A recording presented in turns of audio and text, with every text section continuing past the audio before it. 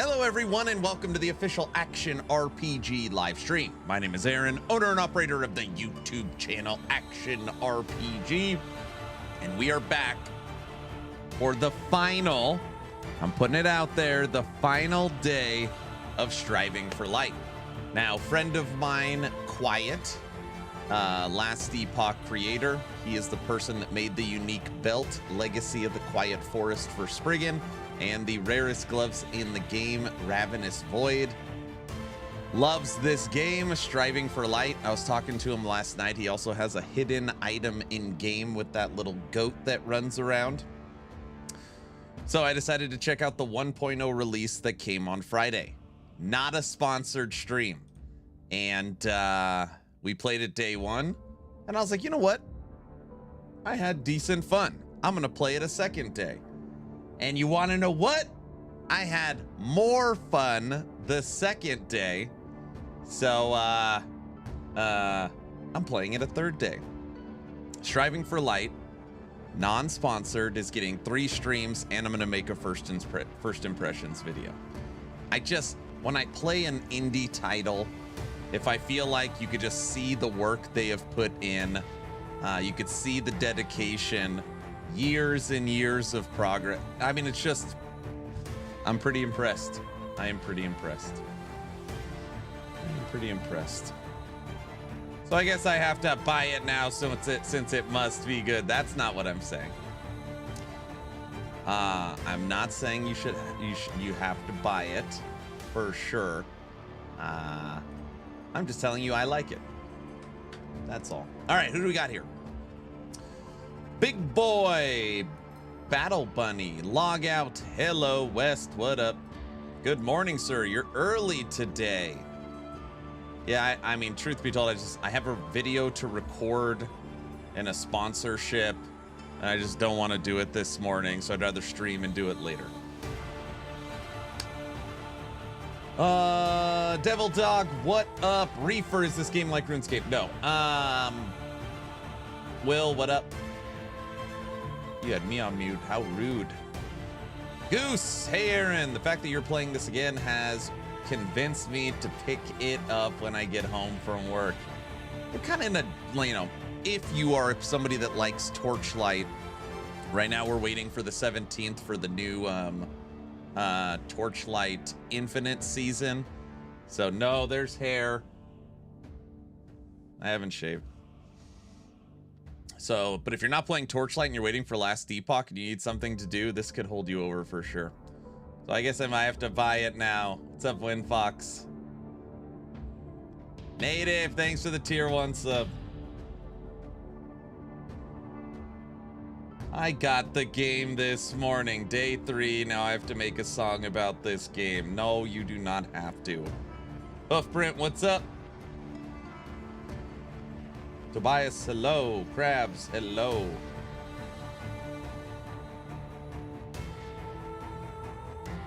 I missed the last couple streams. Is this an action RPG? It is an it is a roguelite. So if you actually want to break down exactly what it is an isometric roguelite. They classify it, Striving for Light devs classify it as an isometric action RPG with a competitive ladder. Which, by the way, right now for softcore, I'm ranked 101.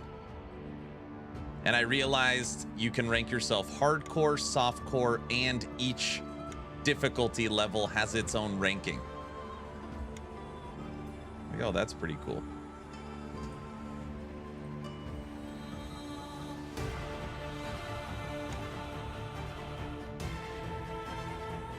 The survival mode version of Brotato meets PoE 1, that sold me on the spot. We have been having some crashes on the game, which sucks. I unlocked all characters. Tyrael's sister, Deckard Cain, Source, Rogue, Farmer, Necromancer, Barbarian.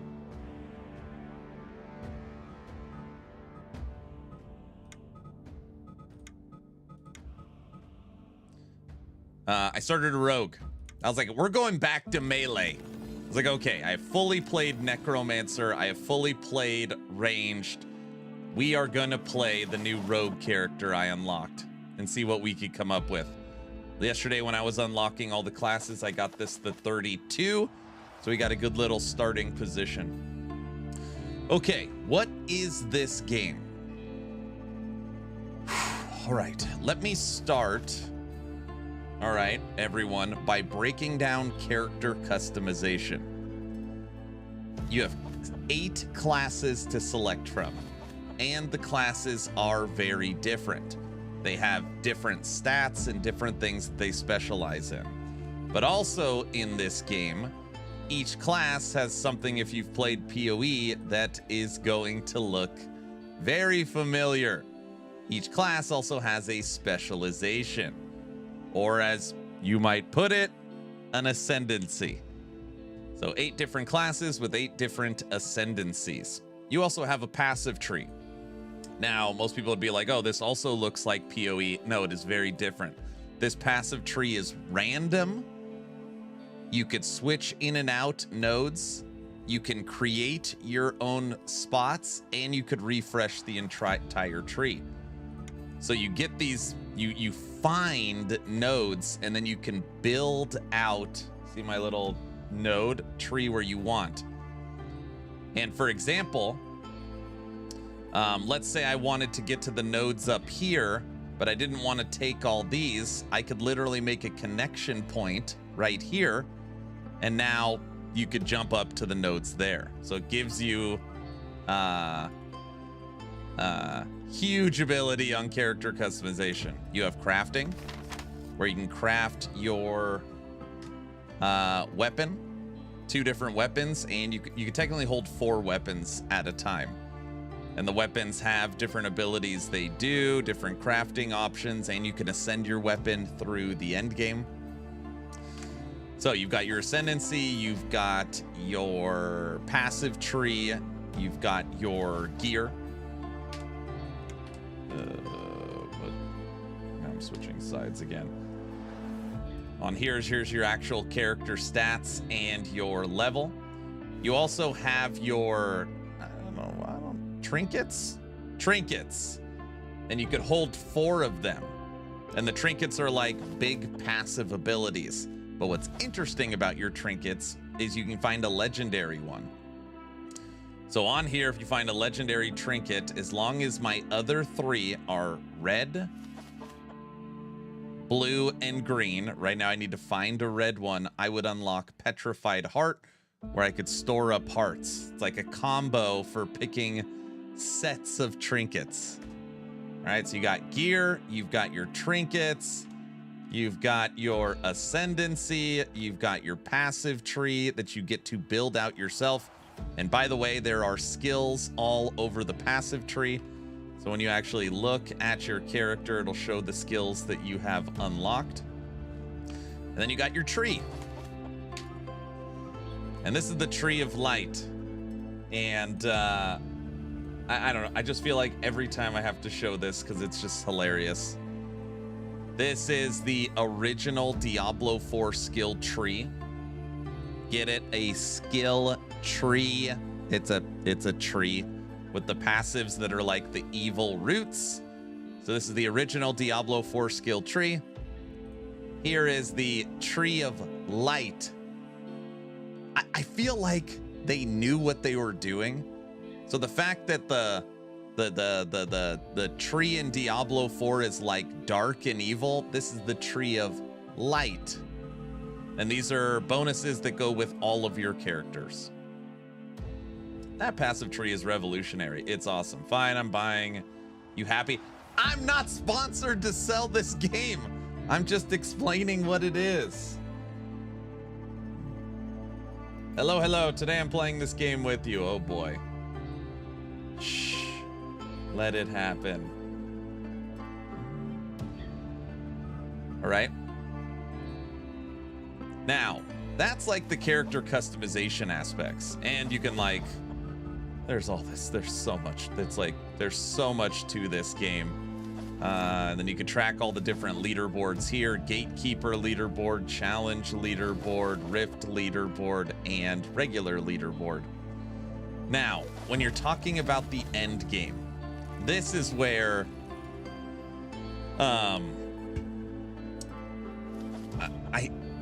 it's hard to even put it into words. It's like for 5 years, the developers played Torchlight, Path of Exile, and Diablo. Diablo 3, PoE 1, and Torchlight. And they took the best aspects, or at least the most popular aspects from every game, and put it in here. This game has a mapping system where you could juice the maps. The maps have tower defense, which is Blight. It has Delve inside of it. You've got 2 different mini bosses to complete the map. You've got dungeons, random events, multiple different versions of treasure goblins. Theirs are flying squirrels. They have pits and greater rifts inside where you can unlock different keys so that you can come over here and do the unstable rifts. I mean, there's guardians that you have to fight. There's a phoenix. There's every time I play, it's like, wait, what the hell? What is that? Or what is that?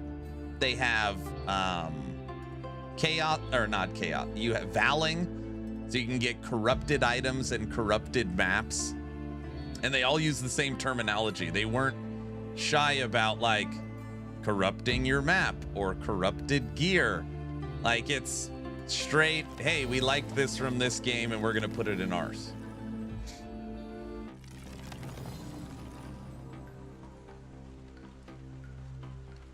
Thanks for reminding me that D4 had an actual skill tree that could have been a piece of resistance for the game. And thinking about removing that would have been sick. I know. Hi. Hi. Good morning. Good morning. Yes, crabs, yes. Okay. Yesterday when I was unlocking all the characters and getting ready for a first impressions video, I started a rogue. And I hit level 32, so today we won't be starting at 0, we'll be starting at level 32. What people struggle with the most on this game is, what are these mobile visuals? I only like AAA visuals. That kind of stuff. That's what I hear the most.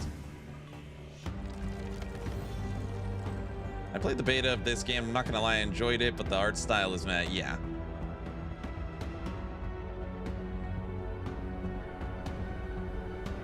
The visuals are great for a 2D game. Yeah, it's just different. It's just different.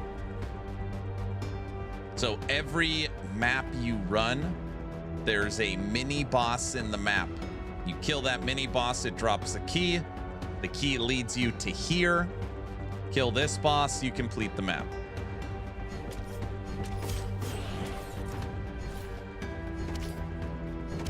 This is we are on the second level of difficulty. First time playing rogue. First time taking melee more serious. Get out of here.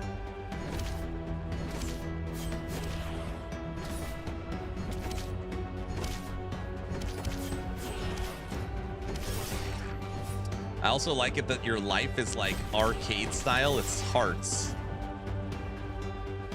Don't lose your hearts. You got to put in another quarter. All right, let me get my bearings. Ugh.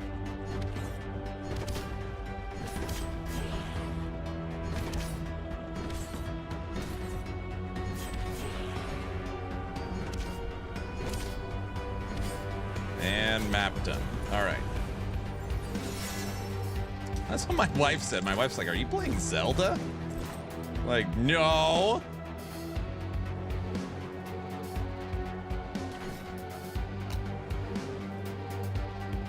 We unlocked it.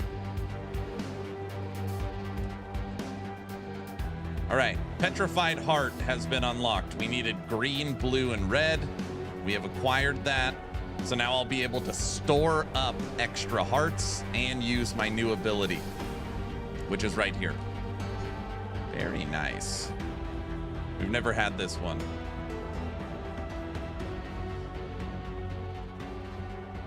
Yesterday I found a weapon that said, luck much got. The sword was OP. It was a great first meeting with the game. Okay. So here we're in the Pathfinder. This is the mapping system. This game, after each run, you get these. Okay, just hear me for a second. After each run, you acquire this special type of currency, and you can build your own weapon. You could build how it looks, you could build the base, you could put the stats on it, and put on flavor text, and put it into the game. So when I am finding weapons, some of them are the developers, some of them are weapons that other people have made. What's up, Shin? There's a lot of stuff in this game. I know, I know. That's why I was like, oh, I'm only gonna play it for a day. And I was like, all right, I'll give it a second day. And somehow I'm on day 3. And I plan on recording a video for it tonight. And on top of that, what's keeping me going is like, dude, we're so much better than the last run. I know we can do better than that last run and rank higher.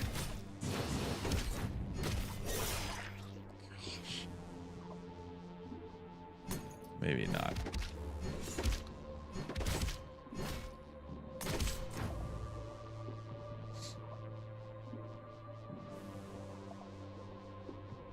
You can, as long as you don't die. I got ads. Can you repeat the stuff about here's how the game works? Very funny. Como, what's up? Get away from me. Your boy's back up to benching 405. Yeah, but you like arch your back and have bad form, you know? You should lower the weight so you don't hurt yourself.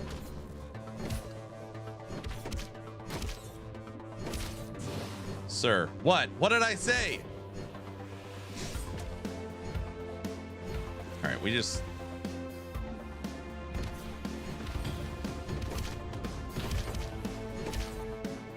need hearts.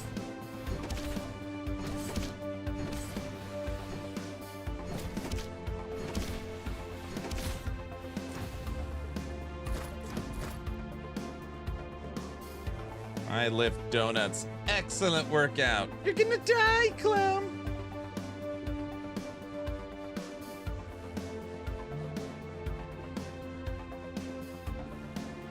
Donut, good old maple. So right now in this map, just the beginning, this is a vendor I could fight that I could buy stuff from. Trial of Fire, this is a key to unlock rifts. And this is Devouring Darkness, it's like Breach. Right at the start of this first map.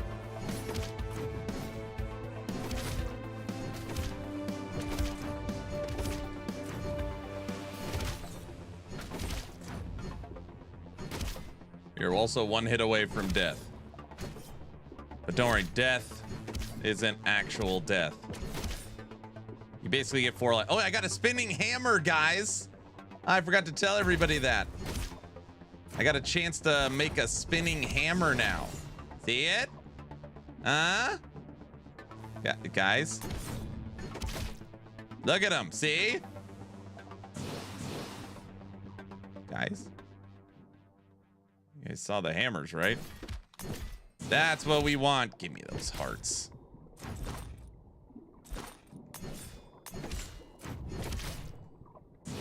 So you're a real hammered in now. Well, we'll see. I've been trying to figure out a way to like build range into melee so that you can give yourself a little bit of distance. That's why I've got these kind of double strike attacks. And I was like, oh, we're gonna try hammers. All right, we found a little dungeon or a cellar, secret basement. Found another trial of water. Can't do any of this stuff until I get some life.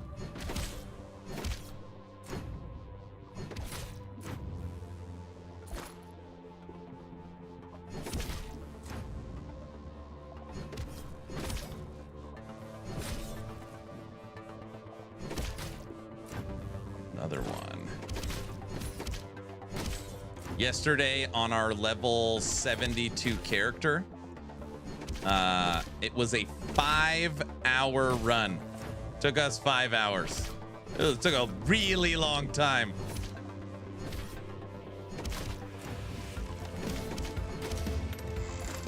All right, almost half of our life is back.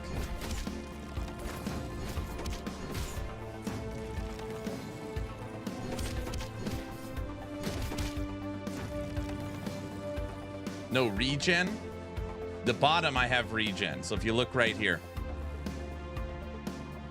these regen. This is your endurance and your energy, but your health does not regen.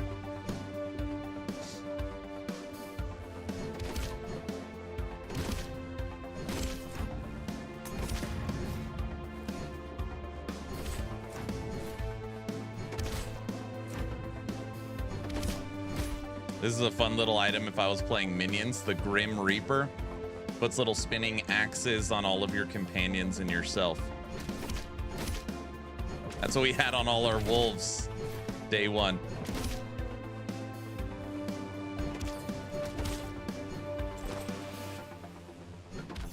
All right, we're good now. We've got 6 hearts. I think we'll start with the cellar and then we'll do all the trials. As long as I don't die.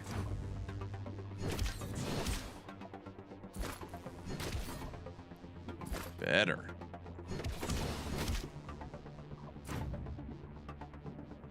Actually, we'll do this first. All right, Devouring Darkness. No!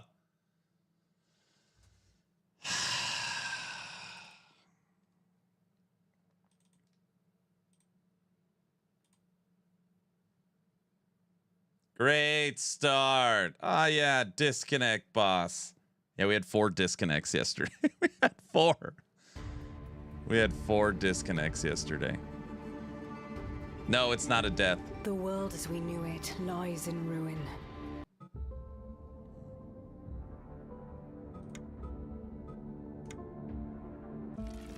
It starts you off right where you left off. At least it should. Pretty close.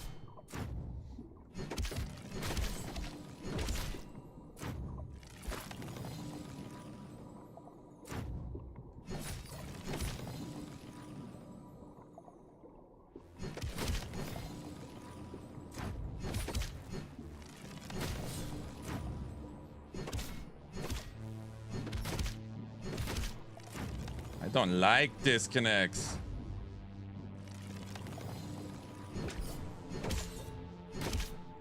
I opened yesterday a blood ritual or something was so hard I died. Yeah, it happens.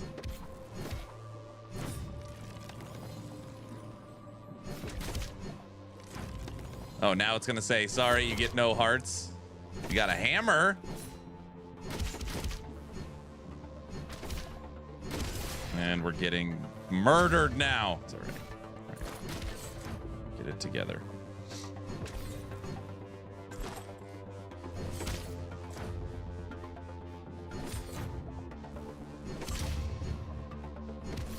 This game, it's like decently tough to pay attention to chat and play.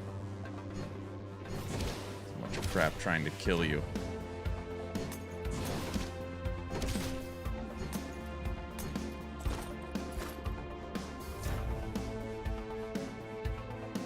Let's try that again.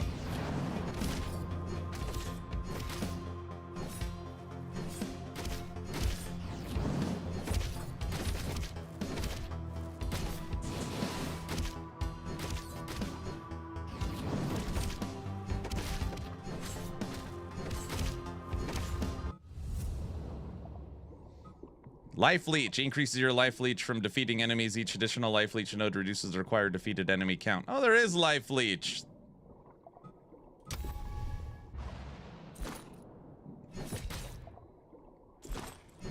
You knew it. You knew it, Brow.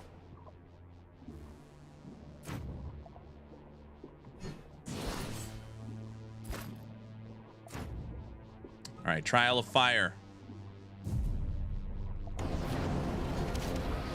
It's the snake.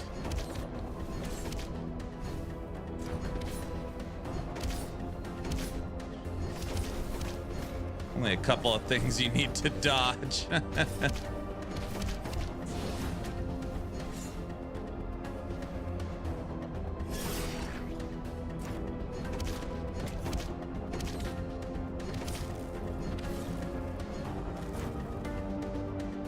Has more mechanics than a D4 boss. Wait, did I say that out loud? No, I didn't. Okay.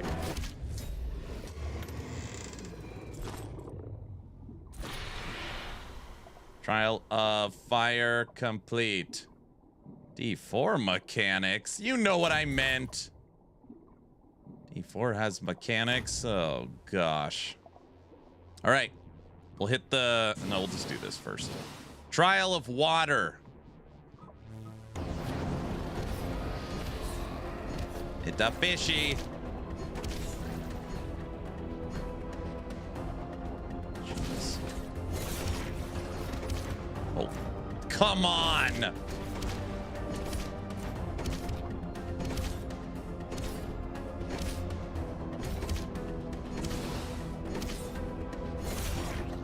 He's one hit from death.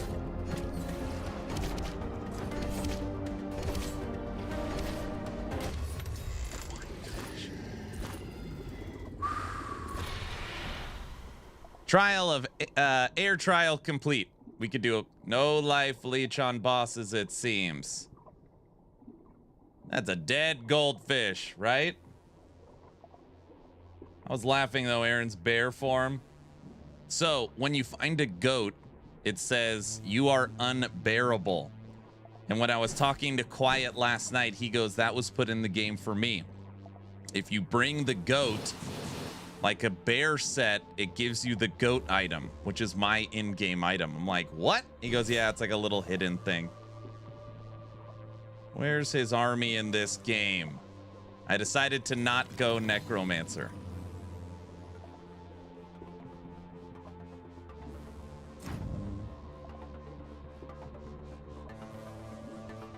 I know, what are the odds? It says unbearable in it.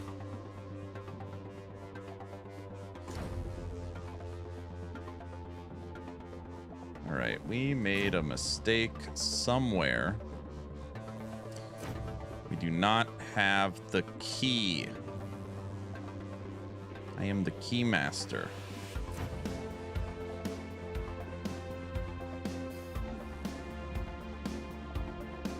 It's weird.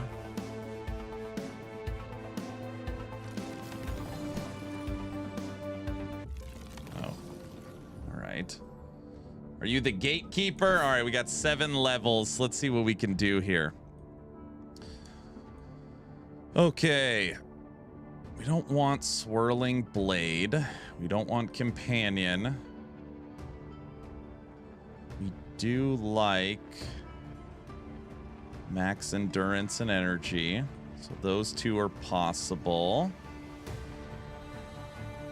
We don't need energy regen. Energy regen.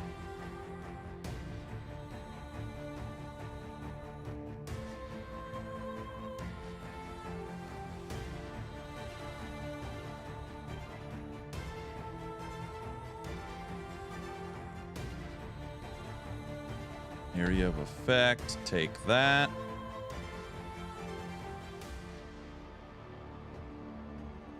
All right, I'm gonna reset this board.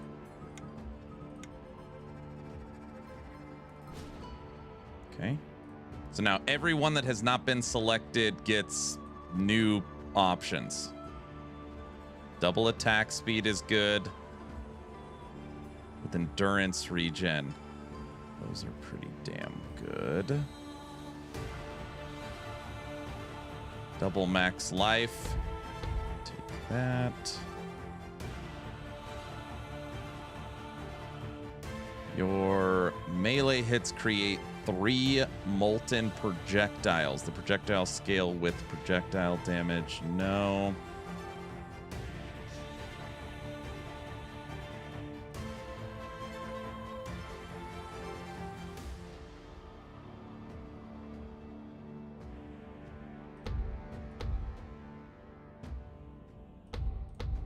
Double attack speed, double endurance and endurance regen with double life. Okay. Now look how many hearts we have. Granted, we're about to die, but it's okay. We're gonna get it back. We're gonna die, heal our life, and then kill this ice golem. Unless we can have a perfect run. Oh. There's a heart.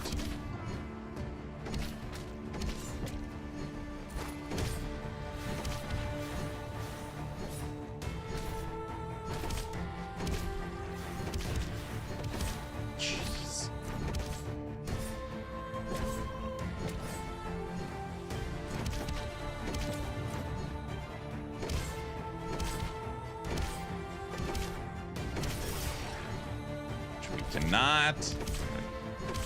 Golem's down to half-life. 1 more hit and we're toast. He's mean.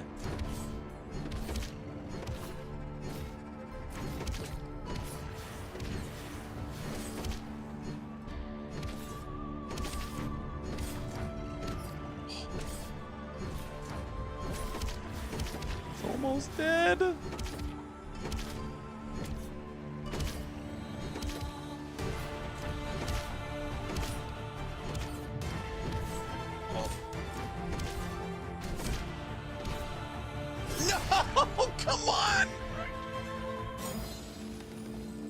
Oh my gosh.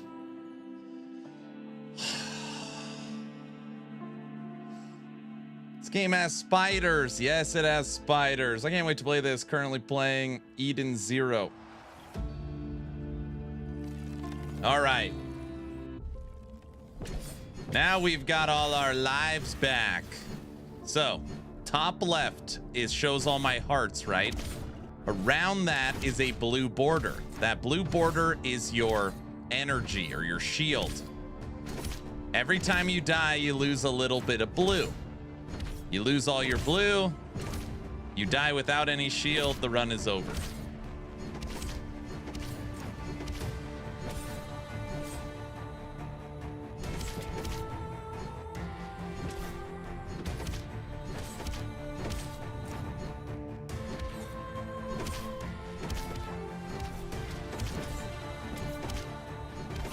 What do you think of my Frost Archer build? I think you got something going. I think you got something good cooking.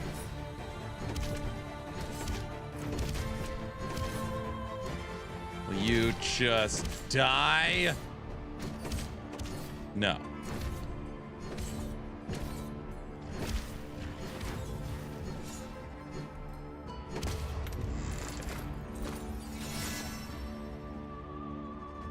Focus.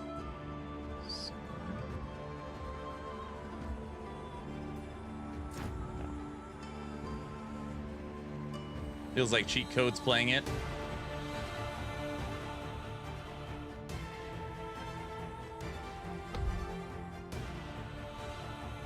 All right, Courtyard 1, next map. This game has hardcore. I'm not playing hardcore.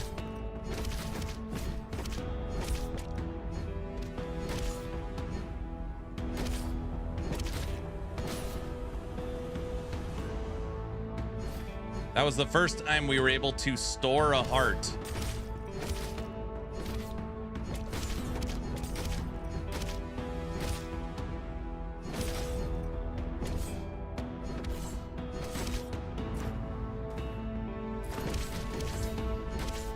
All right, level 38, we're cooking. I want to try and ascend our weapon. So on the next time we're in town, we're gonna run a pit.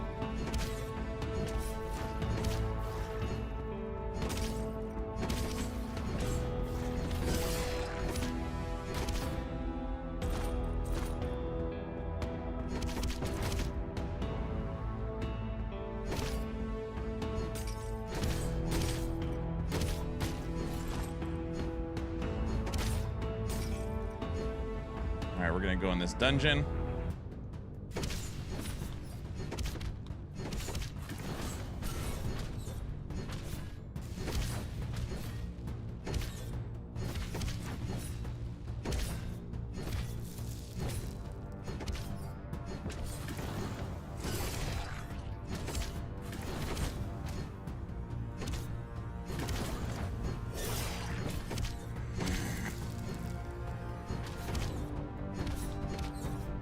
Mean.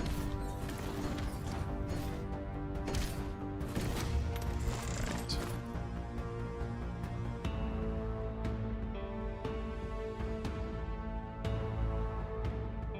As far as I know, the only difference between hardcore and softcore is you only get one life. I actually have no idea. I just figured there's no shield. Yeah, I mean that makes sense, right?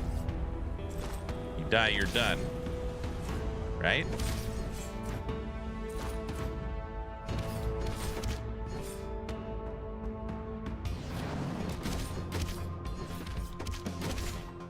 Dude, you can't walk 3 seconds in these maps without running into something to do.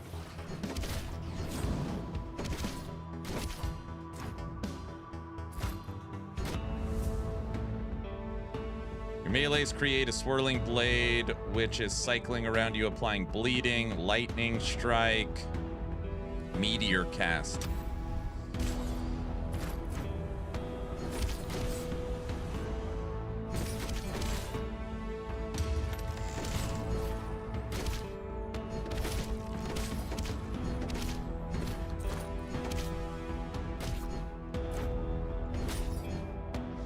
So we're max in life and we have stored up 2 hearts. Pretty cool.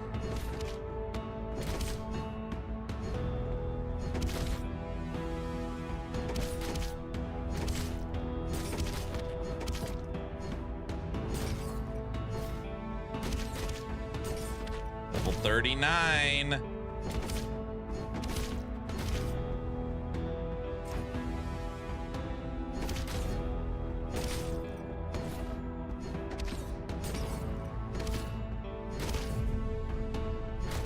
Fighting the snake again.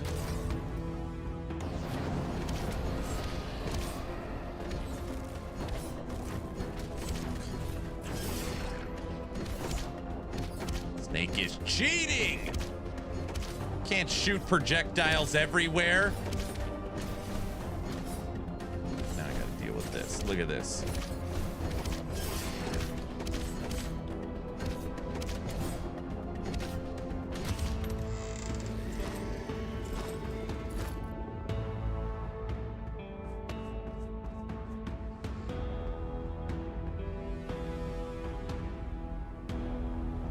Starman, thanks for the follow. Now that you're following, type in exclamation point a giveaway. There are 4 different leaderboards. I saw that. I did see that. I don't like the trials that are around all the traps. It's the bird. He's trying to kill me. What the hell is that? Oh, come on.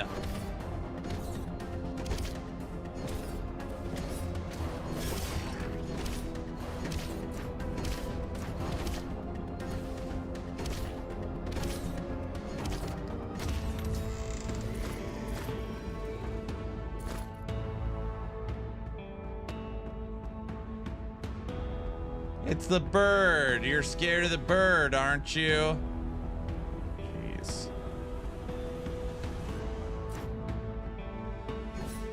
Literally every trial is in this map. All of them.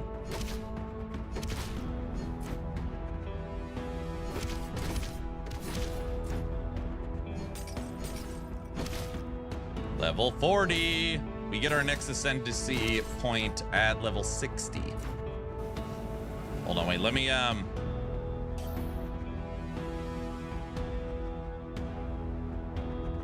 used our part.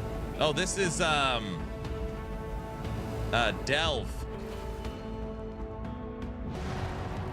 Is there a 4th point? I would guess there is, but I don't know. I know at level 60, you get your 3rd. Maybe at level 100, you get a 4th?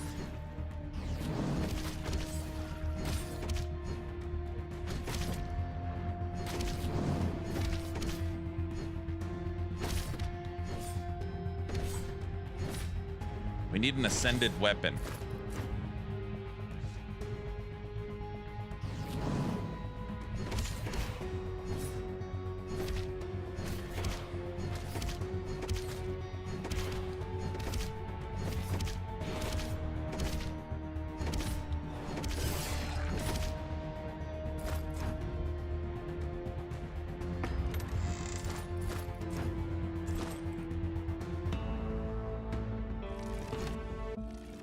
Going home.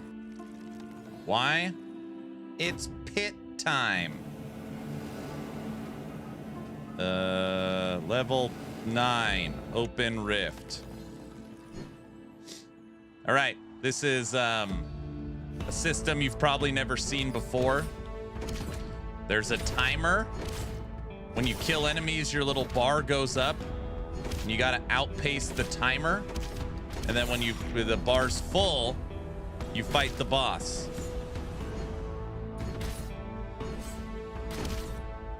Super unique, yes.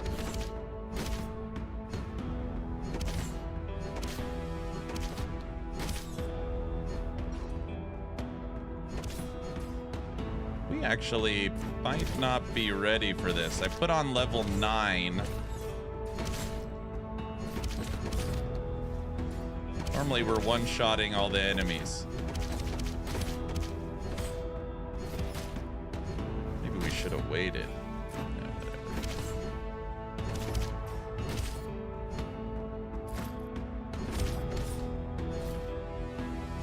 Aaron, can I ask you something about equipment? Sure.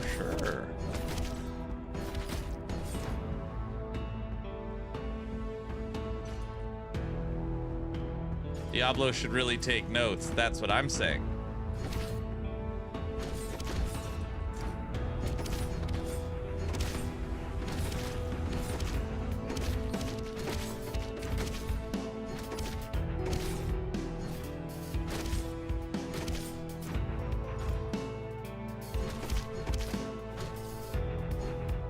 Yeah, this is a new system designed by Striving for Light. It's called a rift.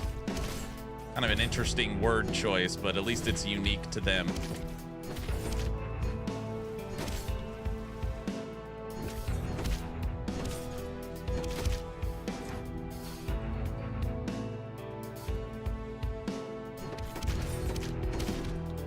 We for sure cannot do this.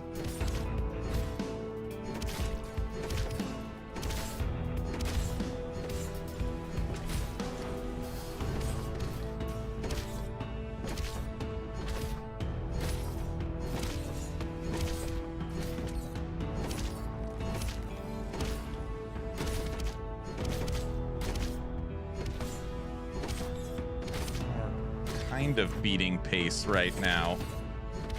I don't know how long the boss will take to kill.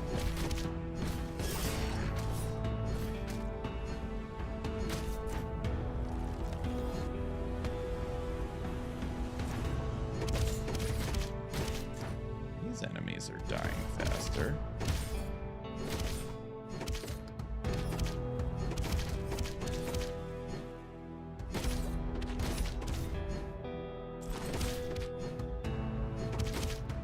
Maybe we can beat it.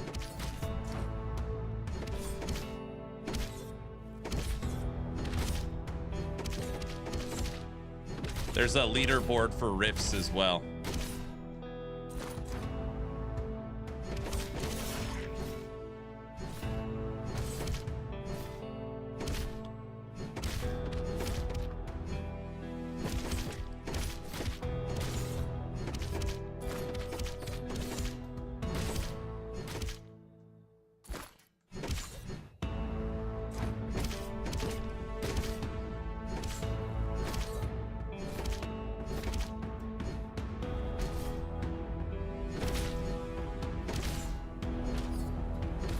Hold on, let me finish this.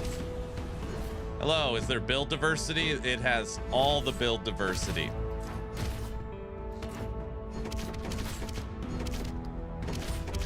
Uh-oh. I don't like that big guy.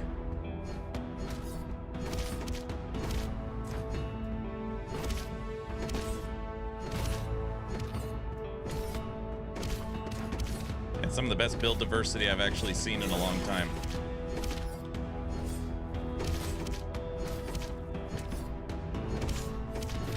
Probably actually why I'm still playing it.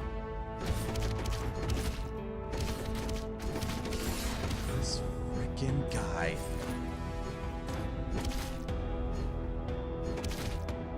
Whoa, that guy filled the bar a lot.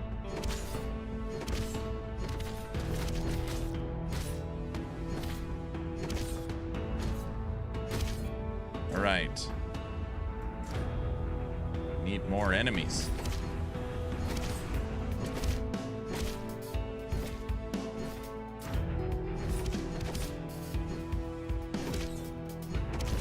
Hoofprint, I can't believe you bought this. You said yesterday your PoE brain keeps thinking of builds. Did that push you over the edge? You couldn't help yourself?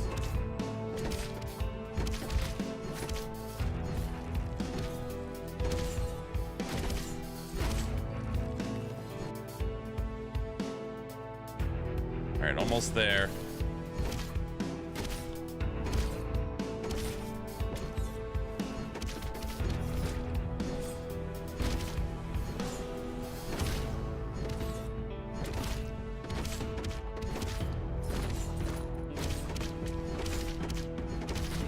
Back to full life.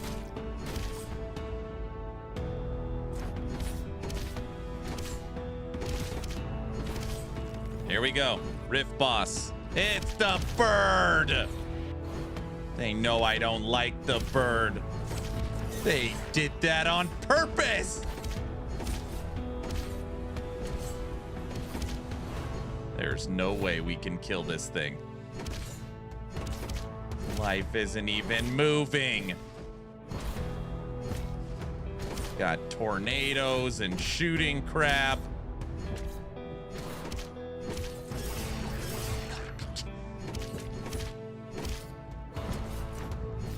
Oh.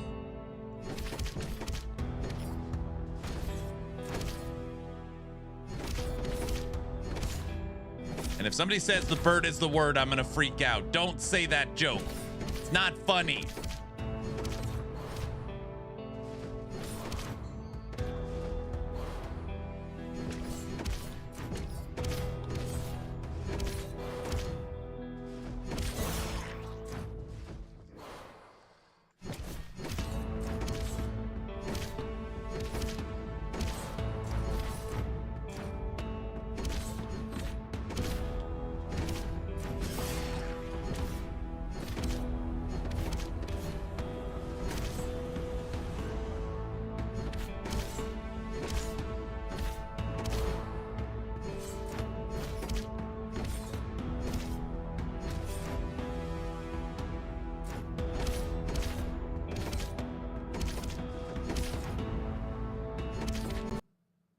come on.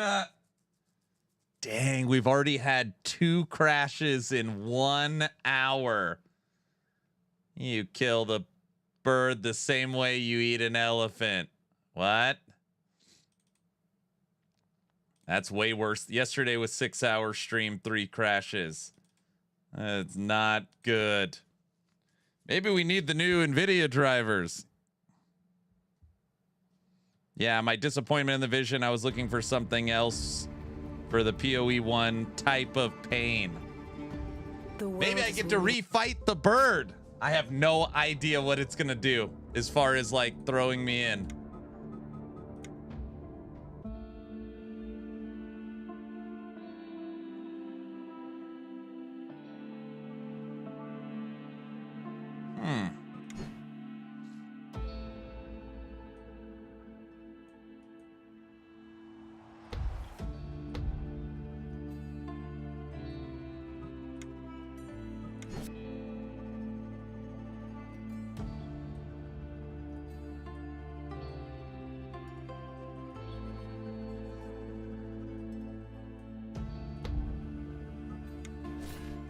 I guess you lose that run? You do.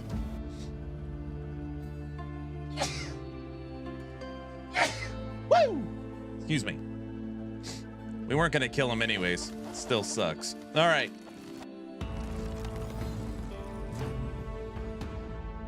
Bless you. Thank you. Funny enough, no crashes for me, but I have poor man's 1080p system. You think I need to lower the settings?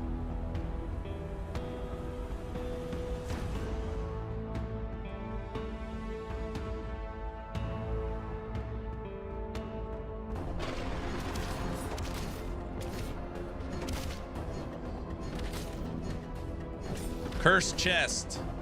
Now, guys, I don't know if you've seen this before. You go to open a chest, and instead of getting the items, you gotta fight enemies to get the reward because it's cursed.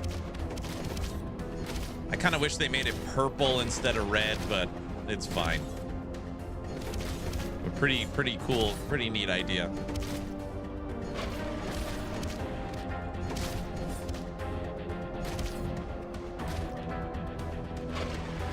$15.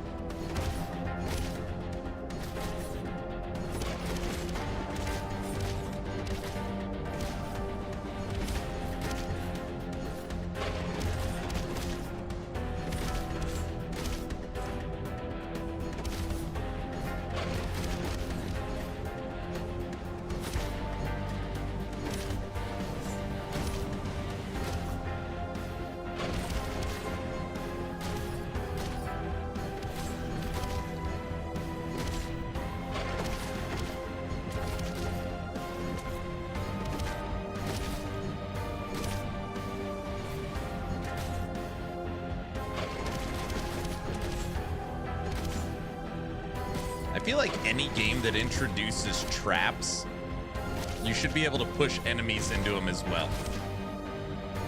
The fact that enemies can freely walk through them, I've never liked that.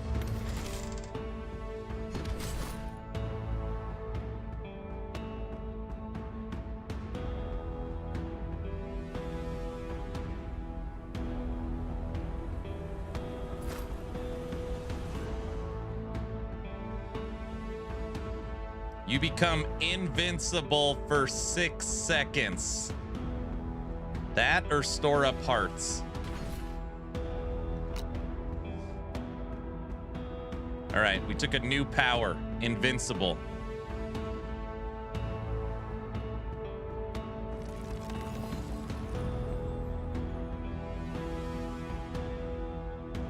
Aren't there monsters in this game that the chest is sometimes a monster? That's pretty unique. I haven't seen that before. Yeah. There's also a unique mechanic where you go to open a chest and like a tongue comes out and tries to grab you and it becomes a monster. Yeah, it's pretty. I've never seen that either. The boss that took out our run yesterday.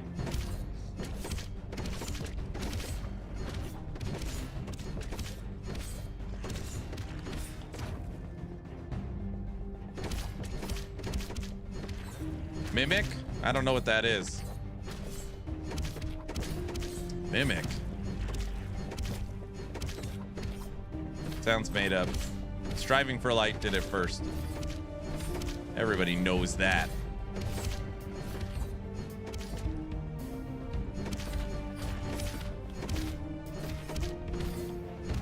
Take that, boss!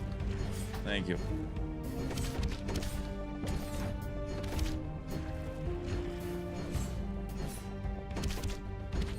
He's making a joke. We know what a mimic is. We know. I know from experience, dude, if you know what I mean.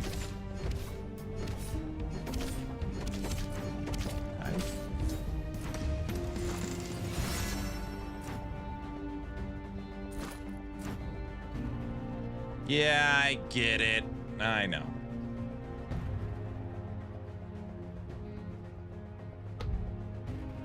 We're completing maps.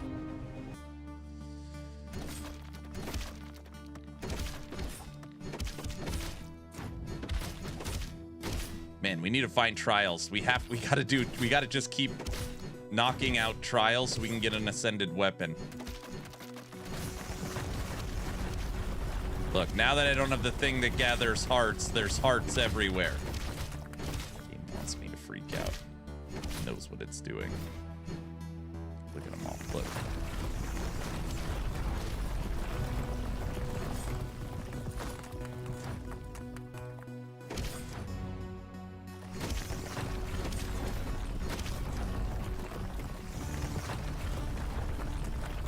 An ascended Splinter Fang. Sure.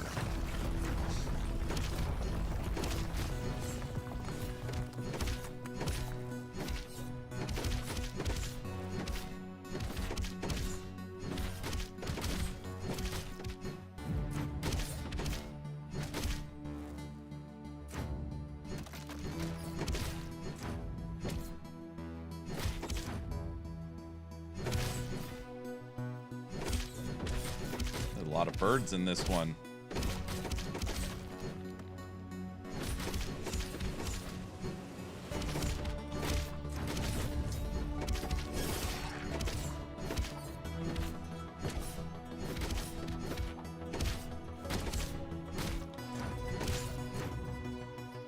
Bird. Bird is the word.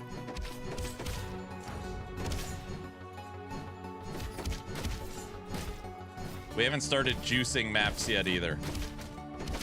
I feel like our damage is improving.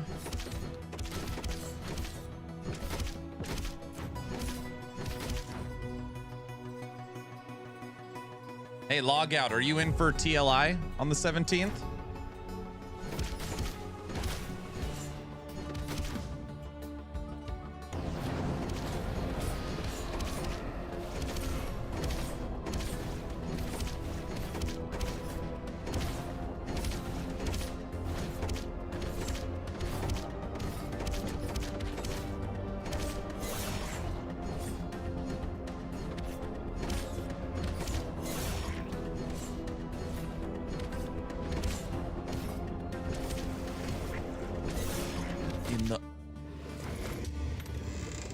Jeez.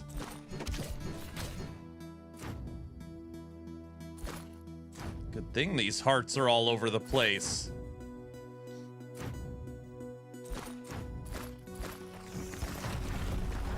Thank you.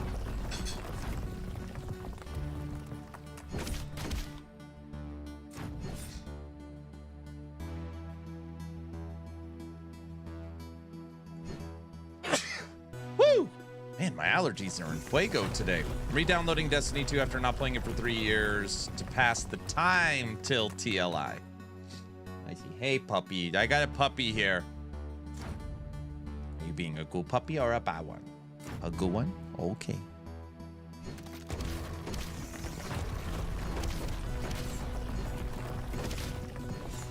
What?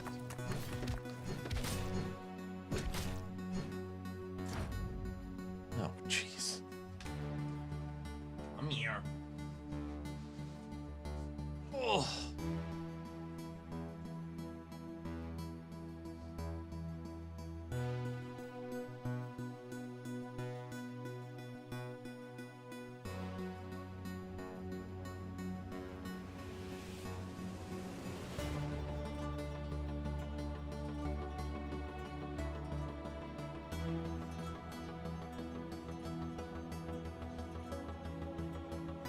Okay.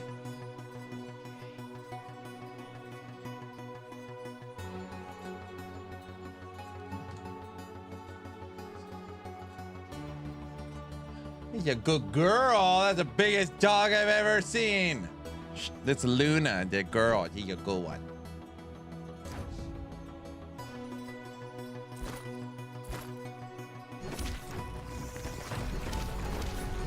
This monster's getting pretty handy.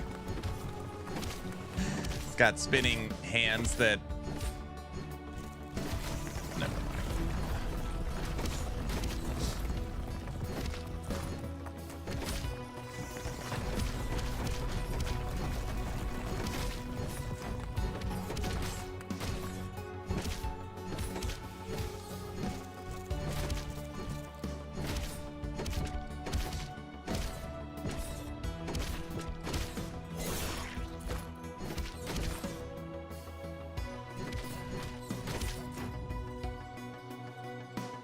That's a hands-on experience.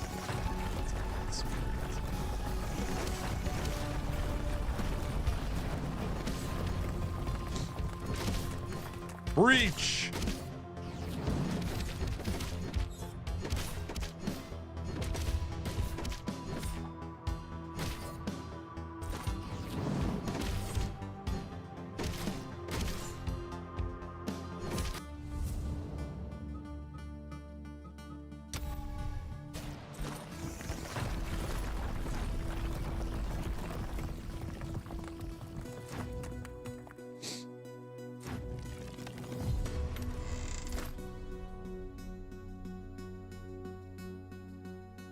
Phoenix egg. Get a permanent ranged Phoenix companion. No, we don't want a permanent ranged Phoenix companion.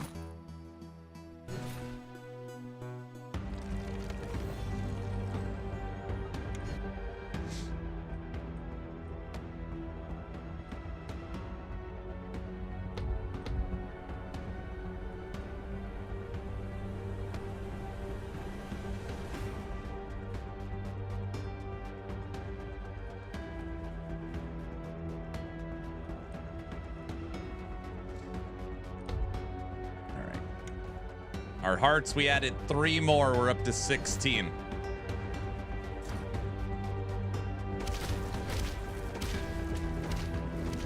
Oh, oops, I switched weapons. It's like, why is there birds flying everywhere?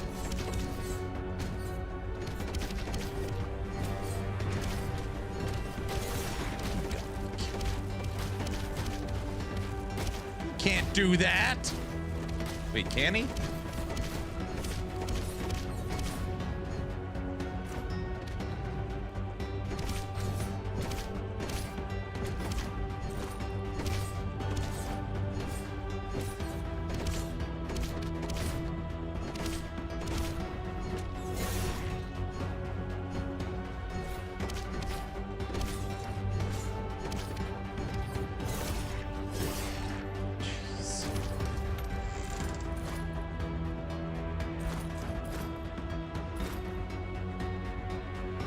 Slingshot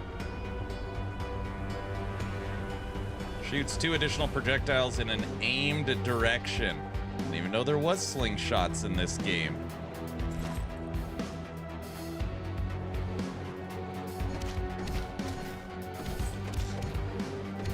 All right, it's breakfast time. Breakfast time. Level 44. Hey, Kiko. We are not ready for juiced maps yet.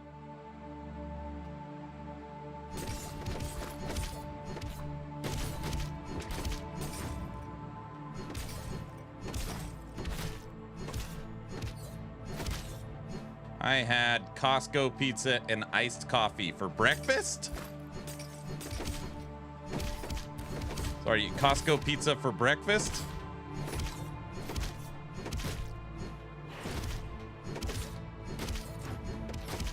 Well, dinner for me, okay. Costco food court always hits just right.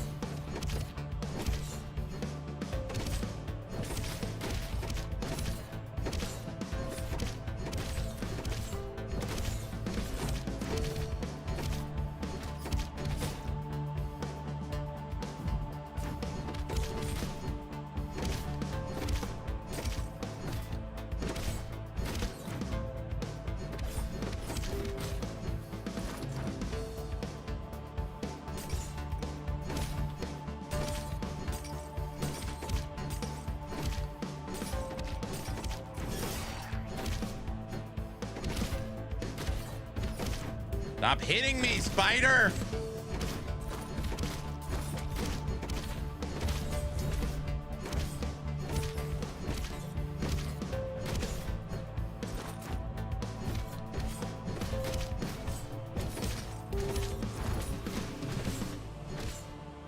Level 45, 15 levels away from our third ascendancy.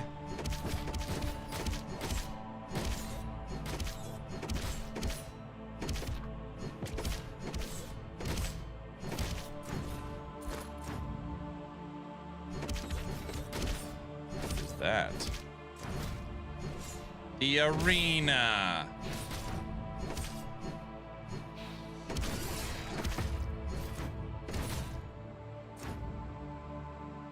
Like these spiders.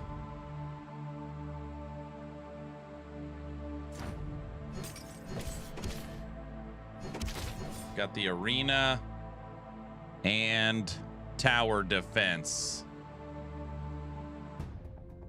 Behold. Oh yeah, I don't like the arena that much. Not that it's not cool, it's just you don't get experience for killing the enemies.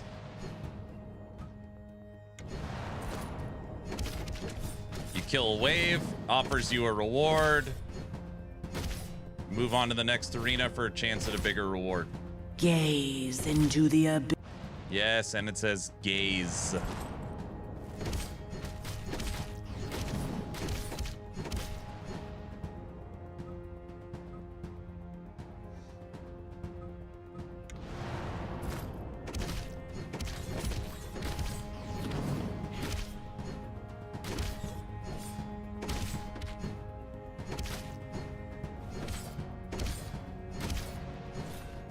Does this tempt you? Echo sword. Special effects random echo weapon. I don't even know what that is. Echo sword.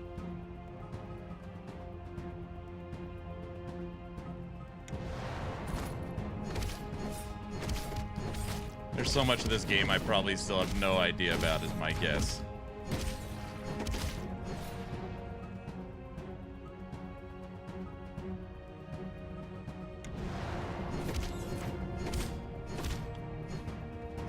Echo's a player-made weapon? I have no idea. I don't think so.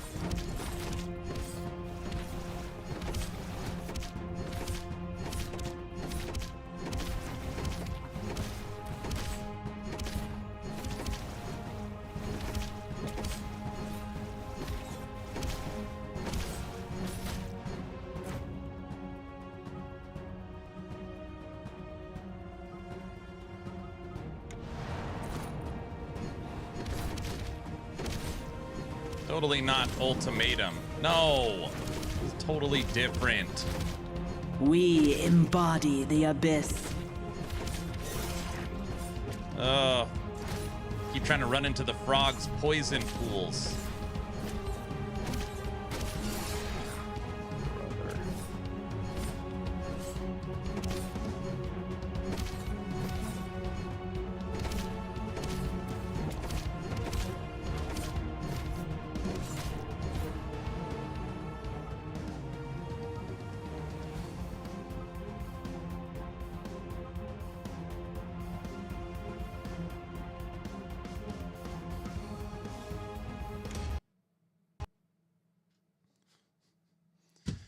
Third crash. All right, it's breakfast time.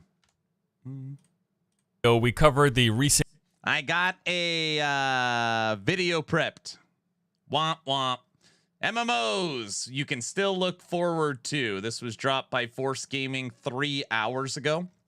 We will watch a little bit of this as I eat breakfast. Cancellation of Project Blackbird, Here's the link. MMORPG Good guy. ZeniMax Online Studios had been working on over these past 7 years. Now, due to my... I just came over from Striving for Light Survival. What exactly is your honor rank? I have no idea. I don't have survival. appreciation of The Elder Scrolls Online, which I will reiterate, it's a game that definitely makes it into my top 10 favorite MMOs list. And for that reason alone, I had been eagerly awaiting the reveal of the developer's next project. So learning of its cancellation, it was a bit of a bummer. So to help turn things around a bit and lighten up the mood, I thought this might be a good time to revisit some of the other MMOs that we know are currently in development, with the hope that maybe I can will these ones into existence, like having an incantation of sorts. Doesn't work that way? Oh well, I'll do the video anyways. So today what I want to do is give an updated look at the MMOs that I'm the most hopeful for and think have the greatest potential. Logout is Light No Fire in this list?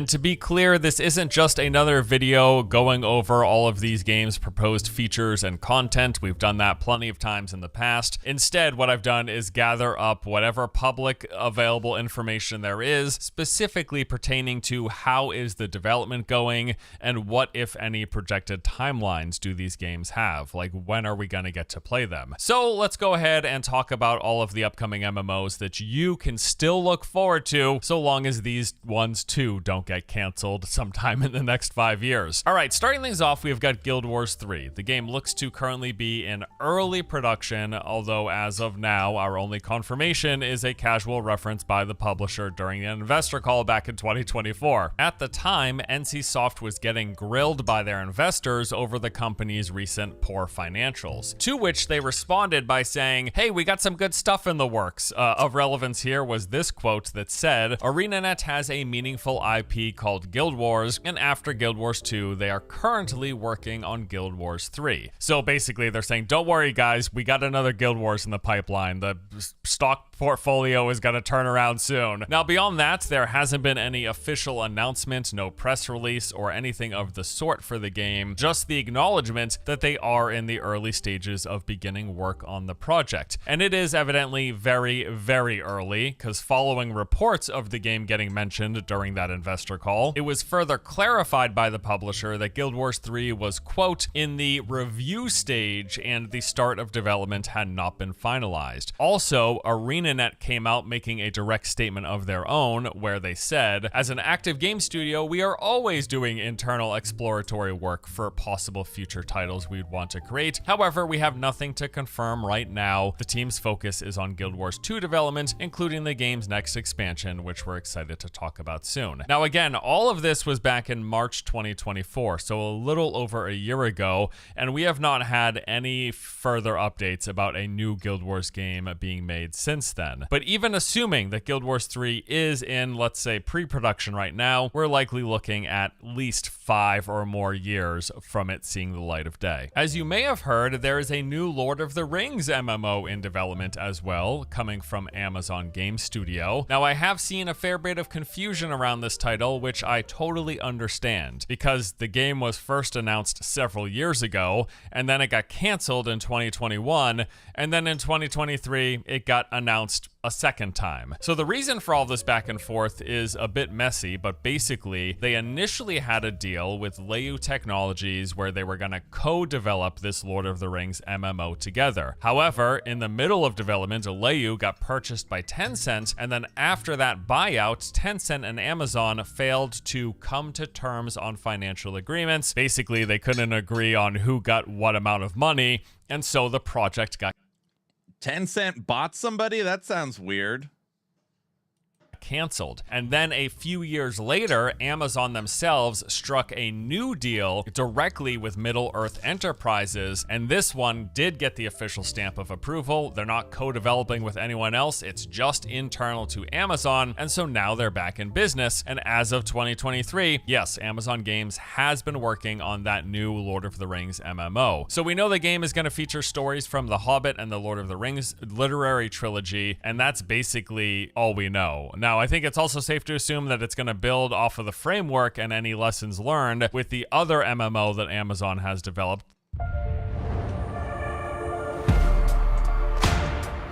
I look different. I play different.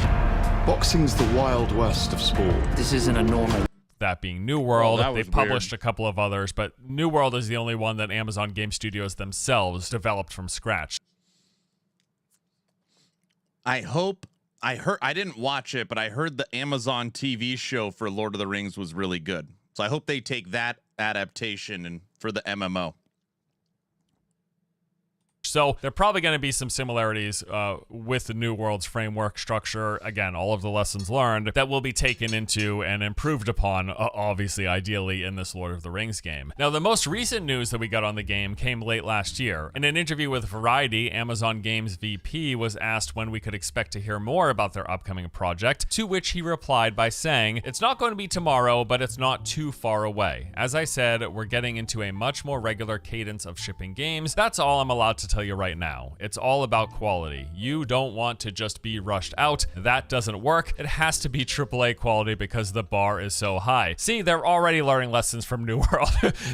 They're pretty much saying, hey, you know what? We have some experience with shipping games too early in the past. It didn't go all too well, so we're hoping to not repeat that mistake. Now, a couple months after that interview, he had another interview with IGN where he said, "The game is still early. It's a big IP. It's a big game. I know you're going to fish now probably every little word and try to read into it, but honestly, it's too early to read into every little word. We're still trying to find the hook, find the idea of what it is, because we don't just want to go do the same thing over. While it's tempting sometimes with an existing IP, that's not the point of doing it. You've got to find a fresh twist, and we're still, I think, in that period where we really want to find out what could be the thing which is different to all other games out there. So it's a little bit early." Now, this was in August of last year, so once more, this is another MMO where we're saying the game is probably at least 5 or so years out before we see it. Add it to the growing list. There's more of those coming in the rest of this video as well. The Warhammer MMO being made by Jackalyptic Games, that is apparently still in production as well. Although this one unfortunately might be on shaky ground, and I say that because back in January, the company's partner studio Counterplay Games got shut down. Then in March, rumors began circulating that NetEase was looking to sell the studio as part of a larger plan to divest in overseas companies. And while that hasn't yet happened, the following month in April, we did see layoffs at Jackalyptic Games. Now, there has been no announcement of the game's cancellation, but none of that just mentioned stuff is great news, obviously. Now, the last official word we heard about the game was back in 2023 when they originally announced the project, followed by a press tour with several interviews. We still don't know which iteration of Warhammer it's going to be, whether it's fantasy, 40K, or otherwise. We just know it is Warhammer, it is going to be an MMO, and hopefully it hasn't been canceled. I will add one thing though, that there were reports from earlier in this year, during a time when Jackalyptic was looking for some additional funding, and they were showing off the game in that process. At that time, it apparently received, quote, positive reception from potential partners, which is actually a pretty good sign.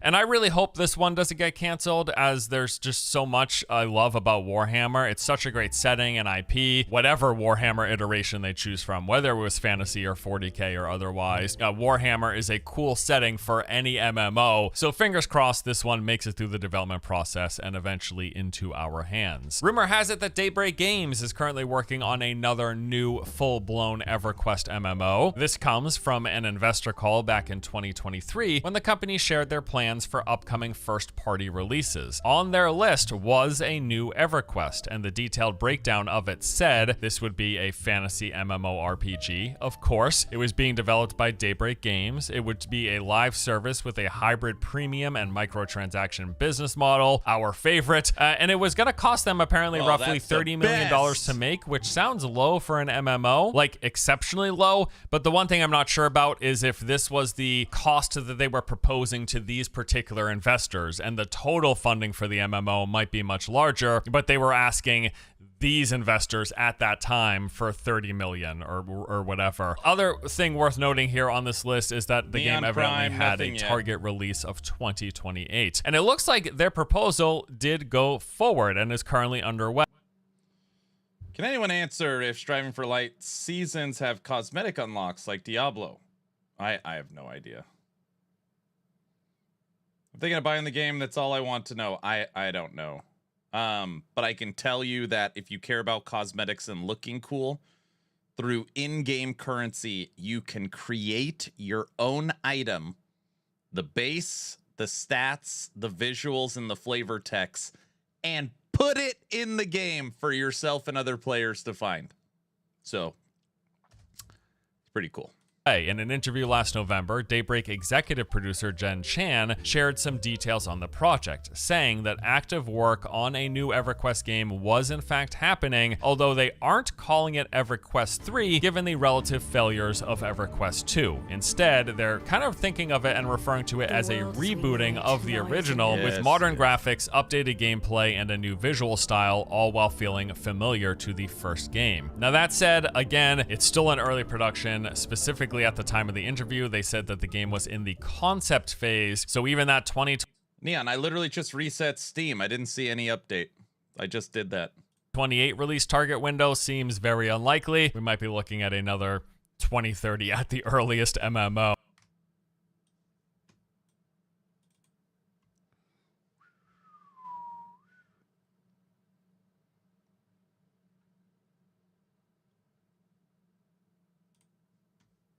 Oh, it's great, dude. The genre, just loving it, right? Riot's League of Legends-based Runeterra MMO, that is still alive and kicking. You may have heard a while back about the game restarting development as they scrapped some several years of work to start fresh from scratch. The reason given was that they felt the game was too similar to existing MMORPGs, and they really wanted it to be more than the same old thing with a League of Legends coat of paint. And so they started over. Now, in that process, several top developers left the company. Riot also saw a round of layoffs, or two, and they said that they would be going dark on the project for some while. Still, it does seem like they are indeed making progress. In fact, just earlier this year, when asked if he thought MMOs were still worth pursuing, Riot's Mark Merrill said, "Oh yeah, and it's probably the project I personally spend the most time on as well," going on to add, "I can go through all of the laundry lists of why it's hard, but you know, I think Riot's exactly the type of company that should go after these types of opportunities if we're trying to make it better for the player. And with the League IP, we've been investing so much for so long over time, sort of growing this world and adding dimensions. People want to run around in the world of Runeterra, and so we want to help them do that in ways that are worth it and meaningful to them." So yes, it does seem like the game is still in development. It still exists, but once more, many, many years from releasing. You might remember Core Punk, that top-down MMO that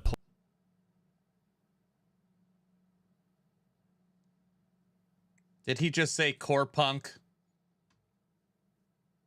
I'm going to pretend like he didn't say that. plays like a MOBA. The game actually entered early access last November, if you hadn't heard, and since then it has been moving along with some regular updates. In fact, I jumped in recently and was actually pretty impressed with some of the changes they had made. The core game is still everything that I remember. It is still a relatively slow and methodical MMO, but there's also been a ton of quality of life improvements from, again, the last time that I had played it. Loot actually drops now, like on a regular basis. In prior test, I think it took me like 10 hours. Just literally watching the game. Okay, don't look at hours before I was able to craft my first weapon, and now weapons drop all of the time, even in higher rarities too. Same goes with the gear, known as implants or artifacts. This is basically where most of your character power comes from. Previously, you had to either craft or purchase these. Now they are consistently dropping from enemies, chest, and quest rewards. Also, I'm like 99.9% sure that at some point they increased the movement speed in the game as well. It seems to have been boosted by like 10 or 15%. On top of that, you also get your first mount around level 7, just a few hours in. They finally added out of combat health and mana regeneration. It did exist prior, but only when you were above 90% health or mana.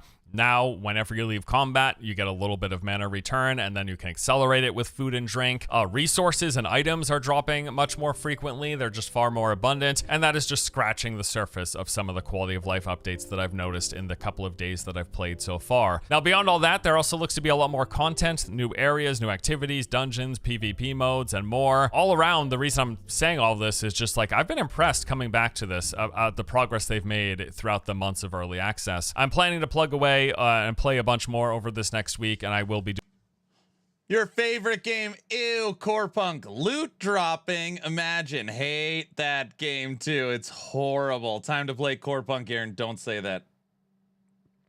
Now you get it. Your Core Punk hatred is my D4 hatred. I just care that seasons mean something. I want to be rewarded for playing the season. I get to redo it next season. Yeah, but there's no cosmetics in the game. So, like, there's not a, like, switch your helmet.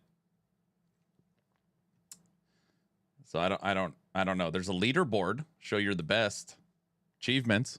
Doing an updated look at the game at some time soon. That said, I will add one major hurdle that they have yet to clear is the fact that the game is not on Steam. I know that when I streamed the game the other day, no exaggeration, like every 4th or 5th comment was people asking, is this game on Steam yet? And the answer is no. So while yes, it is technically playable right now, if you are waiting for a Steam release, we are still in the dark about if and when that will be happening. I think it's in the developer's best interest. In fact, my suggestion would be keep improving the game, make it as good as you can, add more content, continue to work on the quality of life, and then when you eventually hit 1.0, a Steam release is going to give you the greatest chance of success. Light No Fire. Okay, this one isn't a traditional MMO, but it is claiming to be one massive shared world where you're going to run into other players. If you're in the same space, you will see other people.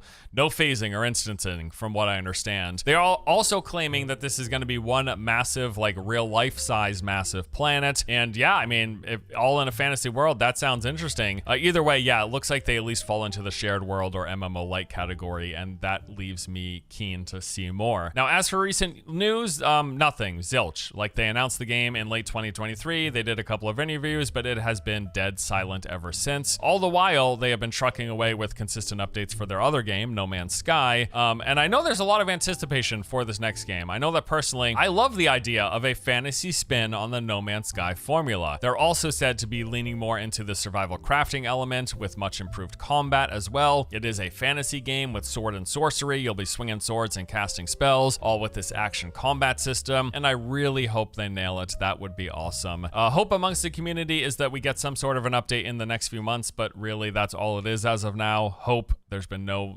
tease that will be happening. On the plus side though, the game is rumored for a 2026 release window, so if that happens, that would be pretty nice. Also, I want to mention Soulframe here as well. I genuinely have really enjoyed what I've played of this game so far. While it isn't also a full-blown MMORPG, instead it is once more a shared world or MMO-like game, you are still going to see other people much in the same way you do in something like Destiny. So they're currently in active development running public playtests referred to as preludes on a fairly regular basis. The last time I played a few months ago, this consisted of a couple of days worth of content, maybe a week if I'm being generous. It had one large open island to explore, dotted with all sorts of POIs, enemy camps and underground dungeons, multiple weapons and different playstyles to mess around with, and then a few tracks of progression and collectible cosmetic unlocks. I think the world building in this thing is fantastic. I love the look of the game. Combat does need some tune-up, but it's not terrible, and it does appear to be getting better with subsequent updates. In fact,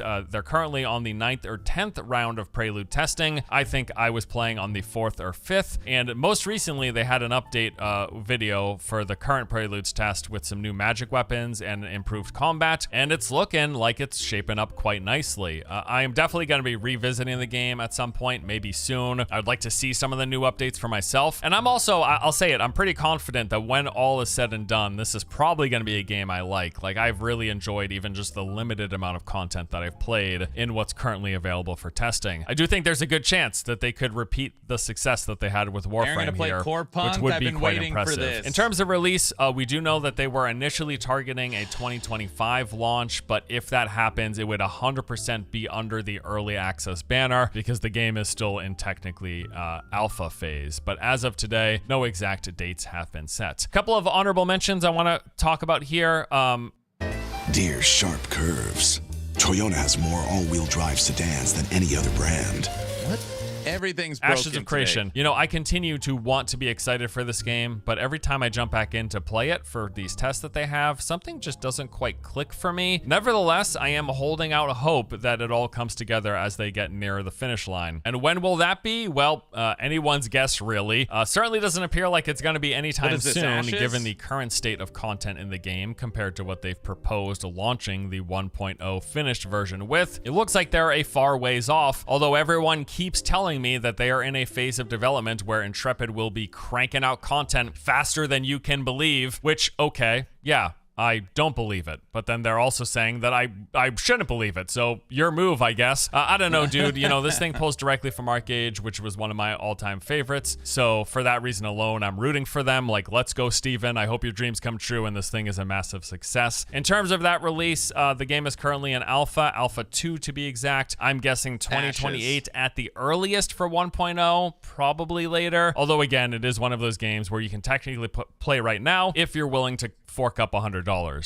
I would suggest waiting. Stars Reach. You know, I was a little iffy on this game originally, but honestly, the more that I've seen, the more I've liked it. Now, they recently released videos of some graphical improvements they've made, and the game is looking far better already, even in its early stages, on top of the fact that they do have some neat systems and features. This is said to be a sci-fi sandbox MMO that pulls inspiration from the likes of Star Wars Galaxies. Go anywhere, do anything. They got a player-driven economy, housing, action combat, and a, quote, simulated living galaxy for us to explore. The game is right now in active development. They have already run a few play tests that I think lasted like a day at a time, and they are targeting some persistent 24/7 alpha testing to start sometime in the coming months. Definitely keeping my eye on this, and will check it out myself. Another MMO in very early development that I'm keeping an eye on is Ghost, the project from Fantastic Pixel Castle. They've had a really open process, going as far as to show us some super pre-alpha prototype builds with very stripped down visuals and releasing lengthy blog posts diving into their design philosophies. One thing I'm not so sure about with this game is the emphasis on the procedural world generation for about half of its content. So to set clear expectations, this isn't an MMO that's going to have one massive predefined open world to explore. Rather, it's broken up into two different zone types called blue zones and red zones, and you load into these areas. So the blue zones are apparently more survival, crafty, sandboxy with some roguelite elements in there, whereas the red zones are more traditional handcrafted areas that will feel much more like the zones you're used to in traditional MMORPGs. So when playing Ghost, apparently we're spending our time going back and forth to these areas, loading into a blue zone, doing some stuff, leaving, then going into a red zone, back and forth and back and forth. Now, honestly, I haven't dove that deep into this particular game. Like, I don't know much more about it beyond that, but I have liked their concept art, some of the ideas that I have seen,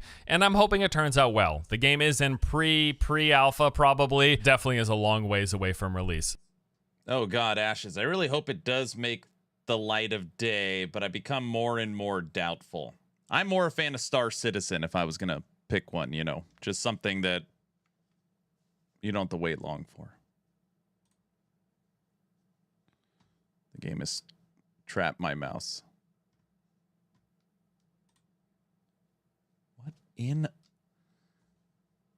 So again, don't expect this anytime soon. There is apparently still hope for that Horizon MMO that we've talked about in the past. Now, this was rumored to be canceled by NCSoft. That started circulating earlier in the year, but then later got clarified that the canceled game wasn't actually the Horizon MMO, but instead was another game that went by Project H internally. Big question mark here. Absolutely uncertain. No idea. It may have been X'd. It may still exist, but again, I did want to mention it. Also, IO Interactive, the studio behind the massively successful Hitman games, they are working on what looks to be an MMO light. A couple of years ago, they revealed Project Fantasy, and to quote the announcement, "We're building a new world, a new IP, an online fantasy RPG, a world and a game built from the core to entertain players and expand for many years to come." So they say the game is inspired by the fighting fantasy books many of us grew up reading, compelling you to choose your own path, be it alone, against wizards, lizards, and thief kings, and that combined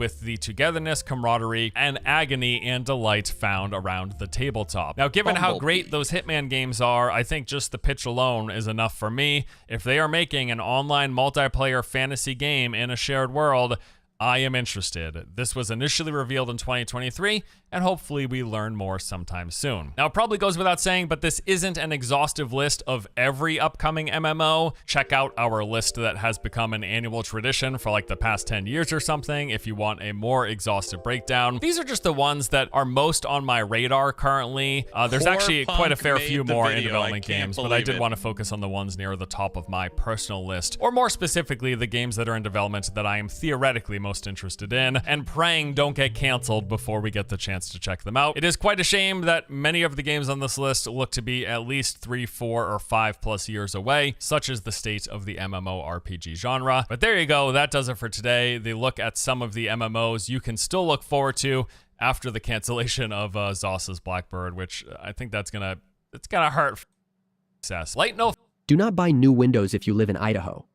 Americans living in zip codes starting with 83 are being paid to switch to Fire. Okay, this one isn't a traditional MMO, but it is claiming to be one massive shared world where you're going to run into other players. If you're in the same space, you will see other people. No phasing or instancing, from what I understand. They are also claiming that this is going to be one massive, like real-life size massive planet. And yeah, I mean, if all in a fantasy world, that sounds interesting. Either way, yeah, it looks like they at least fall into the shared world or MMO-like category, and that leaves me keen to see more. Now, as for recent news, nothing, zilch. Like, they announced the game in late 2023, they did a couple of interviews, but it has been dead silent ever since. All the while, they have been trucking away with consistent updates for their other game, No Man's Sky, and I know there's a lot of anticipation for this next game. I know that personally, I love the idea of a fantasy spin on the No Man's Sky formula. They're also said to be leaning more into the survival crafting element with much improved combat as well. It is a fantasy game with sword and sorcery. You'll be swinging swords and casting spells, all with this action combat system, and I really hope they nail it. That would be awesome. Hope amongst the community is that we get some sort of an update in the next few months, but really that's all it is as of now. Hope. There's been no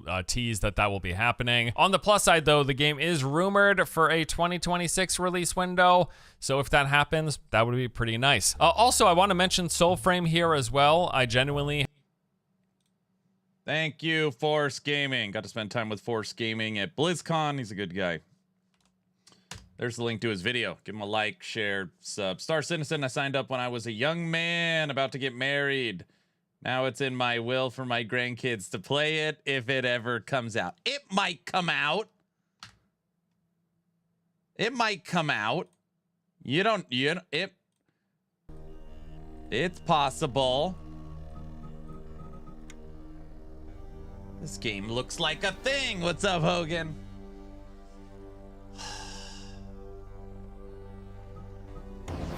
It's the bird, isn't it? I don't like the bird.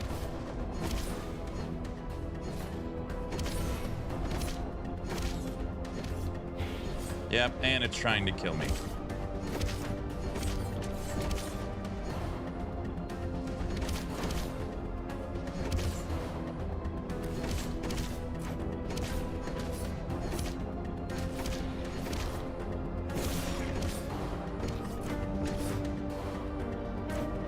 Oh.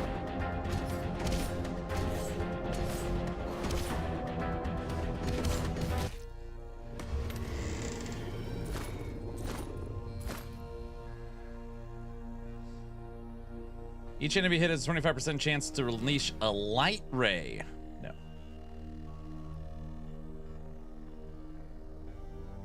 Tomorrow's death.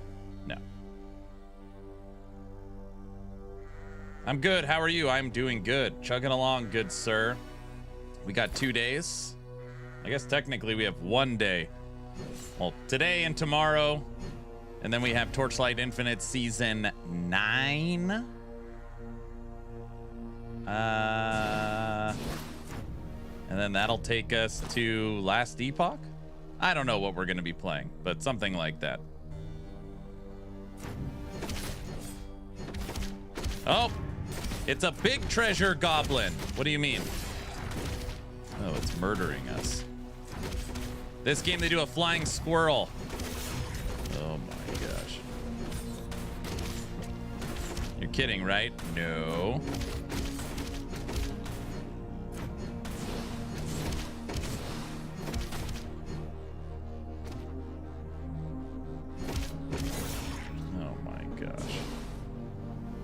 Melee range.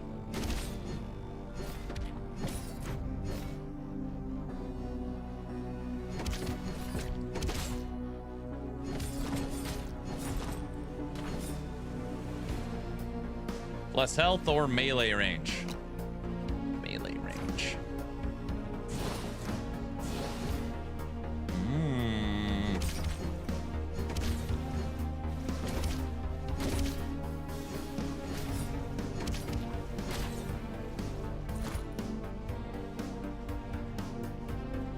been playing Ark. There's an ARPG mod for it. I'm thinking of playing. Nice. Making a prediction, Ellie's season 3 full trailer next Monday. I've not heard anything. Not that I'm in the know anymore. I'm just like one of you guys. And I didn't mean it's bad to be, I didn't mean like I'm just, you know, that came across wrong. I just meant I don't know anything.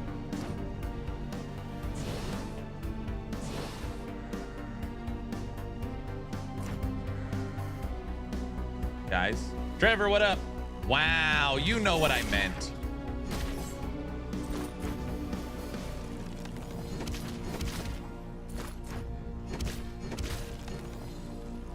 Red, you get it.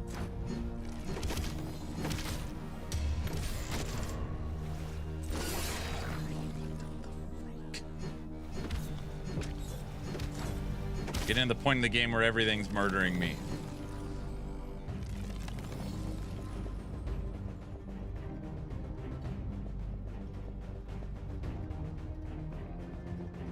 Heads up, your chat frame is getting overlapped by your cam frame.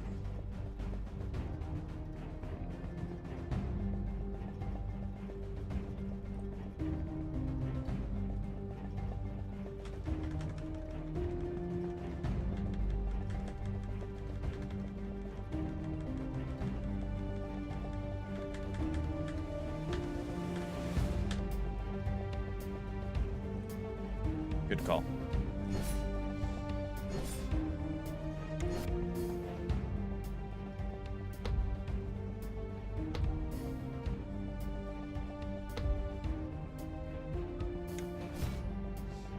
Beautiful, Clark. Your health bar is occasionally getting overlapped by the boss's damage. That's real funny.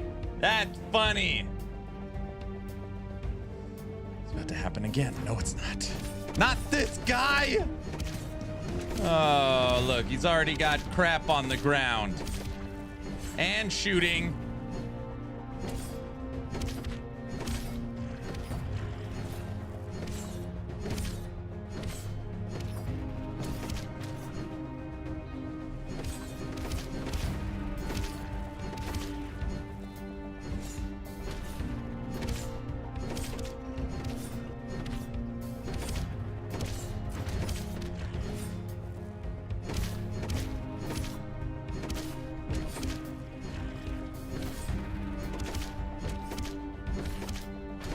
This music in the game, it reminds me of a movie and I can't place the movie.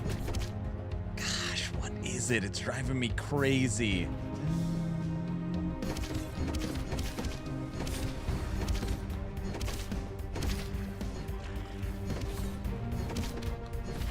No, it's not Terminator. You're on the right vein.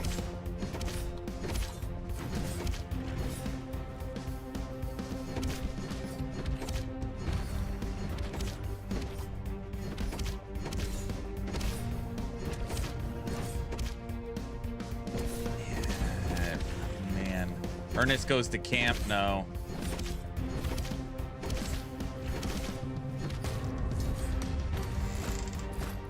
It's for sure like an iconic song too.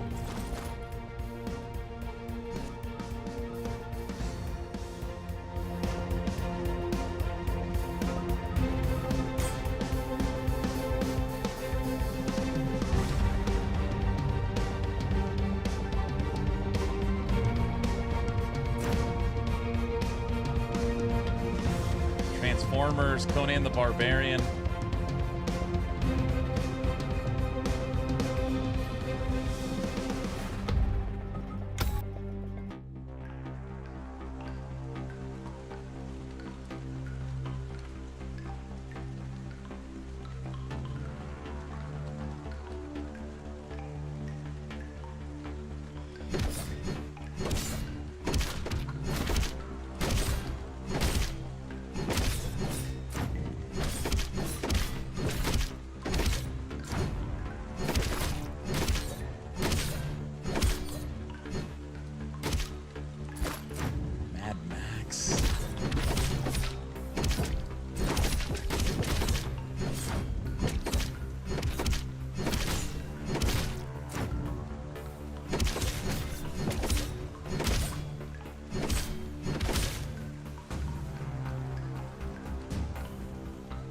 Basically every 80s, 90s action movie.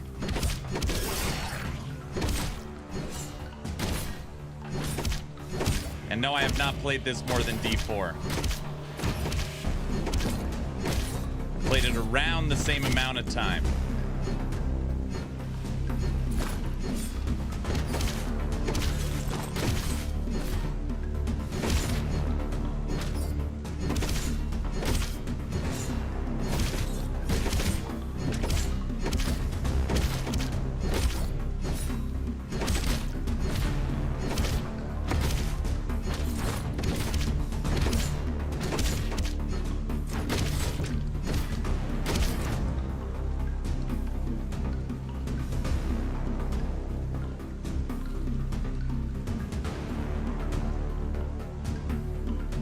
Someone pointed out the riff in my Evil Fence song sounds like Power Rangers.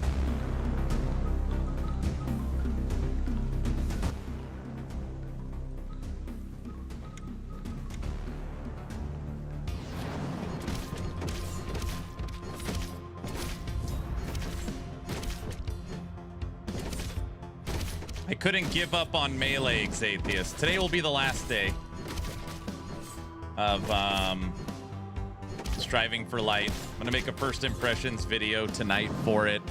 It's earned that. It's giving me 3 days of entertainment, and I think it's good. I like it. Other than it crashing all day, it's driving me crazy. Glaring light. Your attacks cast a glaring light. Your attacks cast a glaring light, lasting 2 seconds and damaging surrounding enemies. Area scales with AoE size. Damage scales with your melee damage. Glaring light.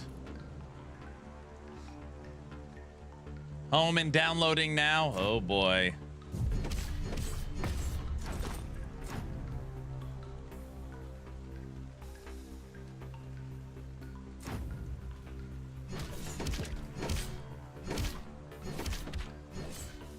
Just not doing enough damage. Yeah, we need to ascend the weapon.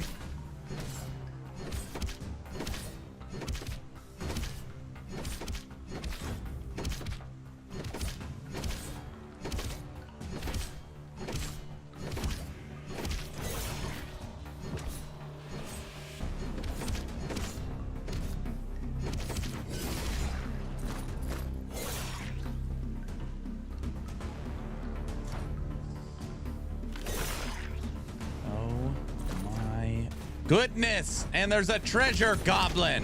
Hey, you.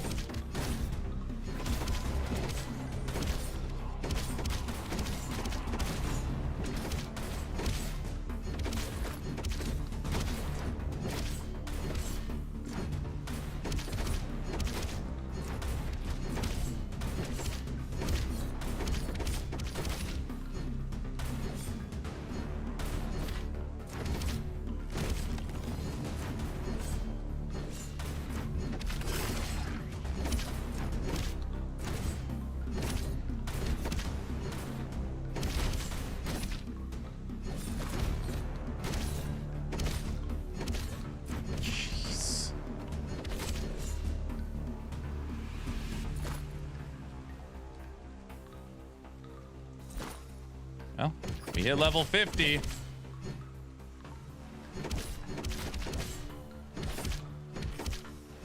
Hey, you like my melee attack I set up? Level 51.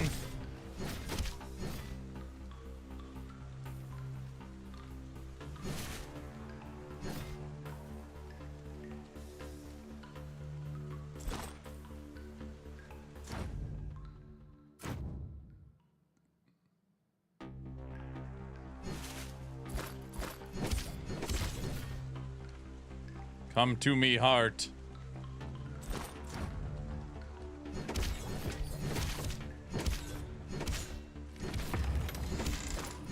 All right, back to full life. Got 3 levels on this map. What did the treasure goblin drop? Garbage? What's next for Aaron? Torchlight? Yep. Tomorrow's undecided. I know we're not playing this tomorrow. I've made that decision. 3 days, top 100 on the leaderboard, unlocked all the classes. Like, today will likely be a shorter stream. Tomorrow, I don't know. Maybe we'll jump back to Last Epoch for a day. I started working on Machine Gun Spriggan.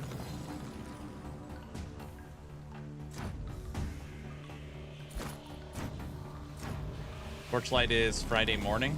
I thought it's the 17th. Thursday morning, right? Oh, for you, it's Friday morning. Yeah.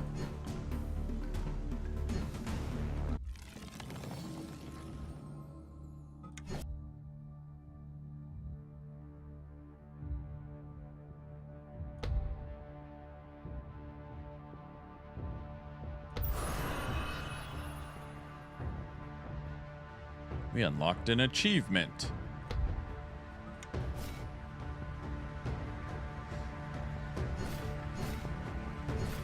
Oh man.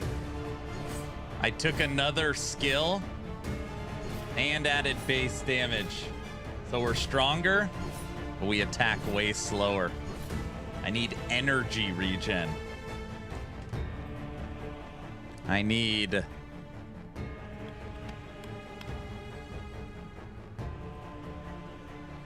this, the swirling swords.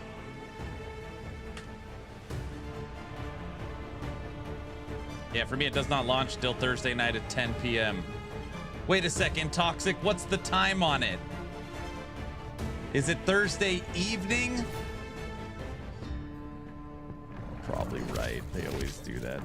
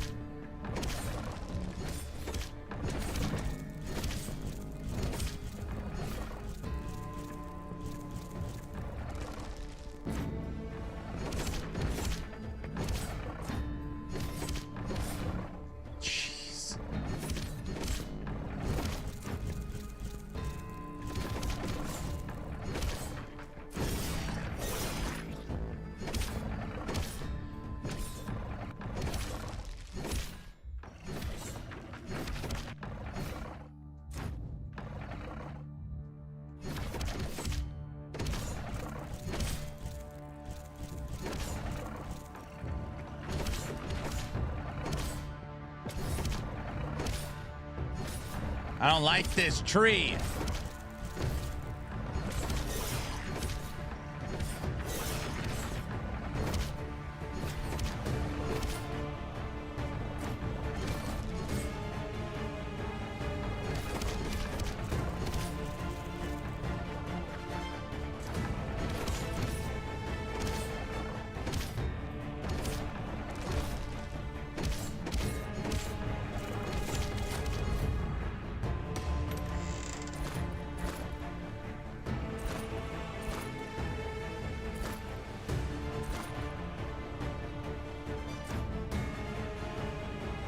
Take me home.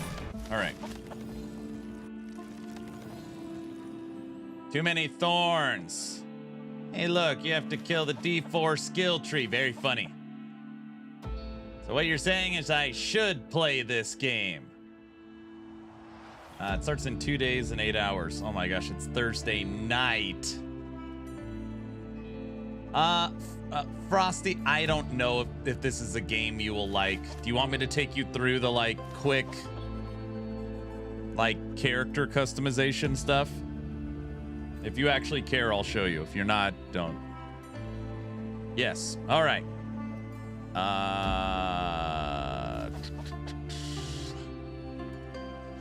Okay.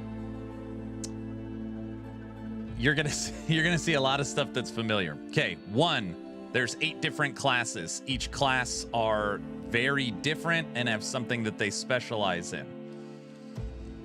Something that you will notice right off the bat is that each class, 8 options, have this. It's literally a complete copy and paste of the Path of Exile Ascendancy. So each character has its own specialization or PoE Ascendancy. All right. Right now I'm playing the Rogue class. All right. The passive tree is expands infinitely, and you build it. And when I say you build it, you literally can put in different nodes. Look at this, and connect different branches. And if you don't do this, it'll just build out itself. But you can literally make the tree. It is very, very cool. Also, you can modify it. You can re-roll the entire tree if you don't like how it looks. You can refund. You can make different connection points. You can remove little nodes that you don't like. It is a fully customizable skill tree. And and it's not just a passive tree. So the circular nodes are passives. The spiky nodes are actual skills. So there's skills also on the tree. It's very, very cool. So you got your ascendancy. You've got your passive / skill tree and your character selector. You also have, what button is it?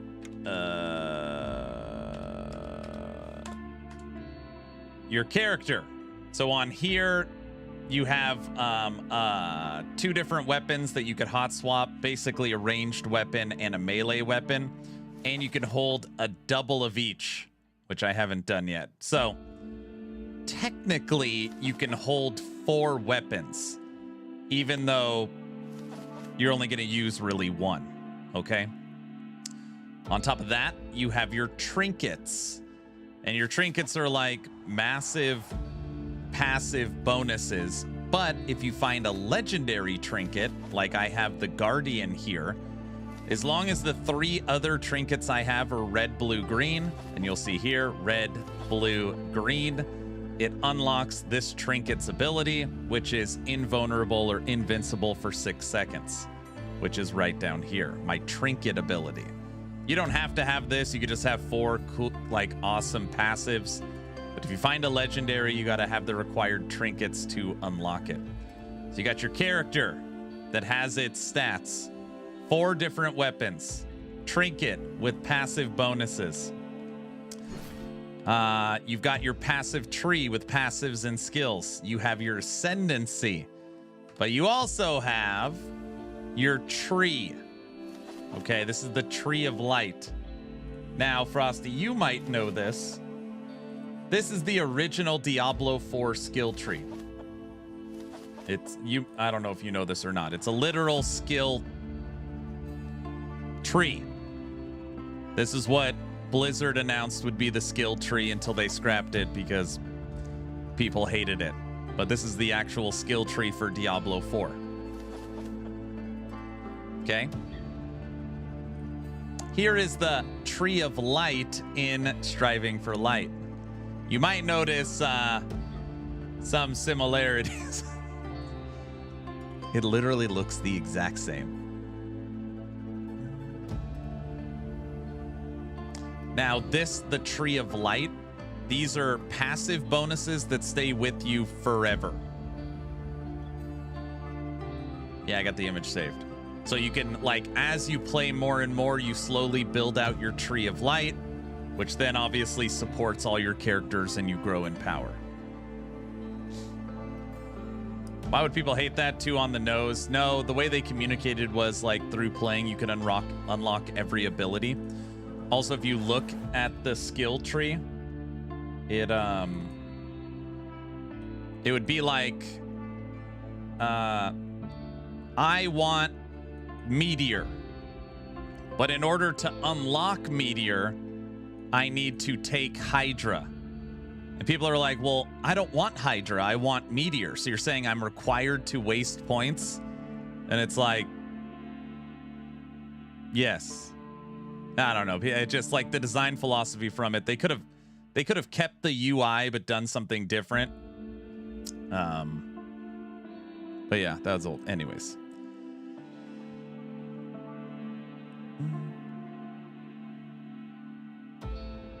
It's not that original D4 skill tree that they changed. That is the original one. Okay, so the Endgame loop. All right, so this is kind of the wild part. First off, like, there's probably 1,000 different builds you can make, all right? And no, this is only my 3rd day playing it. Basically, I feel like they played a year of Path of Exile 1, a year of Diablo 3, and a year of Torchlight, and took the best aspects of all of them and created the Endgame. So the Endgame system is a mapping system. I could show you because I just beat the boss.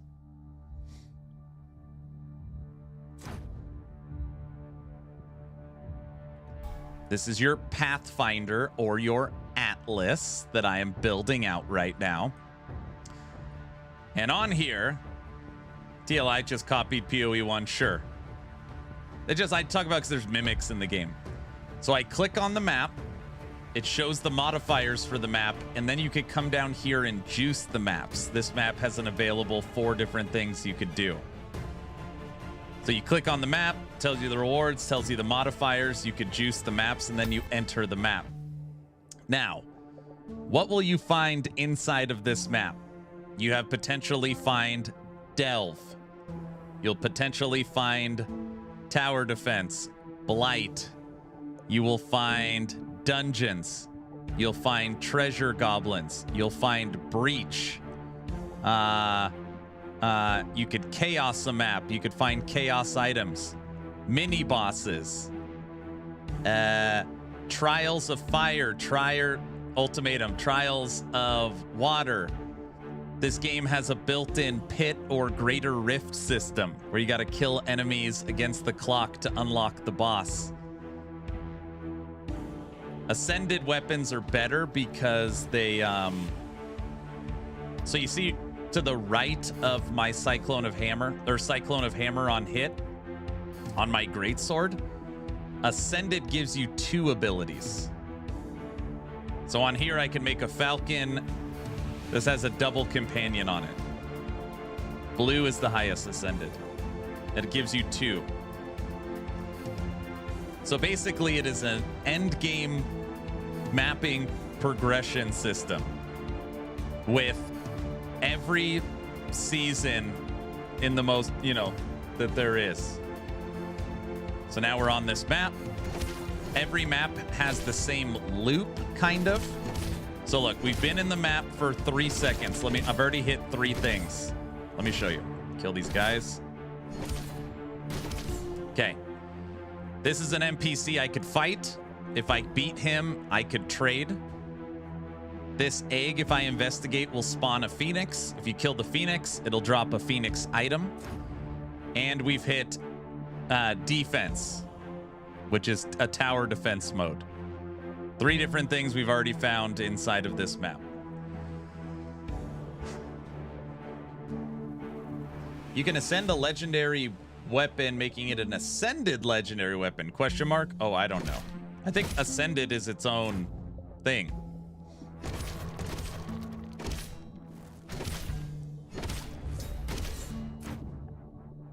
You ascend your weapon by going and finishing a greater rift. Then you could put a weapon into the altar and ascend it. But it's kind of like Lost Ark, where it could fail. So it's not a guarantee that you ascend your item.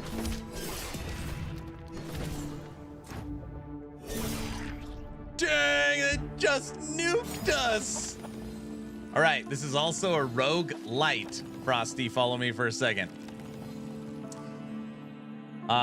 It plays like an arcade game. So you have, like, when you get hit, you lose a heart. Some enemies hit you, they take more hearts, and you can find hearts to get your life back. Since I died, I lost this little blue shield right here. If I died again, I would lose another one. If I died again, I would lose my last one. And if I died a fourth time, so 4 deaths in a row, the run is over. You come down here, you've got your leaderboard. You've got softcore and hardcore leaderboards. And you have each difficulty. So 1, 2, 3, 4, 5. And then hardcore and softcore. So 10 different leaderboards. It also has a Rift leaderboard, Challenge leaderboard, Gatekeeper leaderboard. Damn, a leaderboard in this game, crazy. How's that even possible? Yeah, this game seems like it wants to do everything. It's just been in development for 5 years. They've been working on it for a long time.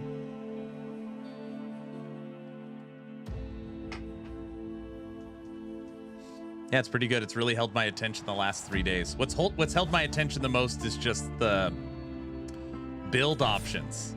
There is, I don't want to say infinite because that's stupid. I've probably explored, a 16th of the game. Oh, the game also has co-op, by the way, so you could play with a friend. On top of all that, you've got NPCs that can unlock weapons. You could switch out unused currency. You could unlock skills. It's pretty. Hey, look at this. Look at this. It's got training dummies. What is this friend thing? Damn, a leaderboard is crazy. I know. And, I'm not saying this is like, the greatest game there is, but I could say a friend of mine told me to play it. So I gave it a shot. I was going to play it one day. Today is day 3, and tonight I'm going to be working on a first impressions video. With the exception of, like Claire Obscure and some of these insanely good games, I feel like this is like one of my surprise games of the year so far. Like, I really like it. It's that blue bar thing that's hitting us.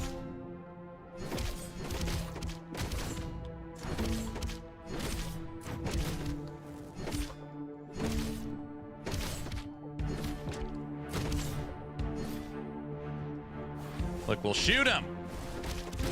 Get out of here. You didn't know I could shoot and make birds, too. Get them, birds. Go hit something.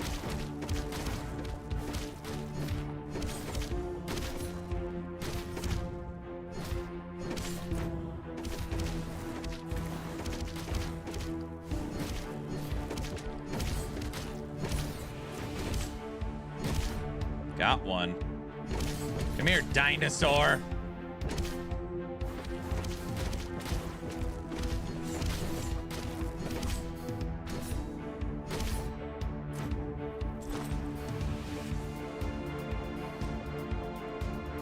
He is bragging so much about friends like we have those. Oh, come on. The way the map works is you find basically every map, Frosty. Oh, look, it has a map overlay too. Every map has a mini boss. You kill the mini boss, it drops a key, and then you come over, open the chest, open the portal, and then you fight the boss. So mini boss to get the key, regular boss to beat the map, move on to the next one. We used this yesterday. This was our top 100 ranked run. We used the trinket Burning Feather. When you build up your main, it turns you into a phoenix, and your projectile damage goes through the roof. Burning Feather got us to level 72 yesterday. We are melee today. Today we're exploring melee. I feel like 3 days was perfect. 1 day companion, necro. Day 2 ranged. Day 3 melee.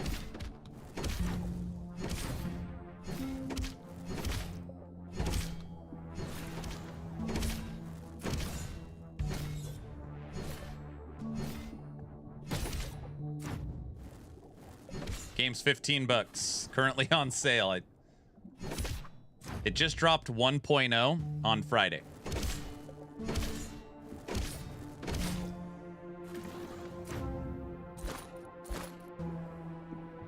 And I'm giving away a free copy as long as you're following the channel on Twitch or subbed on YouTube. Type in exclamation point a giveaway.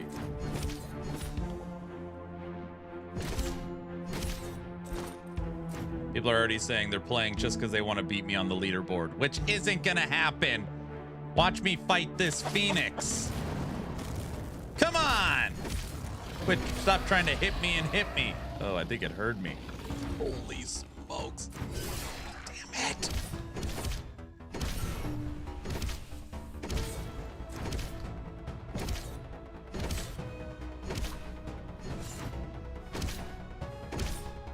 I need energy. Brother. It also has this stuff, Frosty. I don't know if you're used to it. A lot of the bosses have mechanics you gotta learn. I don't know if you've played a game that's done that in a while, but you kind of gotta pay attention.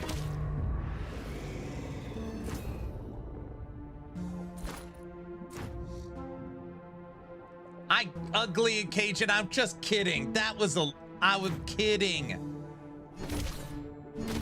I didn't mean it like that. Mechanics, are they cars? That's real funny.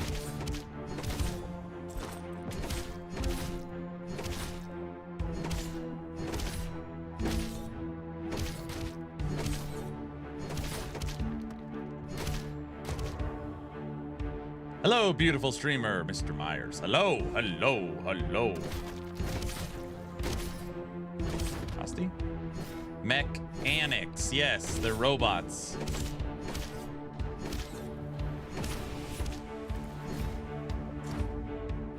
Dinosaur's trying to kill me again.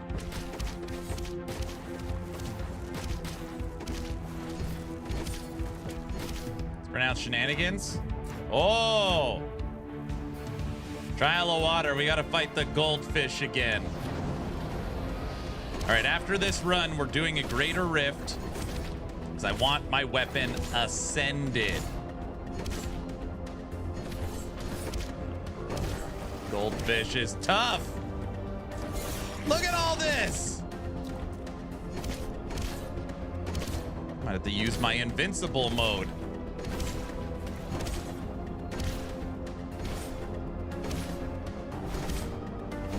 Good. Stay right there. Perfect.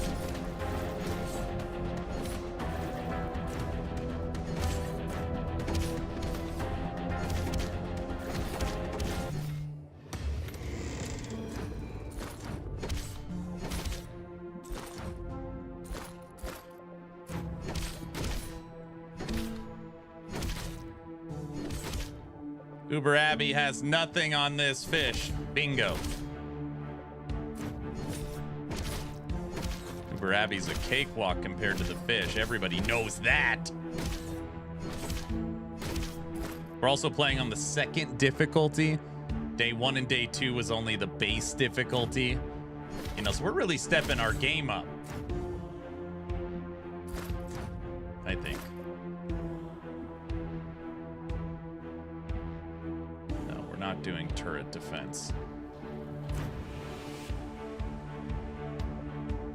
Wow, toddler difficulty. It's not, we're on the harder difficulty now. We're not on toddler difficulty. We're on teenager difficulty. Never mind. Okay.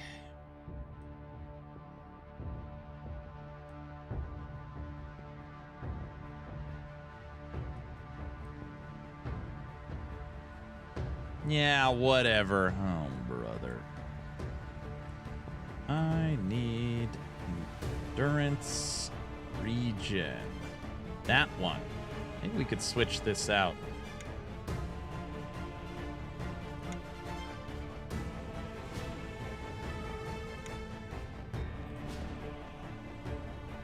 No. I want it to look like swords. Not those swords. Spinning swords.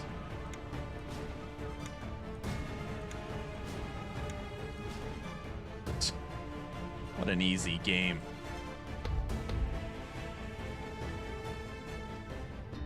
More spinning swords.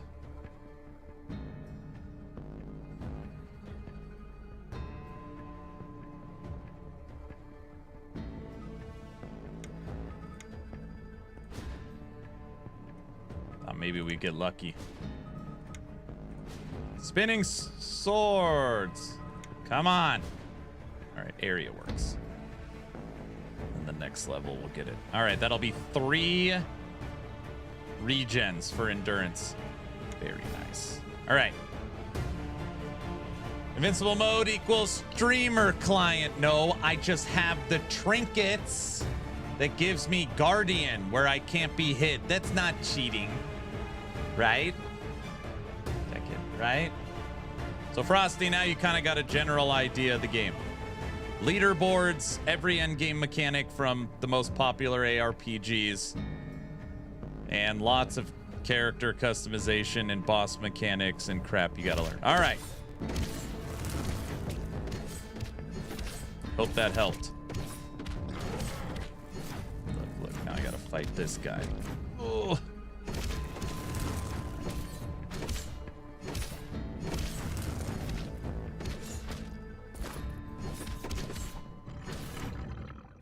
He tried to hit me.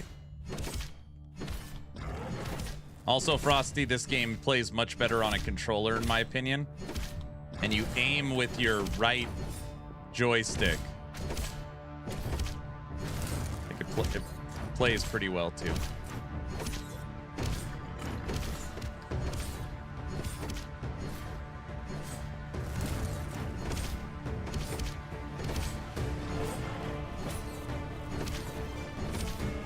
No damage taken. Half-life to the Devourer. And we still got our 6 seconds of invincible. Streamer client mode. I mean regular mode.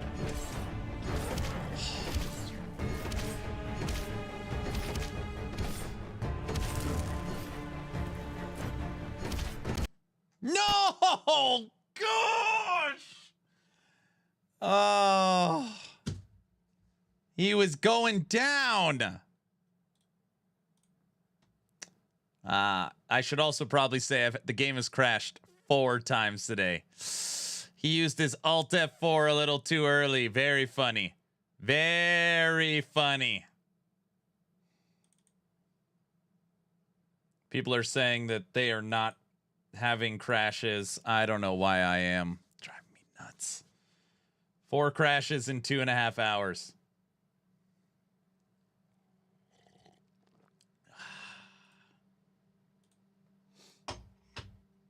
It's Bunny's fault.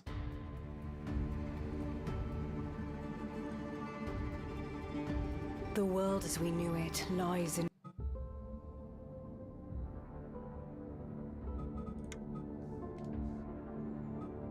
Oh, here, Frosty, I can show you this. What? Me? You got Tyrael, Tyrael's sister, Deckard Cain, Source, Anarius, just a farmer trying to do his thing, Necromancer, Barb. Those are the classes.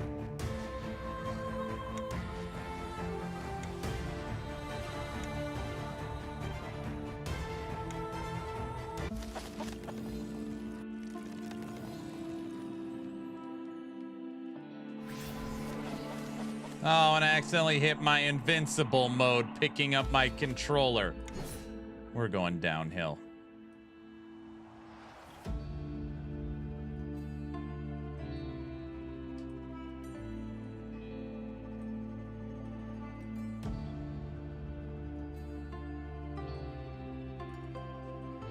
Oh, I gotta read. Wait.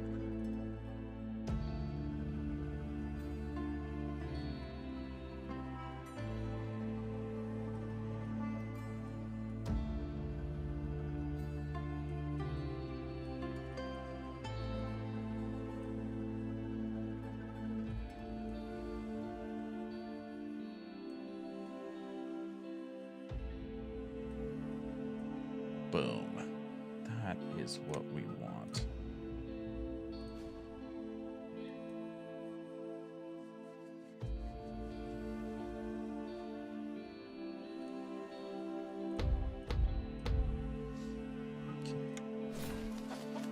I've been at work all day. You can't blame me.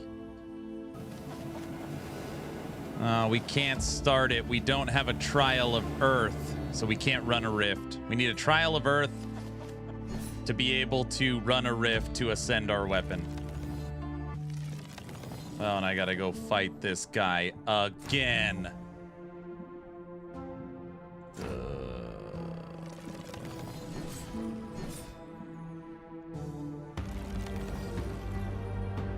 Yeah, I didn't want to mention I played 3 hours yesterday. I've been playing since you played and still no crashes. There's got to be something wonky going on. It doesn't like. Oh, fancy seeing you here. All right, we've lost invincible mode.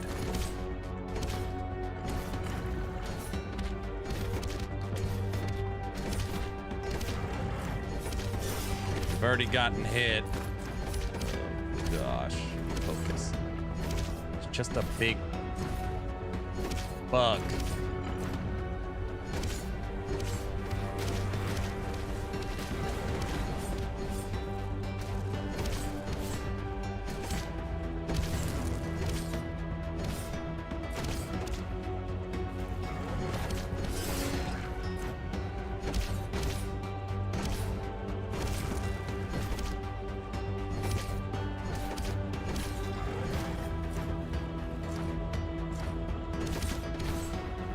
All right, all his shields are down.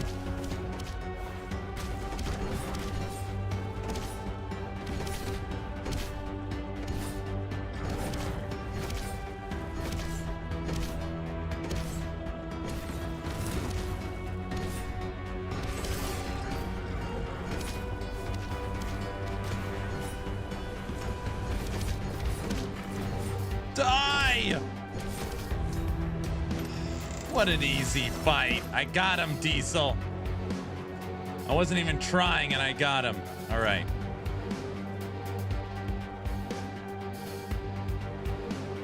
No, you cannot. You can't abandon the map because the whole idea is this is a rogue with a leaderboard. You gotta keep motoring.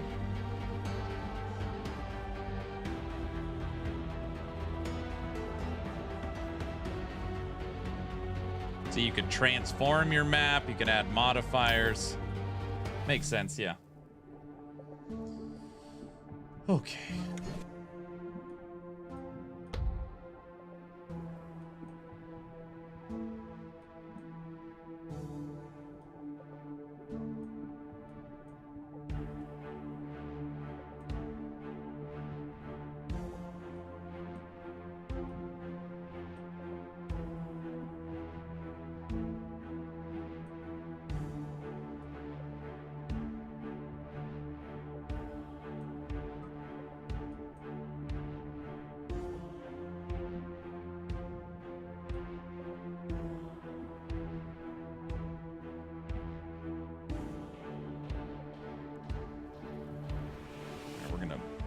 Kick it right here. All right, 3 hearts. We do have all of our lives, which is great. The maximum amount of lives you can get is 4, and that's what we have, which means I have to die 4 times in a row before the run is over.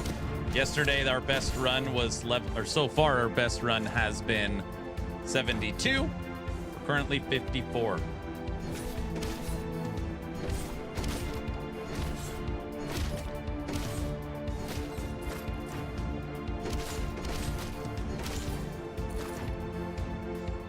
I haven't crashed once. That said, I'm an old man that can't handle 4K. So 1080p is bug free.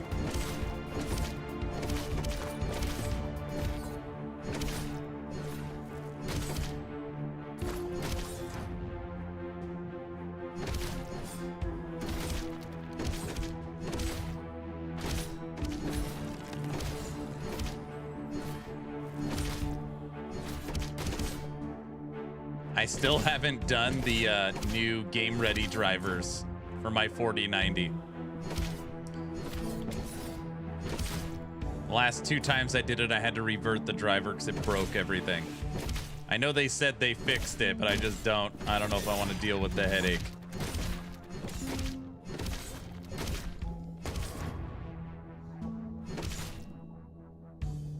Yeah, my 4090 gets scared whenever they push out an update. Yep. It's not worth it. It did something really weird the last... Oh, I mean, Bolt did it both times. Both times I updated it recently. It killed my 4th monitor. Literally download the driver, turn on my computer. I can't get the 4th monitor to work. It's really weird. I don't know what's in there that's causing it. Same last time at freaking blue screen. Yeah, it was all bad.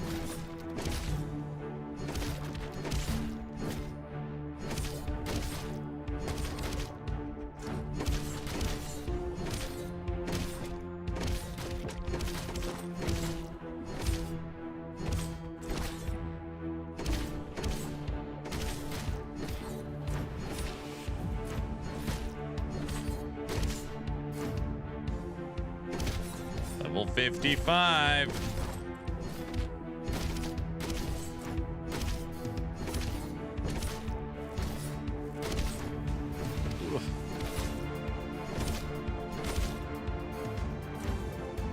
We are 5 levels away from our 3rd ascendancy. We're good. I'll update it and test it again before the new season. Boots. A trail of fire whenever you dodge. No, that would remove attack speed. Nope.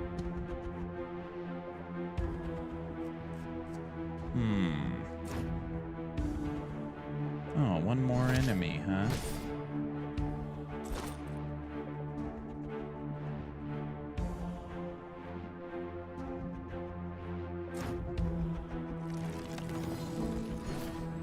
That was a quick map. Who is this boss?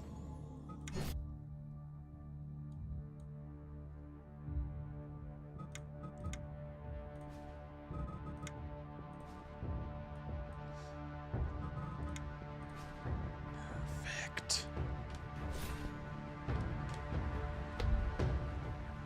Boom, boom, boom, boom, boom.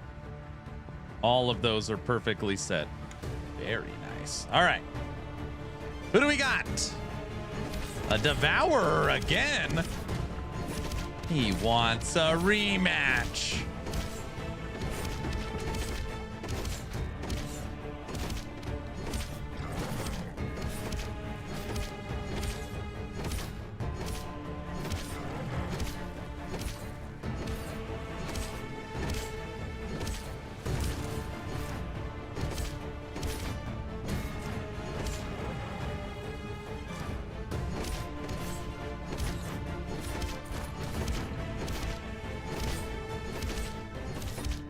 By the way, for everybody that has never tried it and doesn't have a game right now, you're playing Torchlight Infinite on Thursday.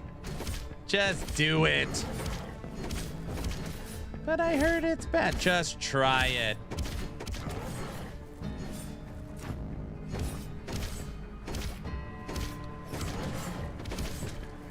All right, I got this guy's mechanics down. I got him down.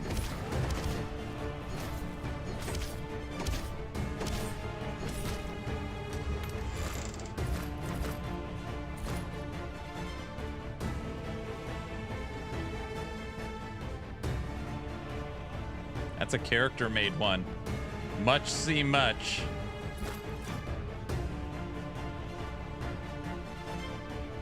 I can't TLI. Comes out 2 hours after RoboCop. What's the RoboCop game called?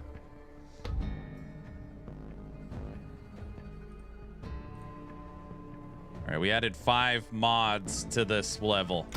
First one that's fully juiced, but not corrupted. What the hell is that? Echoes of Fate. I don't like that. Everyone have love. That's another character made one. Rogue City.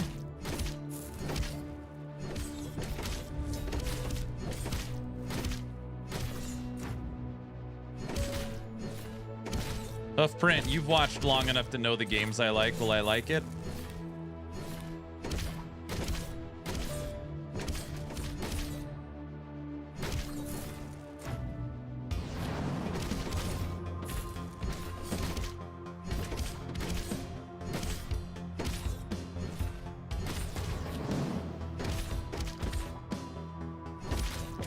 All right, we're back to full life.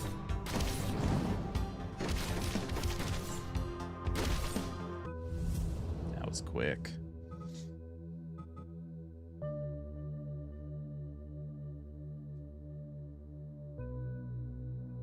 Wind shock.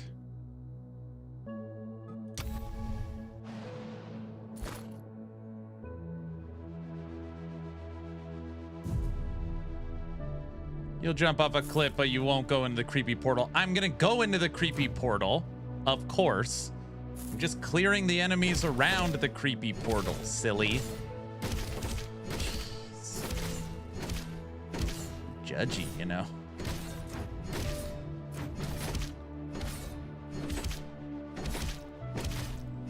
A lot of frogs around here, bunny. Level 57. All right.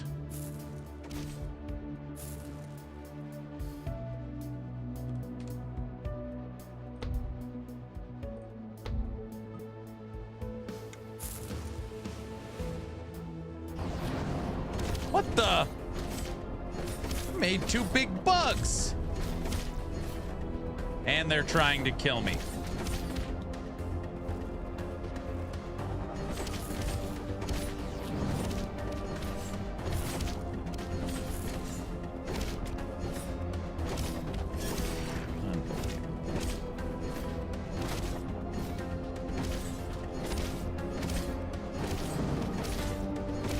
And now there's a frog. And we're about to die. I went invincible mode.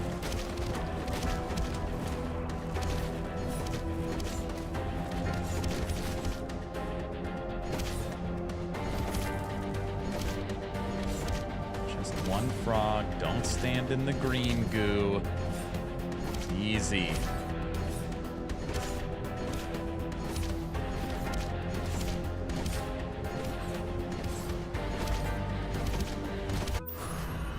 Echoes of Fate unlocked. Echoes of Fate lets you boost your spawn rate of chosen skills. Offer a gem to convert it into a Fate skill, 20% spawn rate. Spawn Fate skills anytime. See, I unlocked this in town. See? Now I could do stuff with it.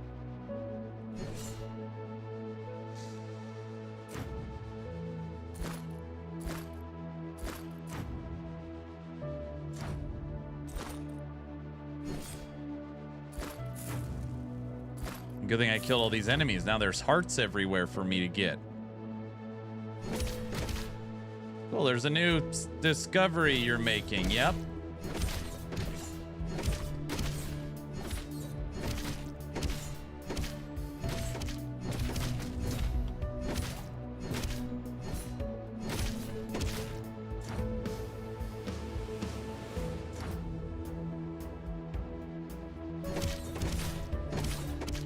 Bugs and the frog are back. It appears they want a rematch. Holy moly.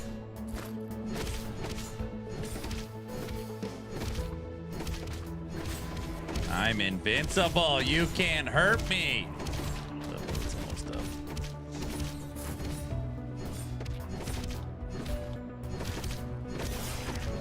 Dang it.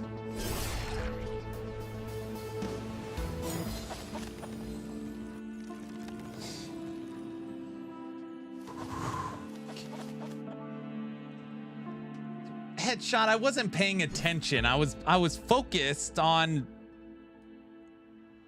other stuff.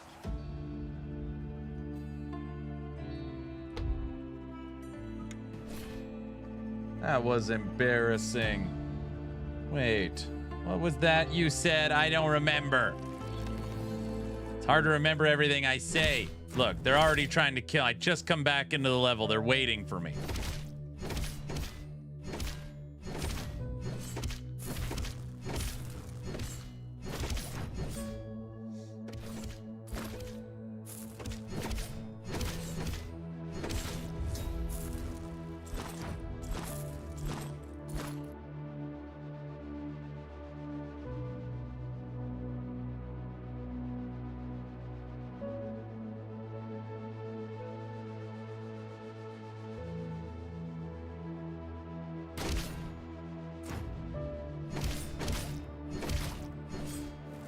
Like sad music now that I lost.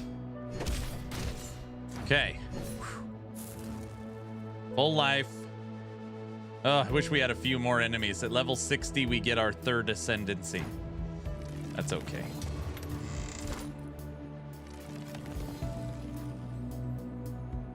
Your chance at victory. It's another player made one. I enjoy watching your YouTube and streams for inspiration for cool new action RPG genre games. Woohoo! Thanks for coming by, sir. Maybe you'll win this one today in the giveaway. Neon, that's not funny. Look, I gotta fight the Swarm Blade now. And it's trying to kill me too! Look at all this crap! Brother.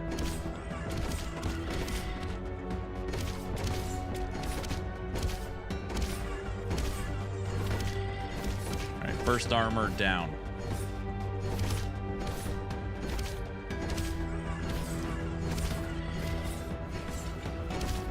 We gotta take out its ward phases.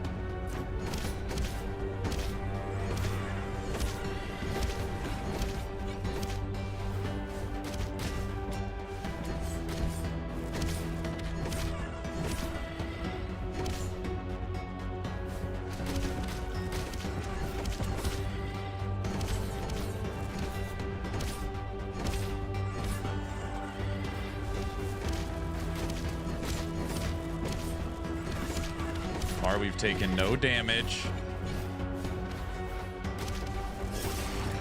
So far, we've lost half our life. You stupid bird. All right. You're good. Get it back.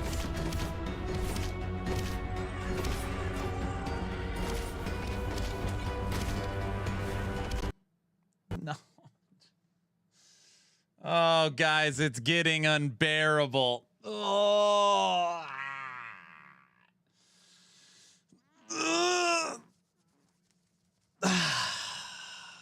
That's one heck of a mosquito. Unbearable, you say. 6. It's Crash 6. 2 people are playing the game the same time as me, and they've played for 2 days without a crash.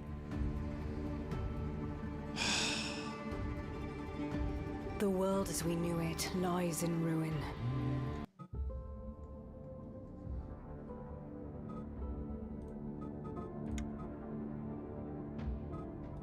I don't care how long it takes.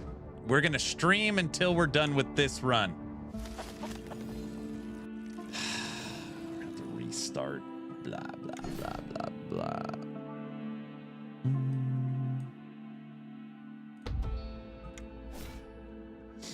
Okay. He says that now. What do you mean? Sadly, we keep thinking you would adjust your settings to prevent the crash. Oh, brother. All right, options. What settings?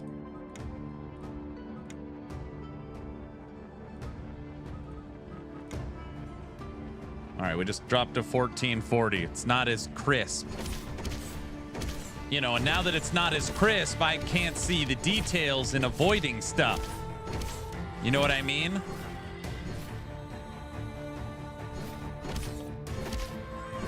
Check the don't crash button. I know, I missed. I was looking for it. I couldn't find it.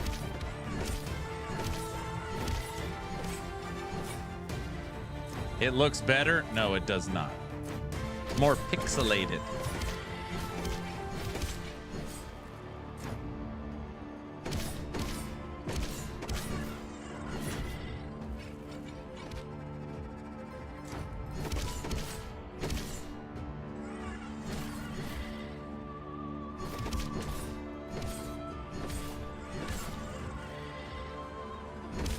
There's literally no difference. There's a huge difference, at least for me. Will you guys please just let me focus on killing this wasp? Please. You're right, it's a mosquito. Kill this mosquito.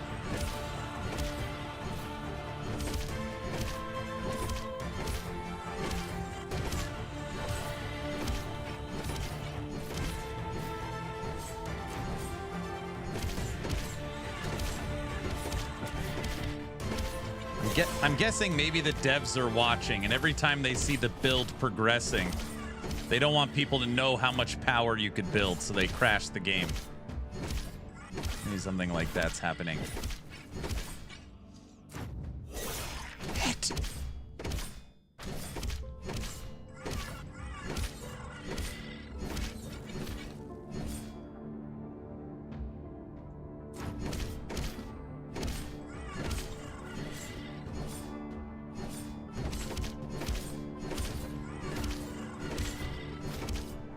Cannot take another hit.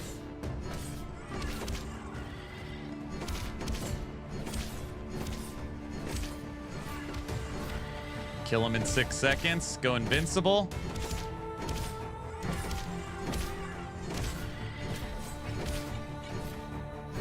Invincible.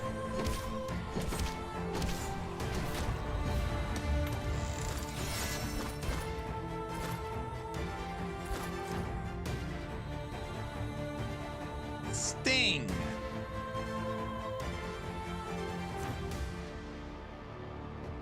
No. Oh yeah. No, one more. We need Earth trial.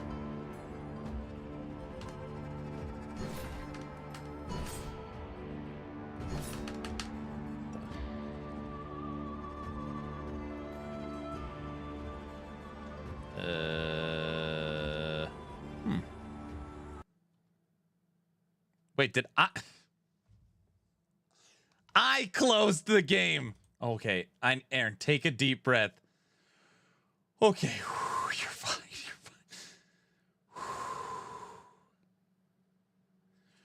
fine. Cyber, that's not funny. Finish your coffee. The world as we knew it lies in ruin. Don't let them get to you. Forged by the monumental light, the Aodra sought to surpass their creator and rule.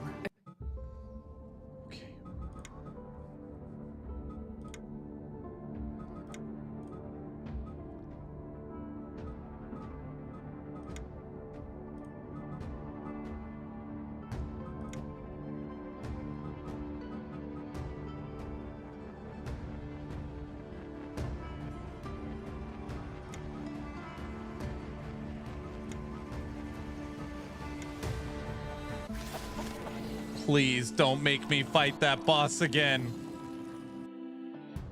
Oh, thank goodness. Okay. This may as well be a new subathon. Use the fence to track crashes. That one wasn't a crash. It's a bit funny. Gosh.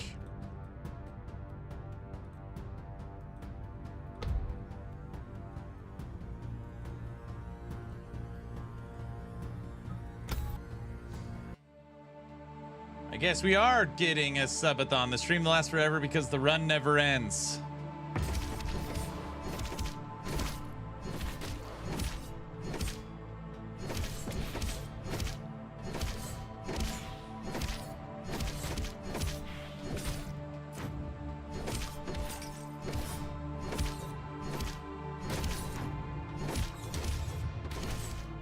It's funny, I'm making a first impressions video on this game. I actually probably shouldn't finish this run. So I have something to show off. Interesting about it. Scarlet, thanks for the prime sub. Thank you, thank you. We got a trial of water. And we unlocked our third ascendancy. Just finish it. He never knows when to quit.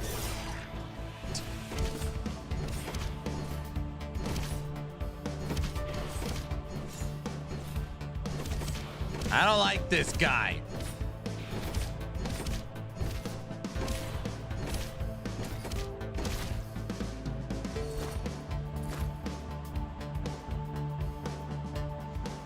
So what's the verdict? The game any good? I really like it. I really like it. And I'm not sponsored to say that. I was only going to play it a day. This is now day 3, and I'm going to make a dedicated video.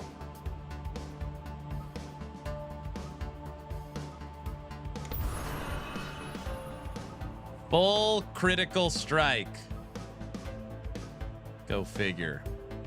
35% critical strike chance with 100% critical strike damage. Full crit melee.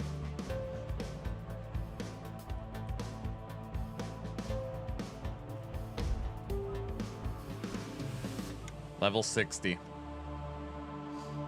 That's the only endorsement I needed. Thank you, Aaron. You're very welcome. Awesome. Awesome might be good end game. Awesome character progression.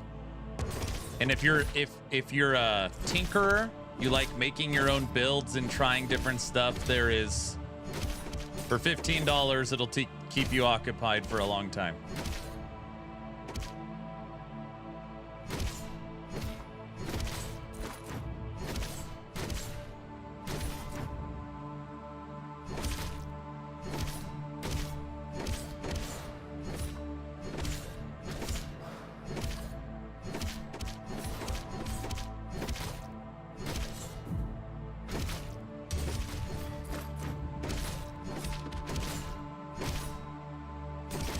Damage is for sure up after that third ascendancy.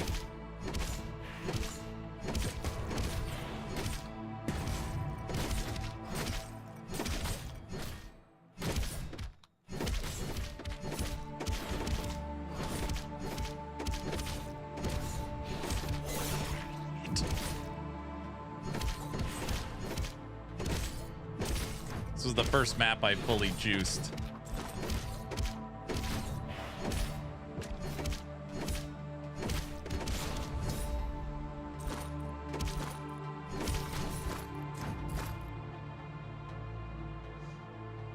If I don't win the giveaway, I'll probably buy it. Seems good from the play style. Yeah, it's fun.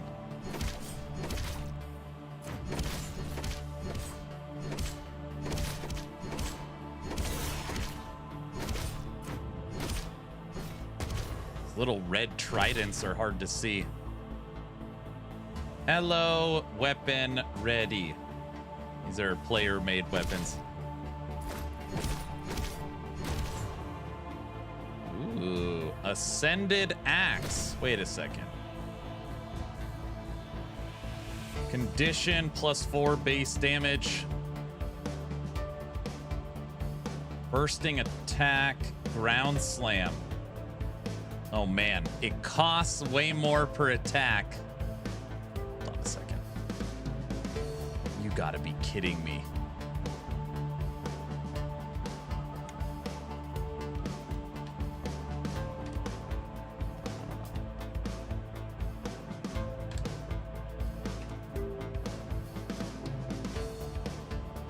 Okay.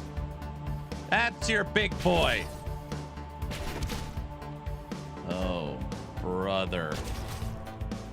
Well, that seems like a little bit of an upgrade. Get out of my way, bugs! You didn't know I could find an axe like this, huh?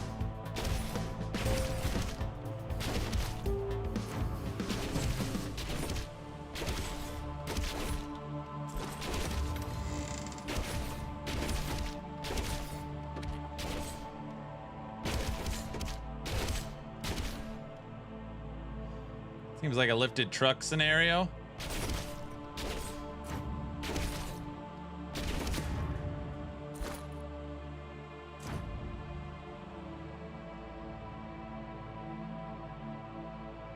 Who was that? Pharaoh, thanks for the prime sub. I need all these hearts.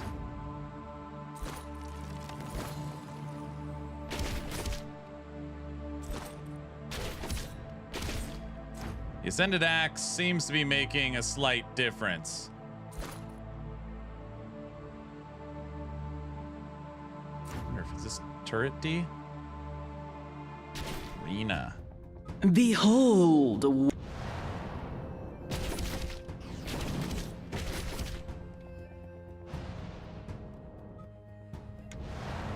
This axe is what I like to call a game changer. Because we're playing, it's a game. Never mind. Oh, brother. What?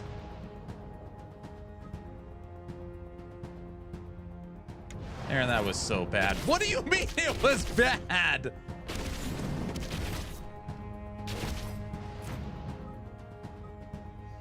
A flail.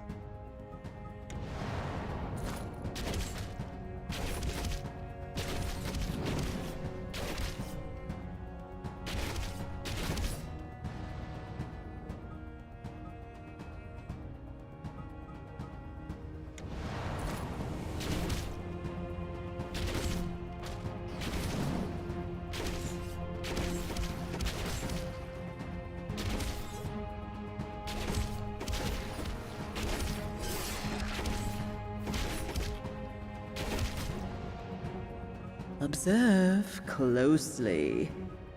Yes, yes.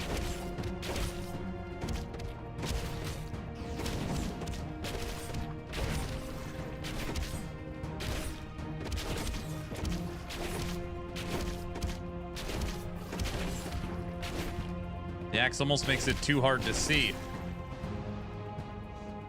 Almost.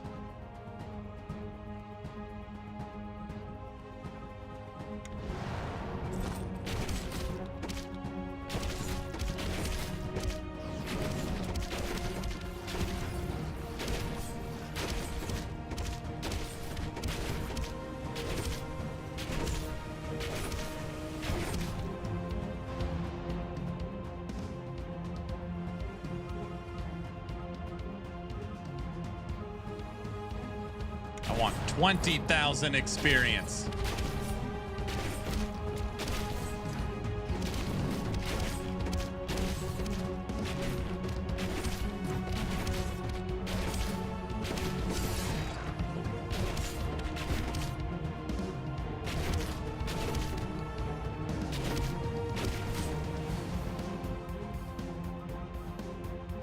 Trinket.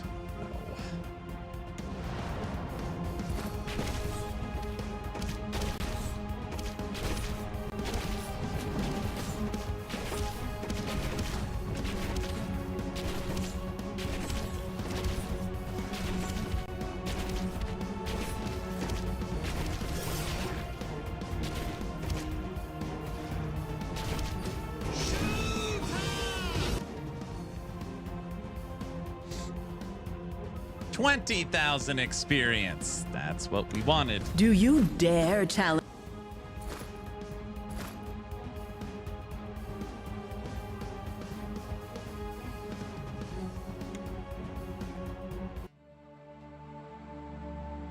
Okay, 2 more levels. Funny, I was shooting them, I think.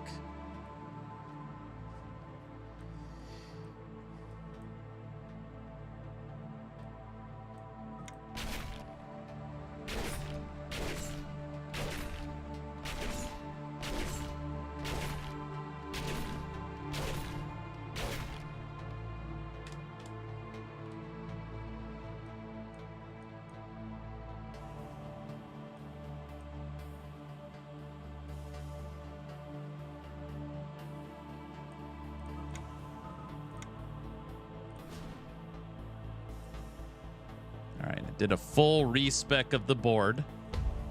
Boom. Energy. Crit.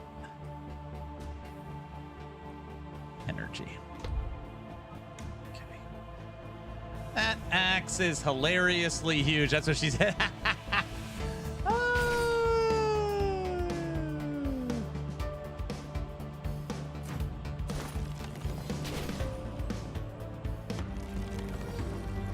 I picked up the hammered-in nodes on the blacksmith tree, and it is kind of insane.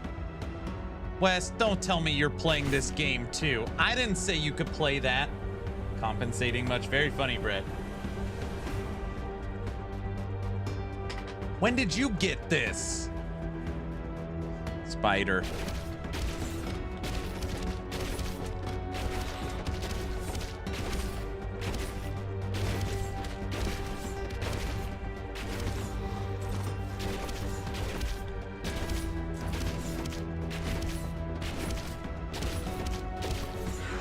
Yesterday. Oh, brother.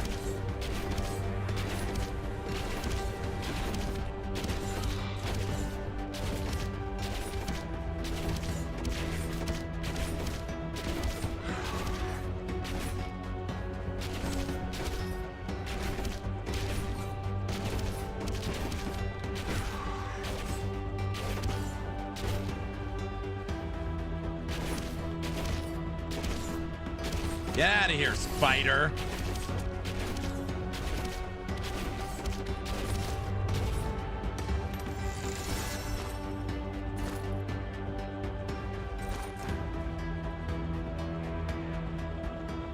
I sure am. I don't have a job right now. I see.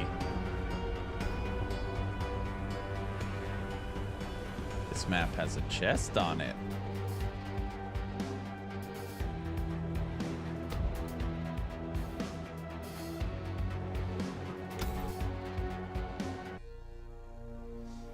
Oh, it's a mimic run.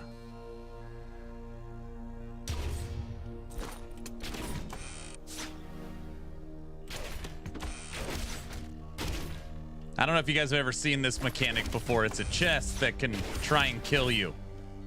You probably never seen it.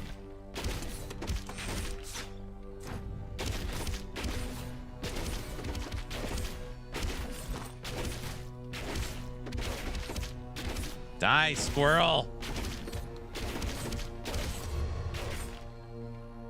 What is that? Orbs of molten fury leap from every strike. Every attack creates molten orbs that bounces in attack direction, piercing through all enemies. Damage scales with your melee damage. Orbs can trigger all your projectile on hit effects.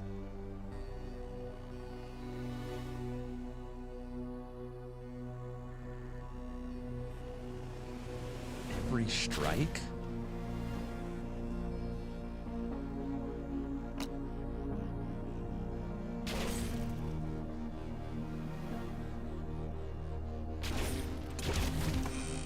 I make molten orbs now.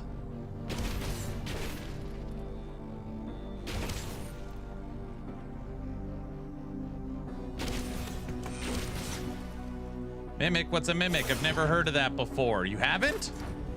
Me either.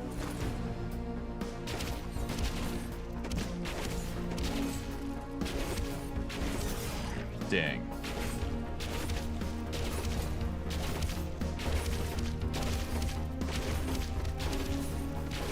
Hit him with those balls of fire.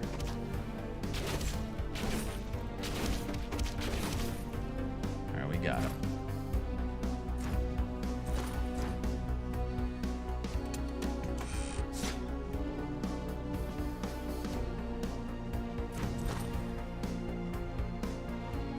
That's what she said. Oh, brother.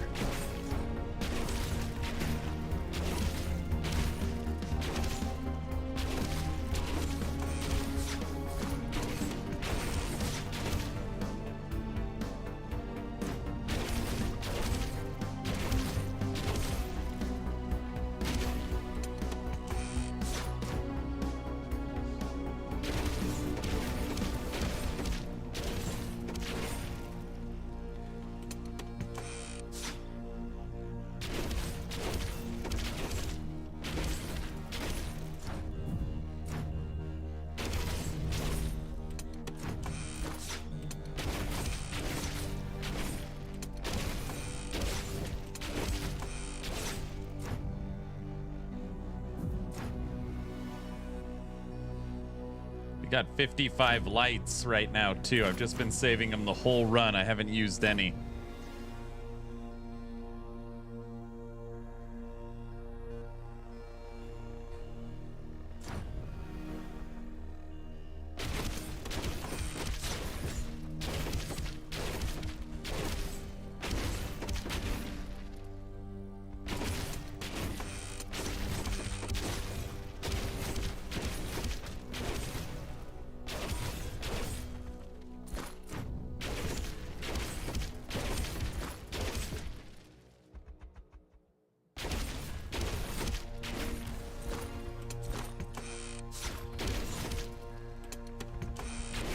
Almost back to full life.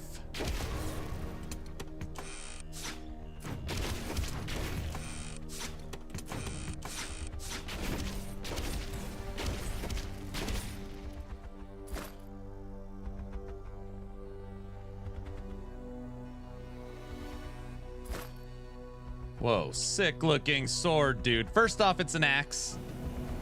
All right. Second off, thank you. Pretty cool, right? We just found it. It's an ascended axe. It's the highest rarity.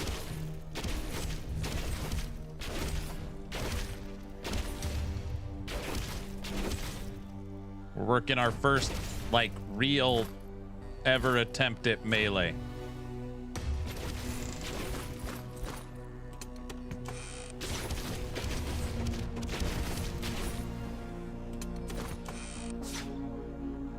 Let's go. Let's hit the dungeon. It's bigger than you are. Jesus. Okay. Ow.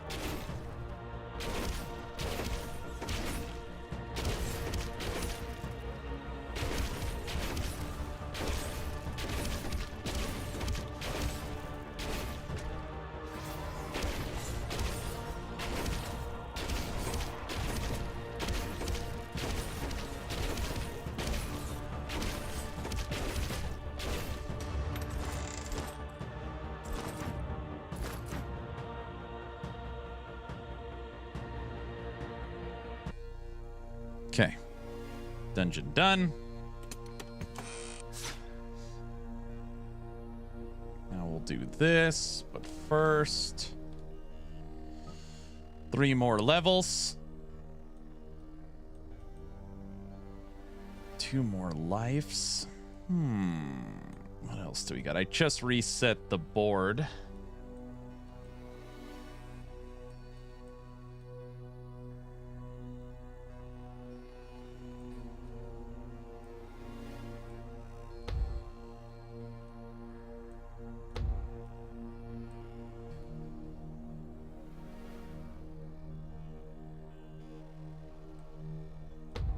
All right, we're going to go into sustain. We took an additional 200% to energy regen and 2 more max endurance. This green bar, the more green we have, the more attacks we can do. All right.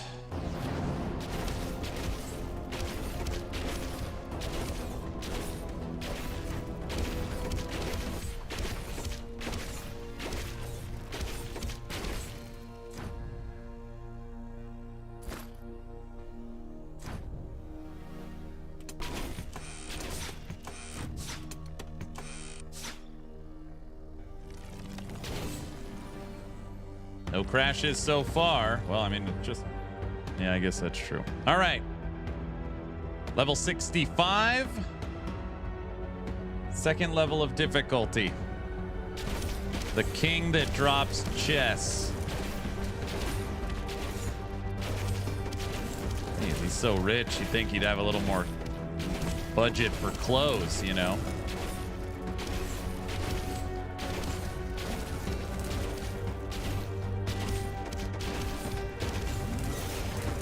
Where was I supposed to move?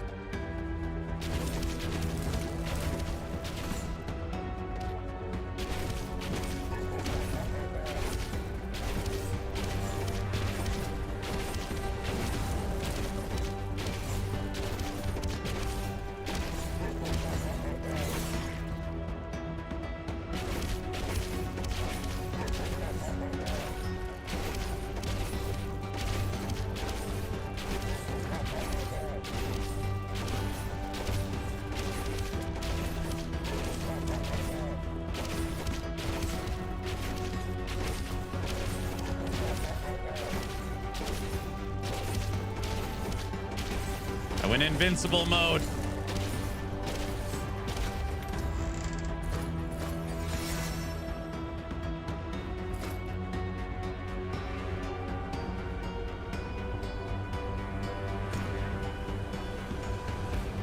Tank it? Doesn't work like that, sir. Okay. Oh, level 66. So this map right here can have 1, 2, 3, 4, 5, 6, 7 modifiers. So now it's fully juiced. And if I wanted to, I don't have a ton left, I could try and corrupt it, but we're not going to. So this, if I tried to corrupt it, it'd be fully juiced. All right.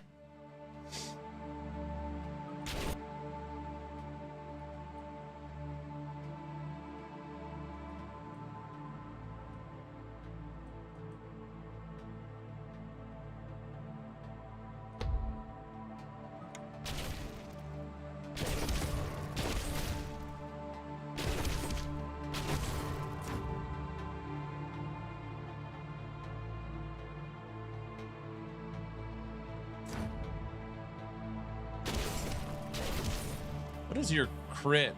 Trying to get to 100? I don't know where it's at right now. Hold on.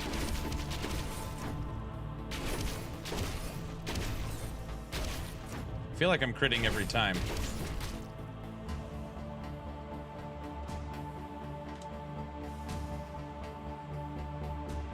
Crit chance 48%. Crit jam it's 250%. 48. Too shabby. Just use the crit build. That was my plan.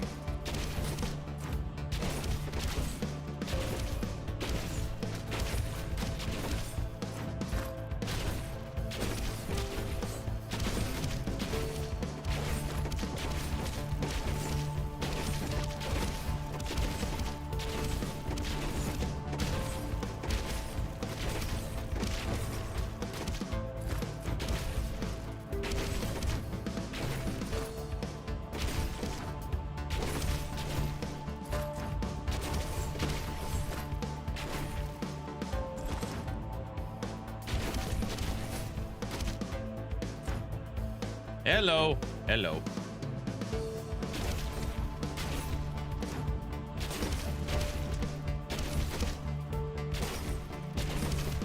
Yesterday on the easiest difficulty, we made it to 72. We're now on the second tier of difficulty, 67.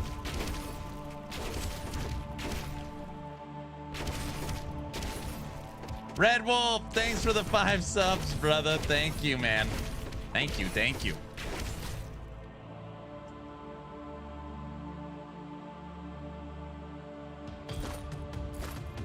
Stuck spider? No.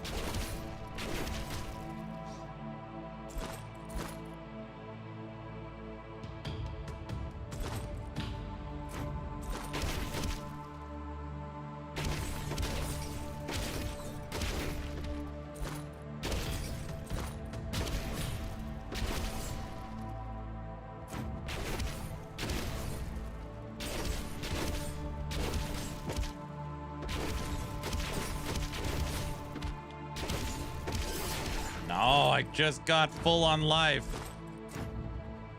Where do those hearts go?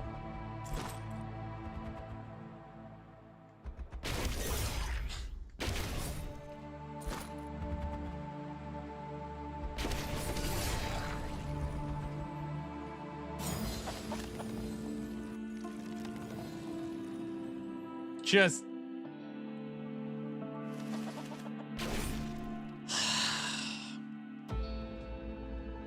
I wasn't paying attention. Where did they go? They got eaten. Ugh, I don't like those spiders. That's not funny. That's a huge axe. DPS as huge as the axe. Yes. These little notes give me the biggest bang for my buck. You can't see it. I swear to God, I'll pistol whip the next guy that says shenanigans. 70% to melee damage, base 25. These are, the problem is that they cost a ton. We've got 2. All right, if I take this node and this node, which I just did, that puts our crit chance to 50%, crit damage 260. Feels pretty good. All right, level 68. Tree of Light.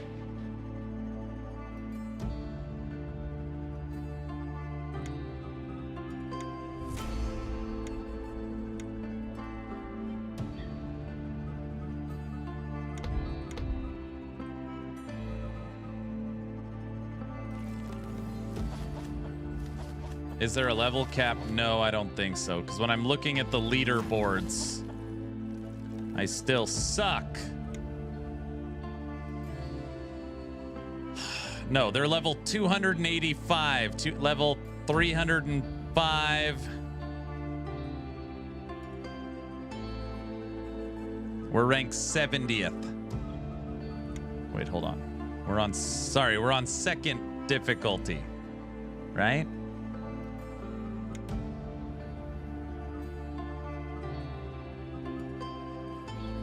Second difficulty. Hold on a second.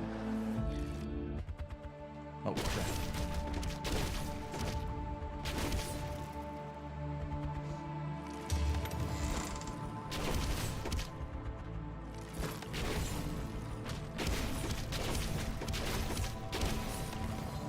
Guys?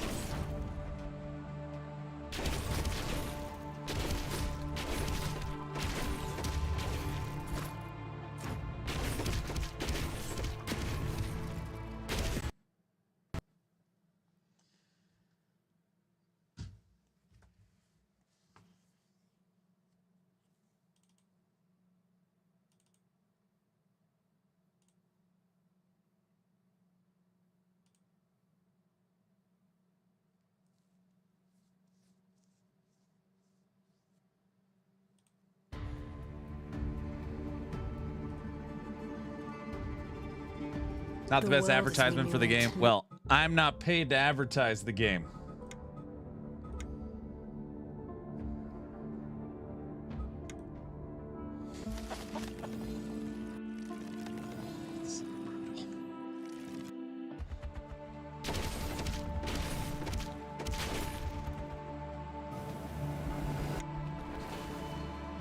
Going delving.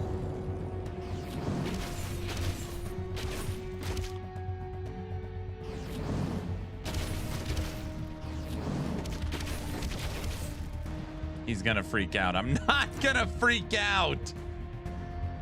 You should play a AAA title like D4 for the stability. That is great. Surround me now!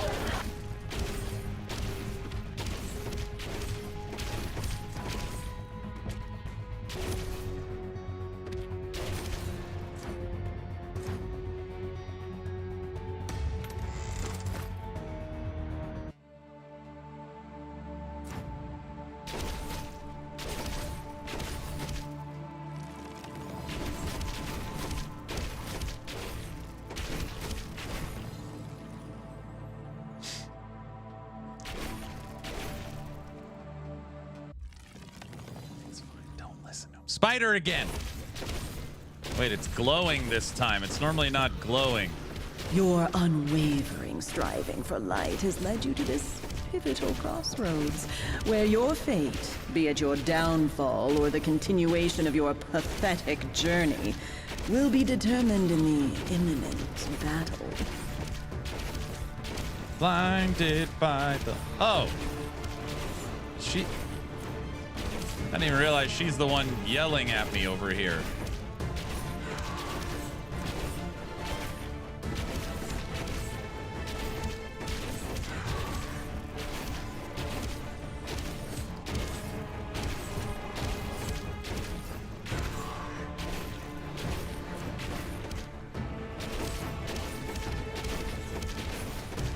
At least there's not that much crap I have to dodge.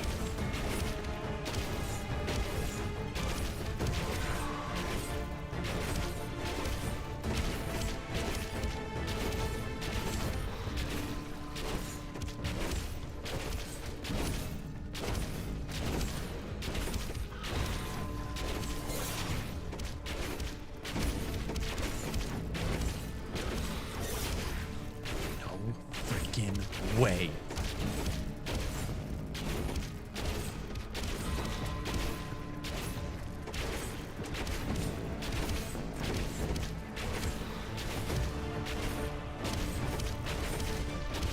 I gotta fight her now? No light without shadows.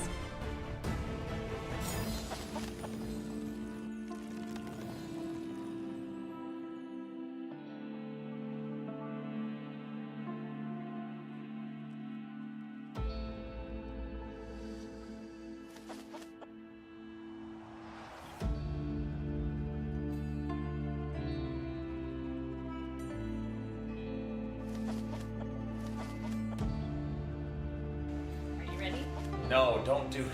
I'm nervous. Don't do it.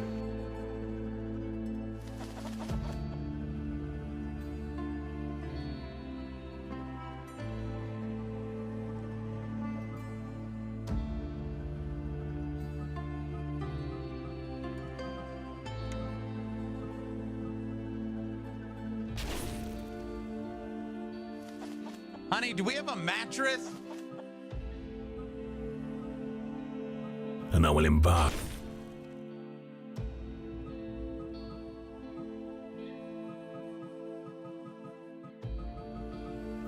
Please.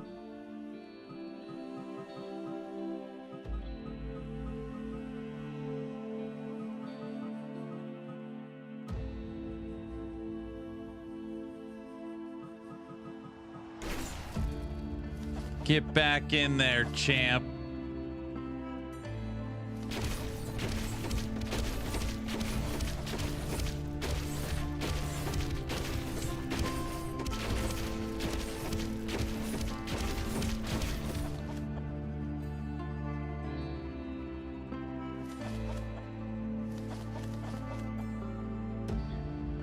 Do you remember what the context for the mattress blurb was? Yeah, I was telling everybody I'm gonna throw a mattress on the floor and sleep in my closet to get the clock down to the subathon. And I was screaming at her, do we have a mattress?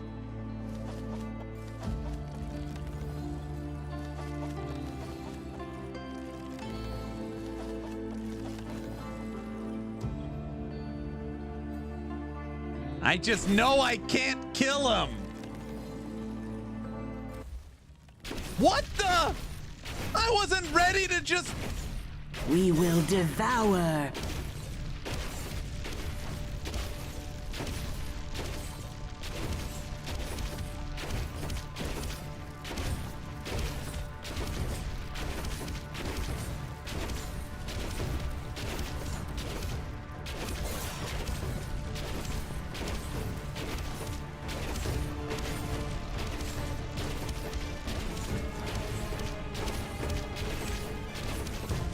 Your demise is certain.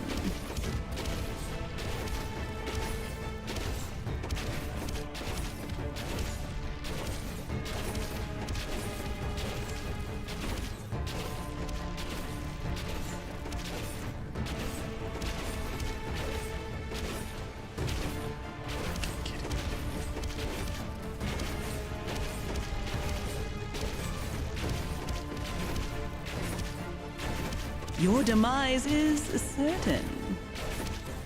I'm aware.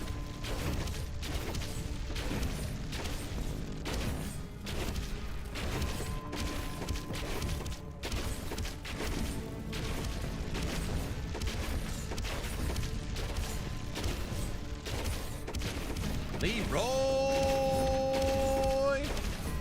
James. Gaze into the abyss. Gaze.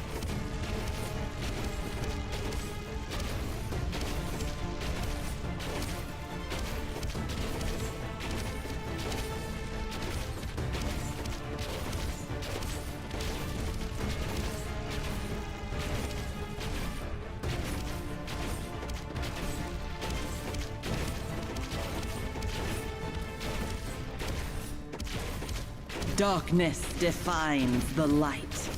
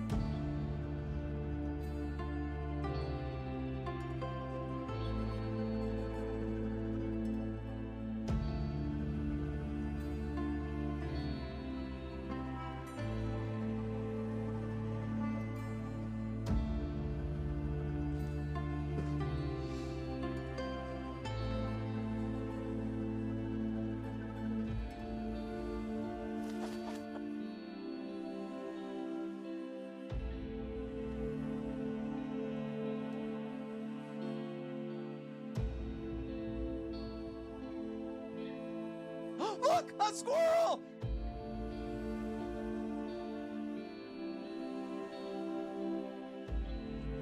Ducko, is this a mobile game?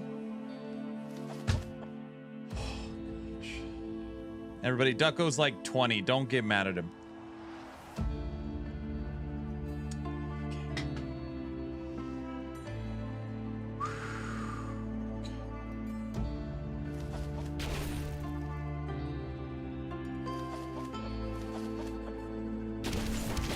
I'm not angry. Except when you keep repeating, you're angry.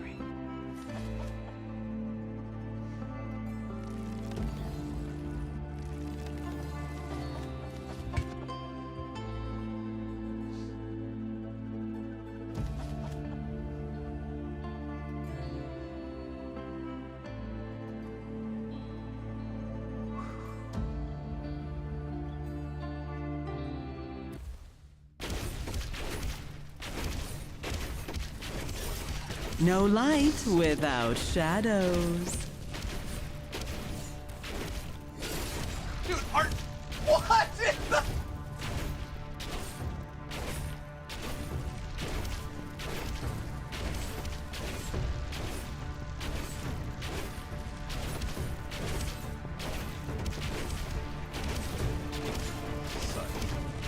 Why doesn't it start the fight in the middle? Darkness defines the light. Get hit one time. What? There's nowhere to... How do you not get hit by all that? Jeez!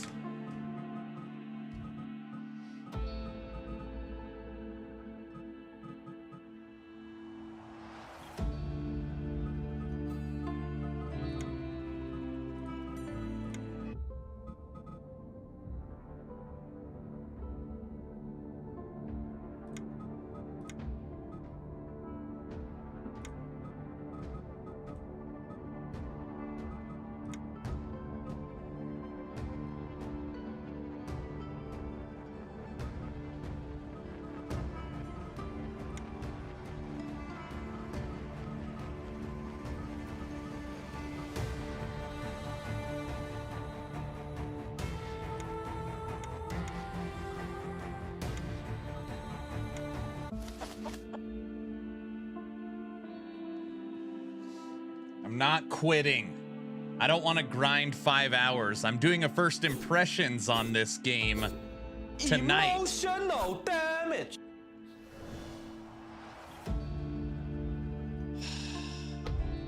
So brutal.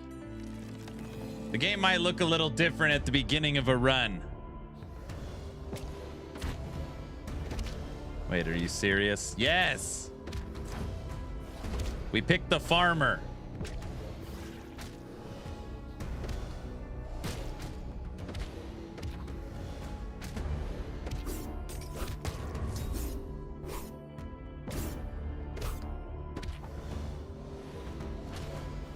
I think we get the impression.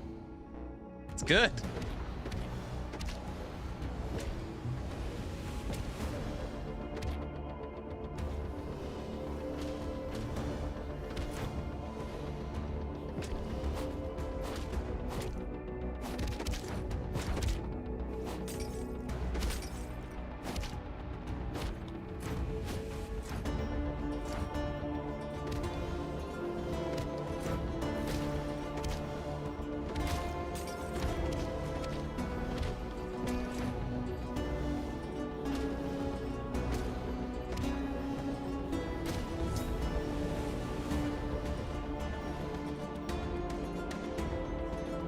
You think the game's slow?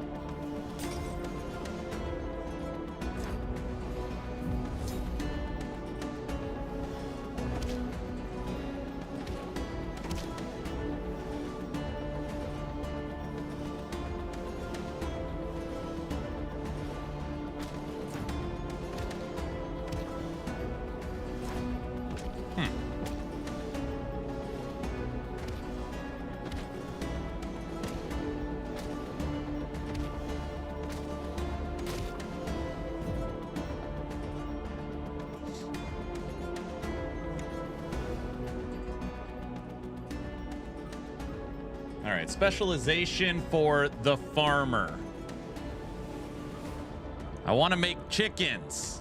You can call additional 2 permanent chickens. Call permanent 3 chickens. Your melee and ranged attacks have a 20% chance to spawn a chicken nest. Now we are talking. The chicken farmer. I like where this sounds exciting. I like where this is going.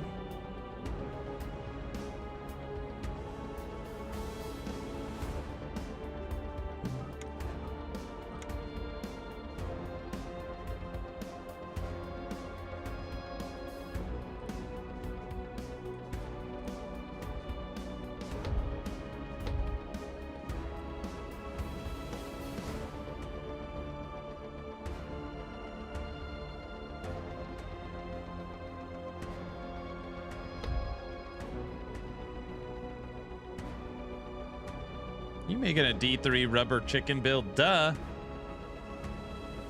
Okay, it's 5 a.m. Need coffee. Cheers for streaming. If done by the time I get back.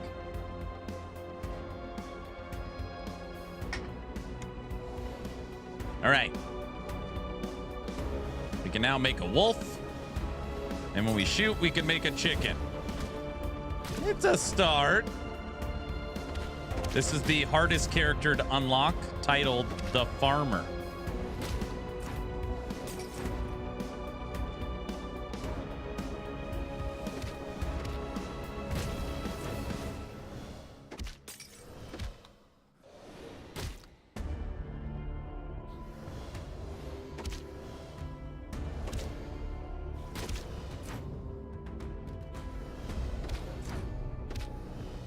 Why would your wolf not eat the chicken? Well, they're a team.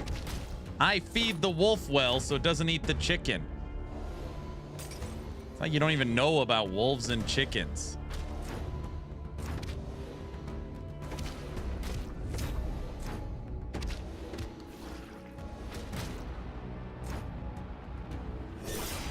Ow.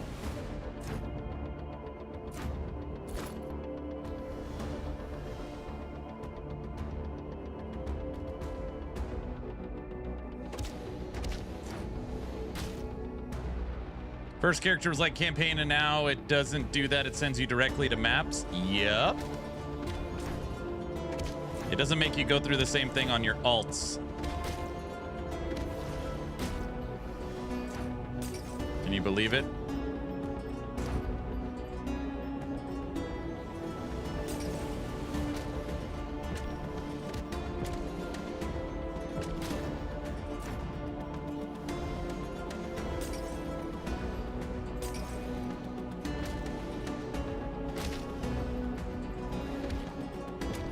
Yeah, Hell Clock is more like a Hades. Like you play the same rounds over and over again. This actually plays like a, you know, like a Torchlight, Netherrealm, a PoE Atlas, a Last Epoch, Monolith. It doesn't play like Hell Clock. And I like Hell Clock. Very different games.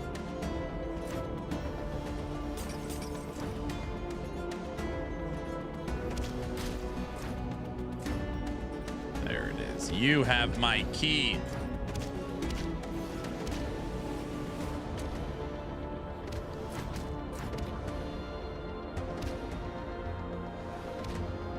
The combat is just slow here. It's not slow. It's way faster. It just, this is, you know, think of level 1 in Last Epoch and think of level 100 in Last Epoch. It's just It's a buildup. Did you see my axe character a second ago? You probably didn't see it.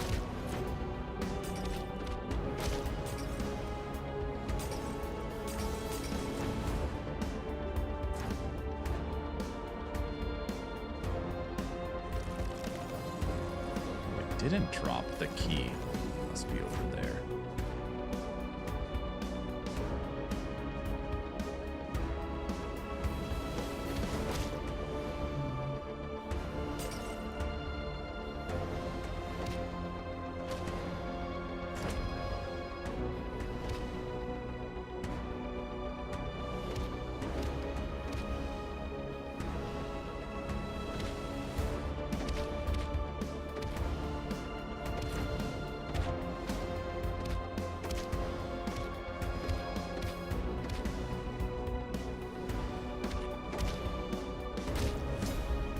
There's my key.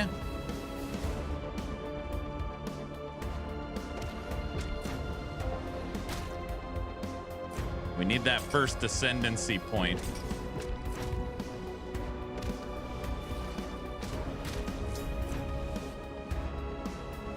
Hellclock sent me a development copy. I haven't logged in yet. I just haven't had time for their 21st release.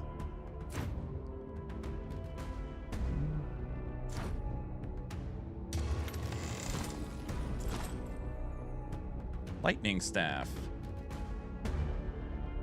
Definitely playing Hellclock when it comes out. Yeah, I plan to as well.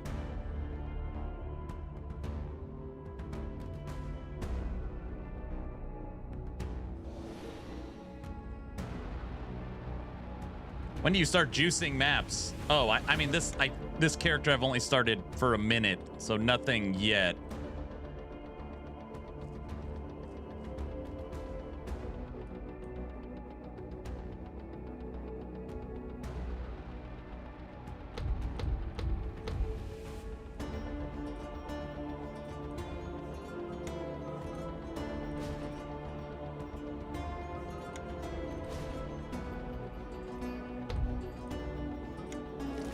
All right, wolf pack is getting bigger, and we make chickens.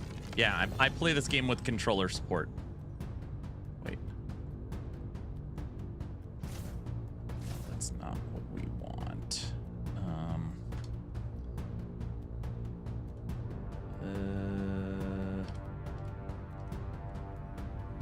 That's what it is. Down. We want the one that shoots and makes chickens. I started juicing maps when I hit level 50, making sure there's full modifiers on the maps.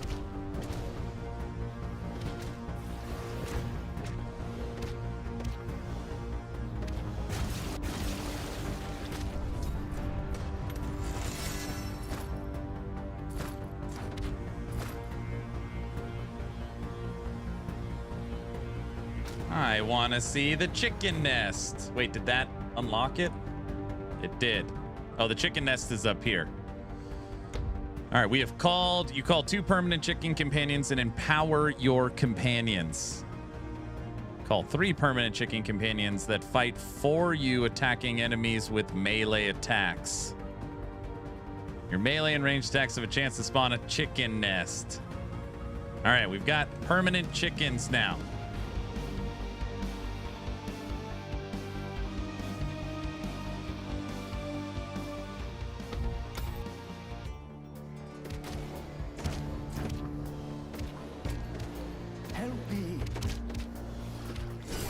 Ow.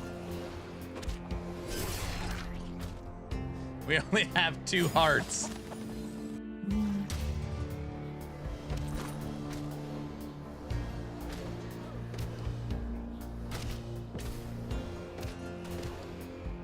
Oh, and we got a treasure goblin. Can the minions kill it? They can.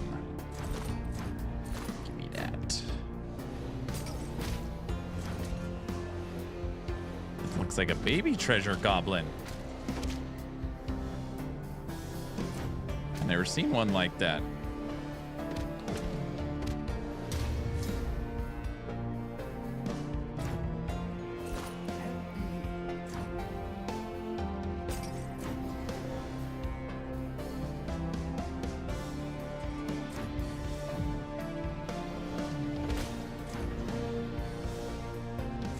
Help me, help me. Yes, yes. Oh, help me, please.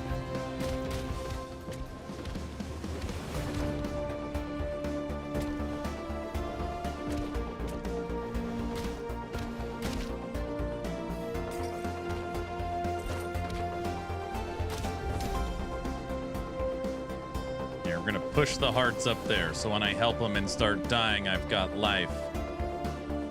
See that? Look at that strategy. Help!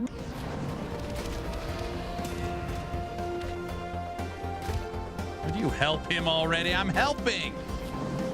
Help me. That's gonna do it for striving for light. All right, I gave it everything I had. Oh.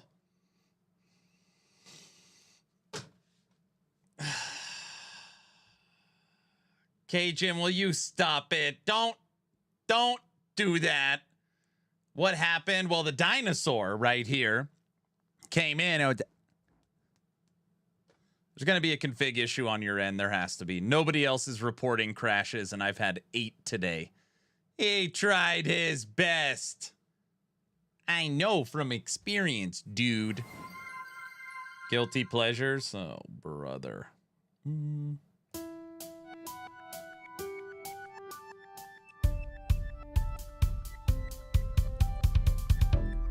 Close the curtain, close the door.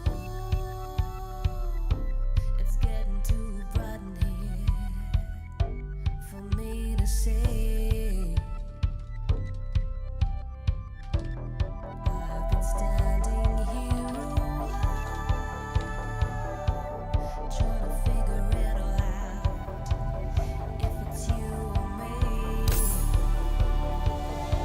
So do you feel my heart beating a little faster? Do you? Huffy, I know I really like the game. I streamed it for 3 days and I'm making a video on it. It's that something you do.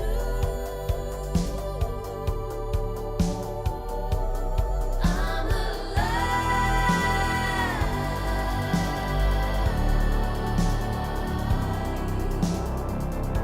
Taking notice of this situation.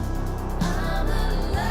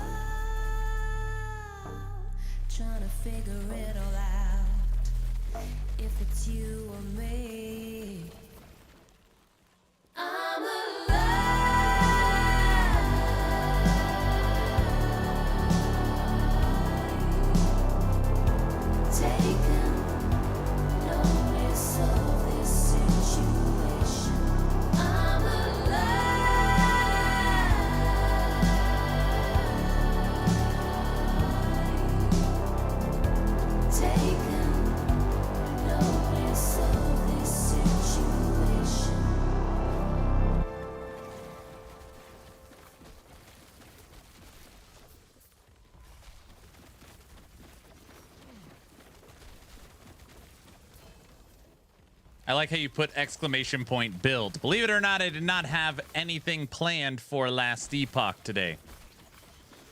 That being said, in the background, I've been working on actionrpg.com, and a build that never got upgraded was my machine gun Frostbite Spriggan.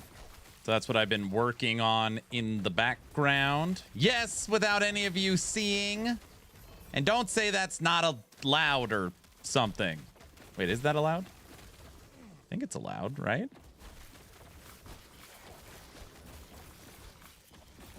You have any tips for navigating the endgame? For striving for light? Once you're in a good spot, just make sure you're putting all the modifiers on all the maps. Well, that's rude. That's not allowed. That's cheating. What do you mean? It's like hiding a wife. He hates us. Guys, come on.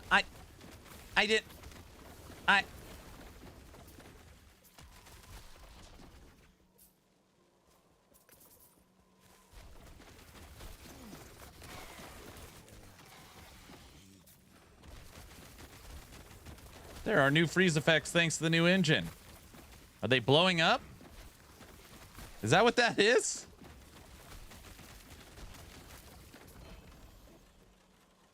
So yesterday I had to make an ad for a pair of headphones. And I turned up the audio all the way and was listening to it. It's like, wow, the audio in this game is actually surprisingly good. I was like, I didn't even know that Maelstrom made like a blizzard sound. The crit numbers are a different color. They don't even know why, but they are. They're like a moss green, or it's like a weird color. Yeah, this is Unity 6 update. Last Epoch.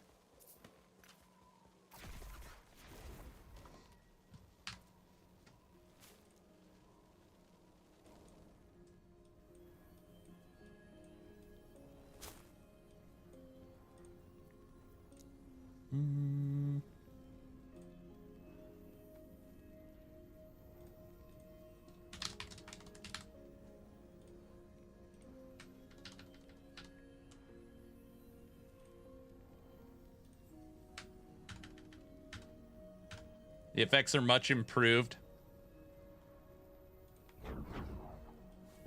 Hold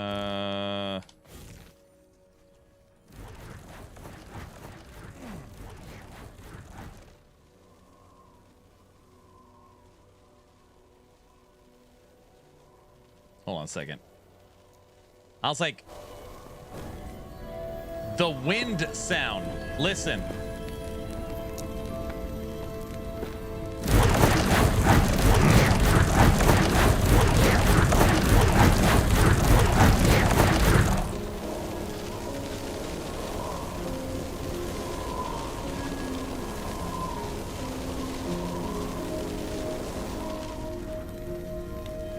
I was like, I don't know if I've ever heard that before. You hear it?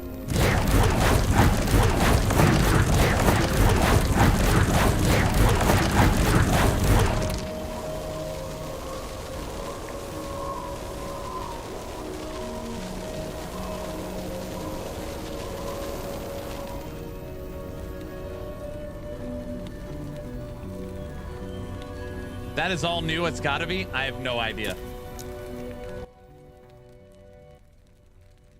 Yeah, I agreed to do an ad integration for a pair of premium headphones.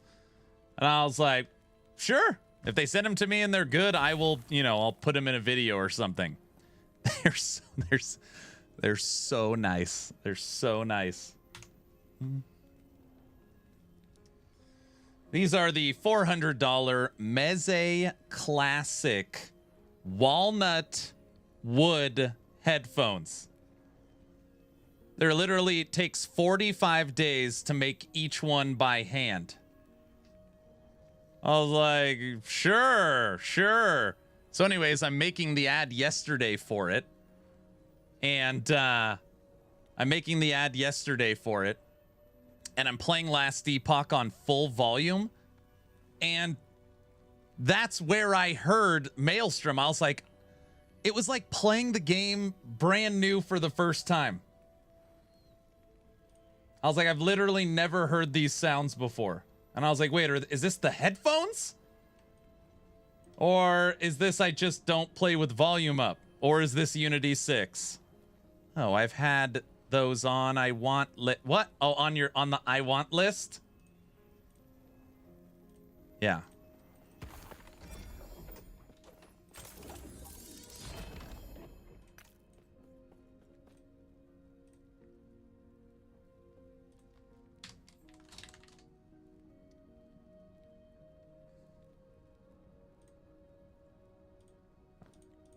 I'm a minor audio snob, I see.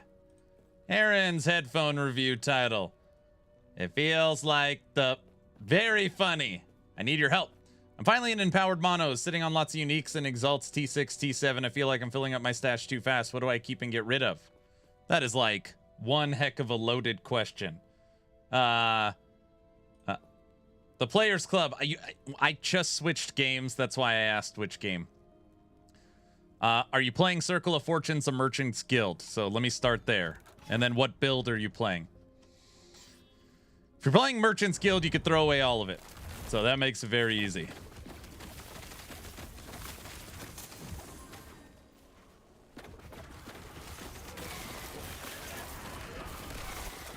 Circle of Fortune. Okay, then you got to keep everything. You just keep buying stash tabs.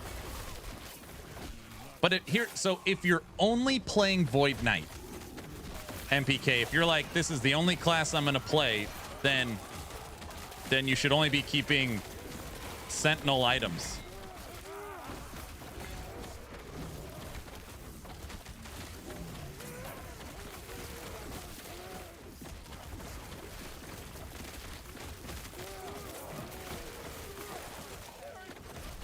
Yeah, I swear the audio sounds different. I don't know.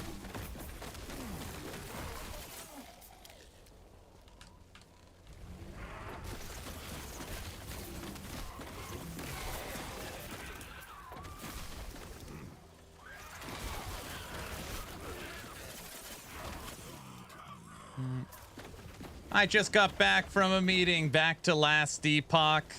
I almost killed that boss. Like, down to 1/16 of her life. And then died. And I'm down to my last life. And tonight I'm filming a first impressions video. So I don't want to give up that 4 or 5 hours of gameplay, because I could showcase it tonight. And then so I started a new character, and the game crashed. So I switched.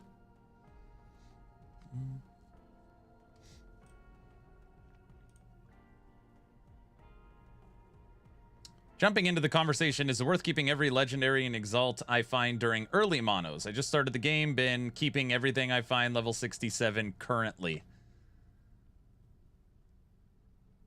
No, you didn't. Phase 2. What? Huffy, I fought that boss 3 times. Huffy's in a weird mood today. I think he's in a bad mood. Jumping, okay. Captain. So, a lot of people play action RPGs. How do I say this? Most action RPGs, you know, Diablo, Torchlight, Path of Exile, you keep a lot of stuff. Or you're picking up everything and you're selling it to vendors, or you're picking up everything and you're breaking it down for materials. Last Epoch is not like that. This game plays very, very different.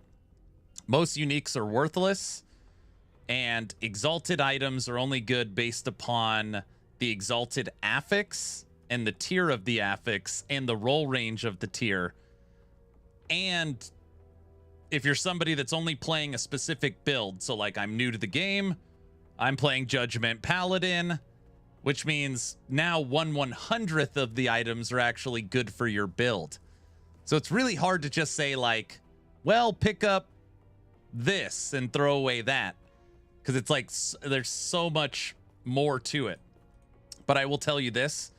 I mean, I legitimately never interact with merchants, vendors, NPCs, unless I'm like resetting a passive point or I just need an item to use a glyph of envy. I am never, ever, ever, ever picking up items to sell to vendors. If you are doing that, you're playing the game the wrong way. In my opinion. So I can't just tell you what you should use. Because it kind of comes with experience too. Like, if you're new to the game, you're not going to know what's valuable and what's not. And there's so many different items, it's hard to explain that.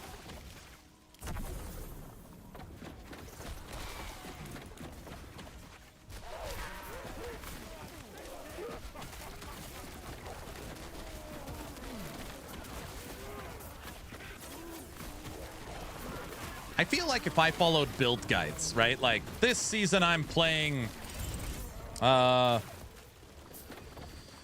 racing strike. I would have like, and only a racing strike. I would have the most like dialed in loot filter. That if an item drops on the ground, what the hell? It's for a racing strike. That was really weird. Good to know I've been picking up everything to sell to vendors. Yeah, you're wasting your time. You'll notice, look at the sell values and then look at what a regular enemy drops on the ground. So for example, these few enemies I just killed. 250 gold.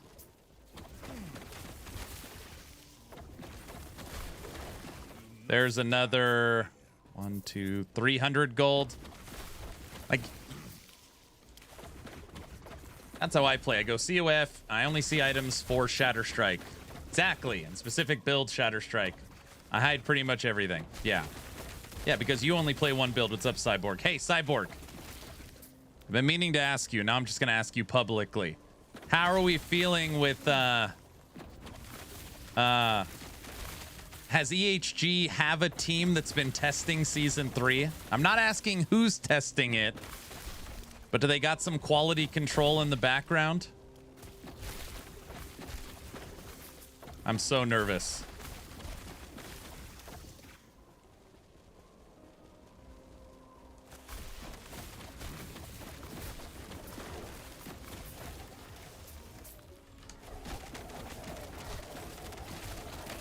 I don't think I can comment one way or another. Okay. Let me see. What's like a...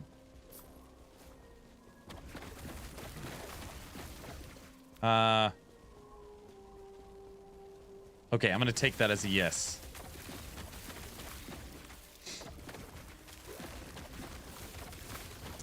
Because in my head... You know, I actually don't care about being kicked out of CT. I just want to make sure the quality of the updates are good. That's what I care about more than anything. And I trust DHG so much that I feel like they wouldn't axe CT without having a backup system ready to roll. And they just haven't said anything, so that's why I was asking. Are you going to play Shatter Strike again? You got to try something new. Maybe. I feel like they're usually pretty open about when CT starts and stuff. Might be able to ask Mike on Friday. Yeah.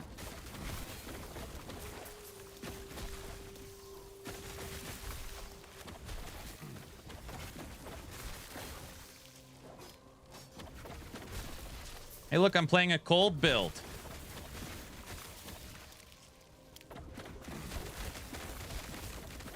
Cyborg, what's an item to boost frostbite damage? Anything come to mind?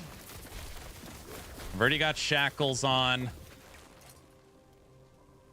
I've already got snowdrift, twisted heart, volatile ice, frozen ire. What about soul of the mountain with this build?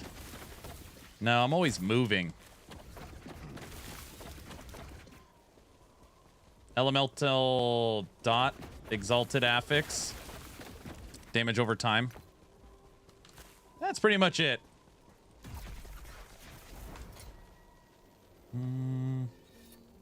Got 3 LP Silva Frond. This allows me to cast vines and get a movement skill. Here I got attunement, cold, ward, health, T7555. It's a new relic for 1-2. The new relic for 1-2 is, I believe, crit. So everybody, I have over 30. I have tested 30 builds for season 2. 1, 2, 3, 4, 5, 6, 7, 8, 9, 10, 11. We'll say 12. 12 tabs is what I have. Primalist. Boom. Soul of the Mountain. Fortispriggan form. Hybrid health. Veil Spirit per attunement. Spirit Thorns has 3% less cast speed. Health regen. Spell crit. Physical poison.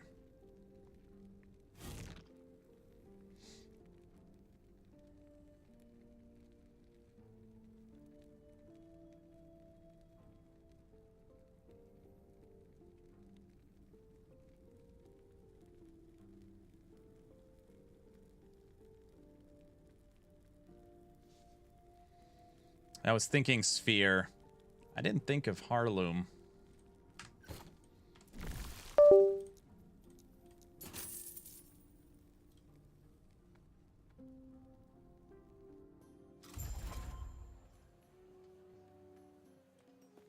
I've had this new theory about the GGG last epoch thing. I continue to think about it. And I continue to think that it's going to benefit last epoch. I know going first is worse. I get that, but I've kind of got a new theory.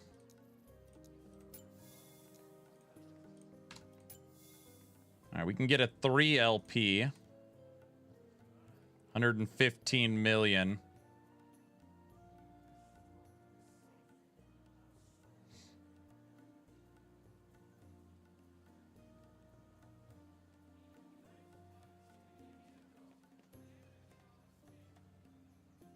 Which means living rent-free in Aaron's head. Who, me? 2 LP is free. Oh, NPK. I'm sorry. It just popped in my head.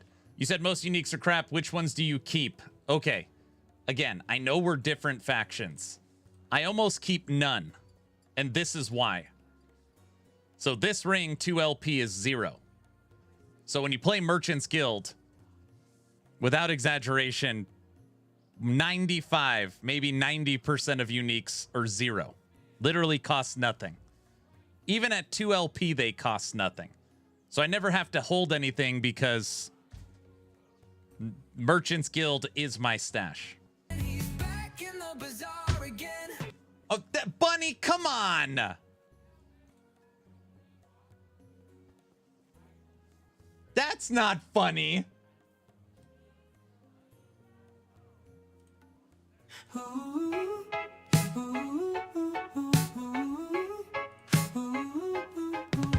Stream is live, chat says go. Aaron's deep in the scrolling flow. Tabs on tabs, gear to chase. He's not fighting, he's marketplace. Boots, a belt, maybe a ring. Doesn't even need the thing. Just one more, he starts to say, but he's shopping the whole day. Get in, loser, we're going shopping. No kills, no drops, just deals popping. Forget the boss, forget the plan. He's back in the bazaar again.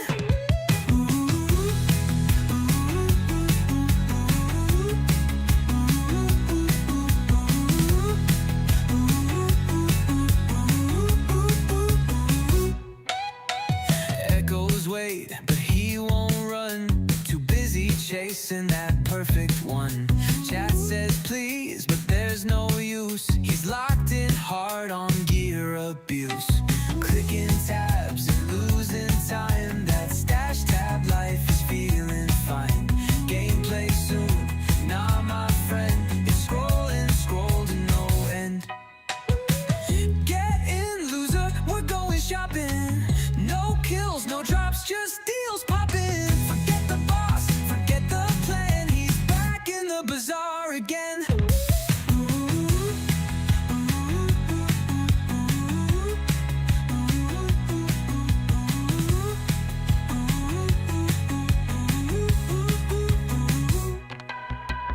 Filters tight, eyes on glow. Crit and life, that's how it go. Game on hold, stream on fire.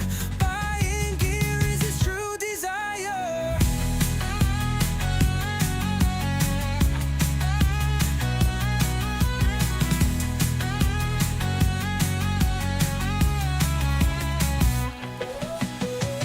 Get in, loser, we're going shopping. No kills, no drops, just deals popping. Forget the boss, forget the plan. He's back in the bazaar again. I was only in the bazaar because Fuzzy told me. That's the only, I didn't even want to. Fuzzy told me to go. Very different. Sure. I'm serious. Totally worth the bits. Oh, brother. He's blaming me. See? He admits it. Thank you, Fuzzy.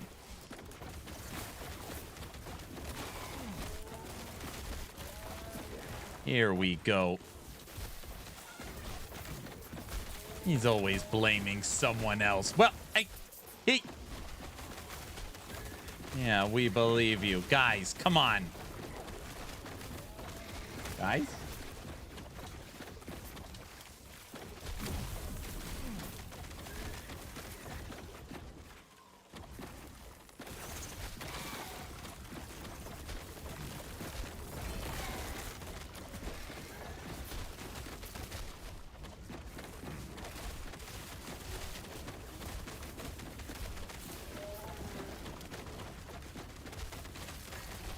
Typical Aaron, it's never his fault. Well, this time it's not.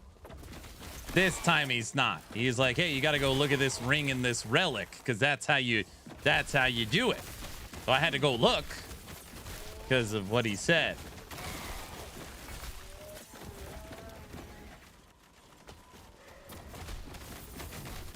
You guys know what I mean.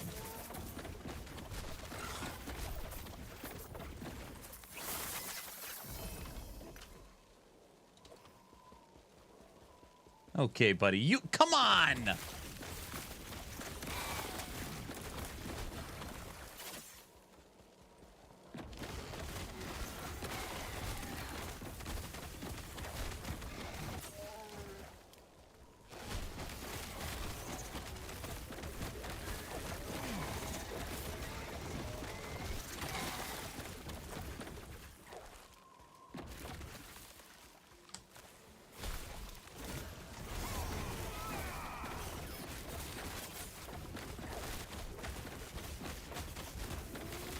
Now I gotta fight this guy.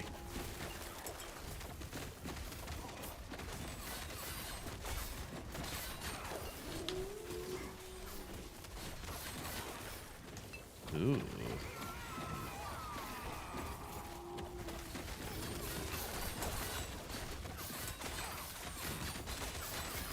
What happened to all your friends?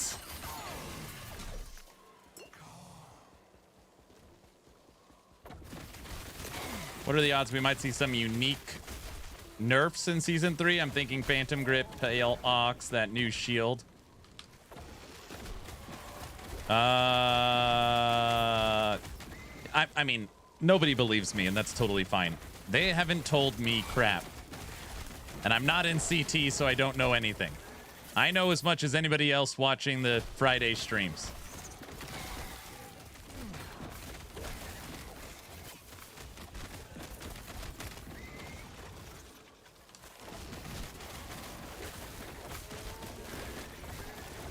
Now, if you asked me to guess, I would say yes.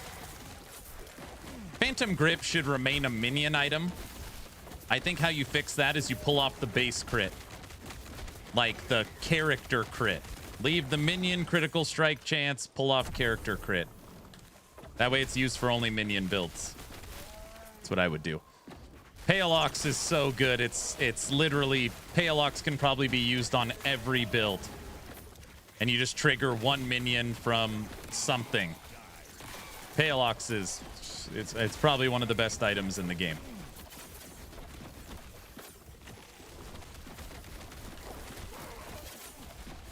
Am I using it right now? No.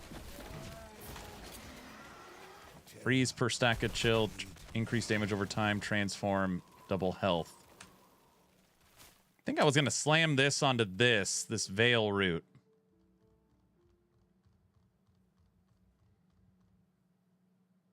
I don't remember. Can you have more than one bird as a rogue? No, but the bird can't die. Back to the bazaar, huh? I'm not going back to the bazaar. Guys.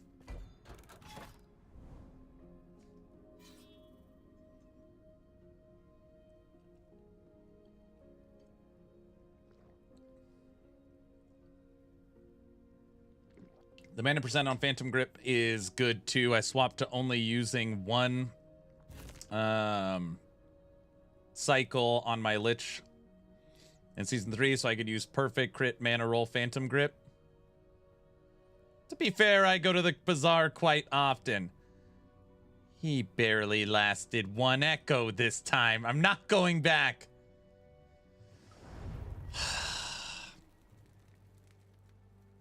Jeez.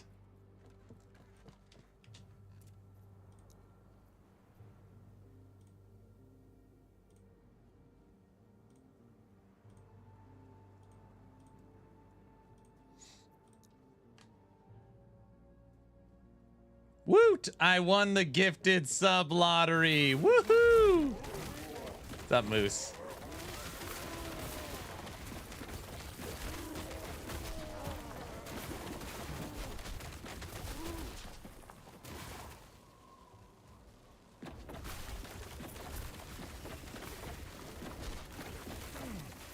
I know nobody likes nerfs, but Fuzzy, to your point, I think balance is so important in these games. And to be honest, I don't even like red rings. I hate it when it does not matter the build, you use this. It is forever the best. I do not like that. It's not my favorite. I get it that you should have like, hey, this took you a month to find, and your efforts reward you with this awesome thing. You know, like, I get that, but then it needs to be ultra rare. Like, I'm not saying, you know, mere level of rarity, but pretty damn rare where you got to put in the work. Not where you could buy it in the Merchants Guild, imprint it, and find 40 of them.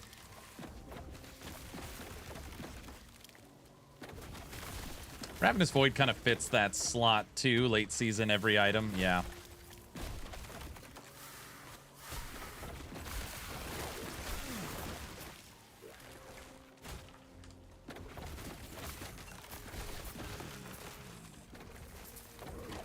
What skill is this? Spriggan form.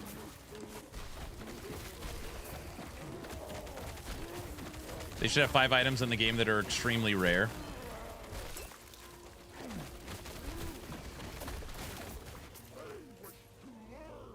When we were playing Diablo 4 and I was chatting with the community, it's like, oh, well, all endgame builds when you're looking endgame use 4 or 5 purple items, mythical. It's like, what? Yeah, so you're just, you know, it actually doesn't matter the build you play. You just want these mythical items. It's like, so what you're really hunting for is mythical items with greater affixes. Your build doesn't matter. I'm like, that is horrible. Oh, I don't like that. Yeah, I don't like that.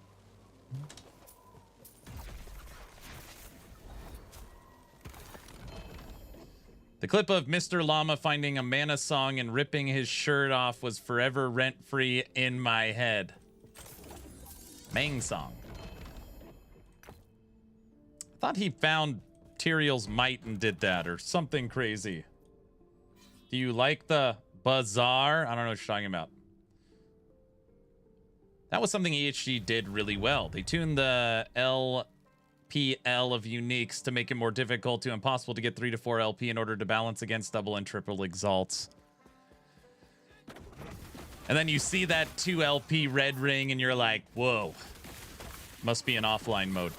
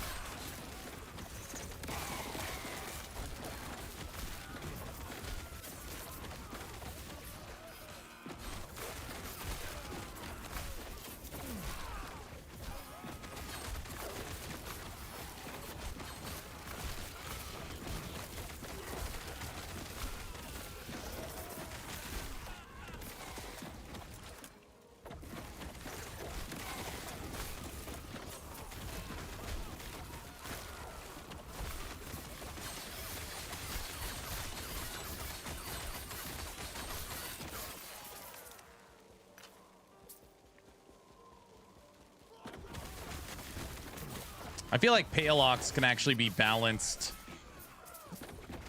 fairly easily. You could add in a stipulation that the damage reduction only applies to a permanent minion.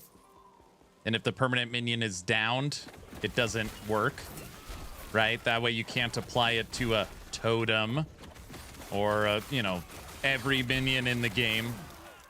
Like, I think they could tweak that item for it to actually work the way it's designed to work, I think.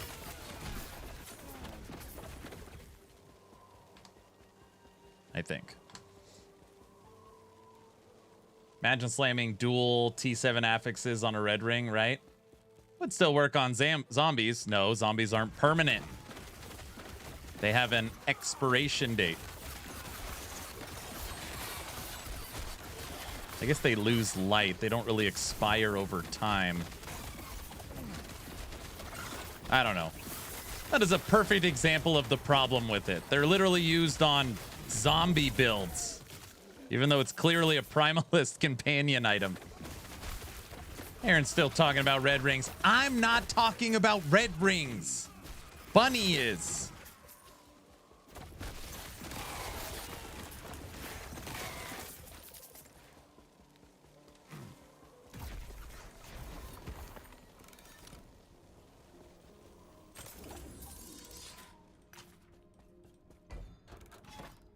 Wow, Aaron's Will must be in offline mode. No, I sell them for 500 gold all the time.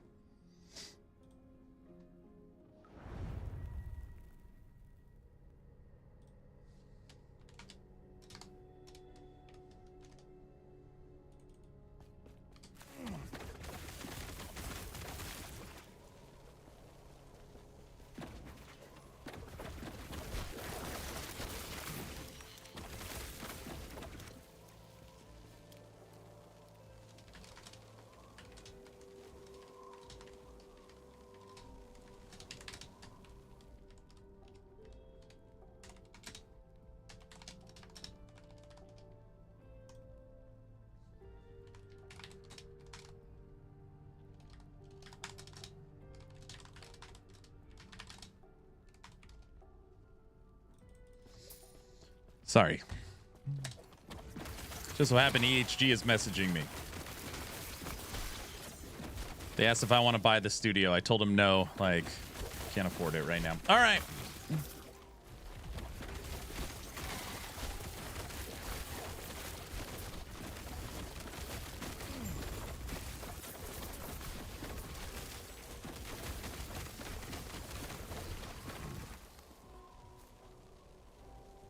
Funny, it's always someone else. The lie detector test determined that was a lie.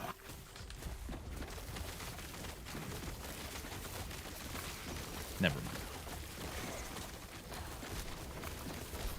Hey, Diesel, I'm going to go to the gym tonight. Use some of that pre-workout I got from your shop. Hope they fix the pathing on Acolyte Woven Echo. Thing drove me crazy.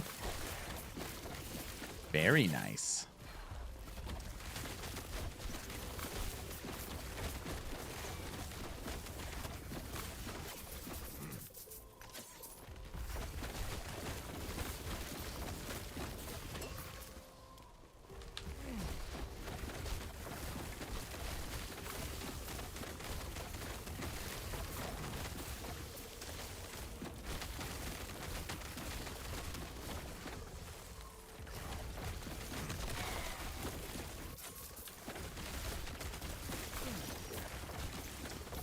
Final at Aaron. Question: when do you think LE will actually separate the season character progression from legacy characters? Do you think it'll always be that way now? Both seasons start at the same time. They say it's not always going to be that way.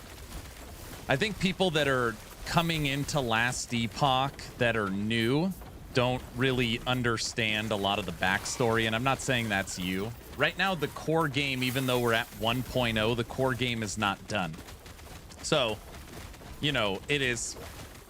That sounds dumb. It's like feature complete 1.0, but it's not actually feature complete. What I mean by that is that Lich is still missing a skill. Blade Dancer's missing a skill. Shaman's missing a skill. Paladin's missing a skill. Rogue is missing multiple base skills. At least 3 or 4 masteries don't have their up-to-date passive tree. The campaign is missing 3 acts. So there's just, you know, there's so much base core gameplay that EHG is still working through. And every season they chip away at that. You know, we got the final marksman skill. We got the full update to the Endgame. Like they're really cooking through a lot. So once all the skills are done, once all the passives are done, once the campaign is done, I do think we'll get season-only content. And they, you know, as much as like there's been some weird stuff with PoE 2, like, you know, they a lot of their game is influenced by Path of Exile and Diablo, and I don't see why they would continue launching both the same way. I don't know. So, I don't know if that makes sense. DM me your Steam friend code. All right, I will. So it's going to be a while, but when it's complete, they may separate. They will separate it. I really think they will.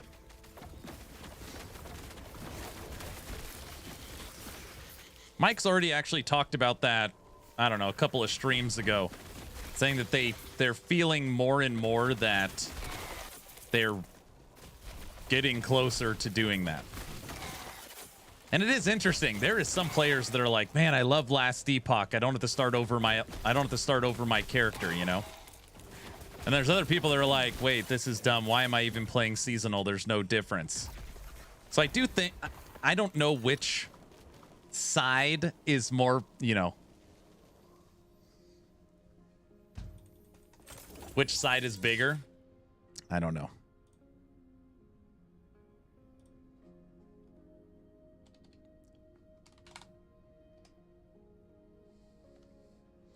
I only want to restart on new seasons for new changes. Okay, so hold on. So follow me down the rabbit hole for a second. So, if you are somebody that likes a new season, fresh start, fresh changes, and you do that, you start a seasonal character, but there's other people with time constraints or hate starting over that can also play that new stuff in Legacy. Does that hurt your experience? Knowing that somebody could just jump right in? Does knowing that make it less fun for you?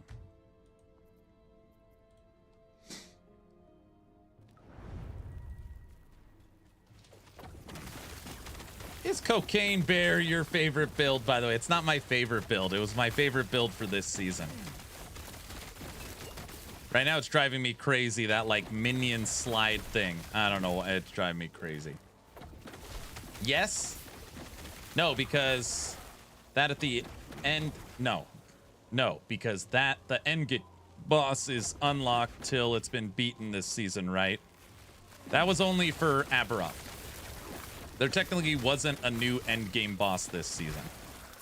Uber Aberoth is... I mean, I guess it is a new endgame boss, but it's, you know. No, that was only for season 0, not season 1 or 2. Or no, it wasn't. It was only for season 1.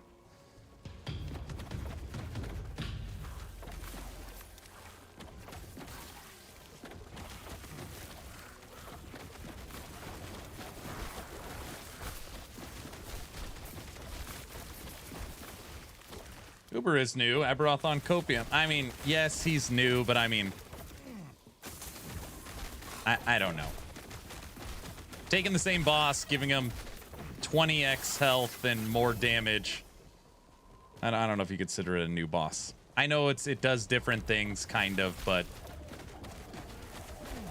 for the most part, it's the same. Uber Aberoth is EHG's way of finding which builds are overtuned so they can go bye-bye on them. Yeah, I don't like Uber Aberoth, and I feel okay saying that.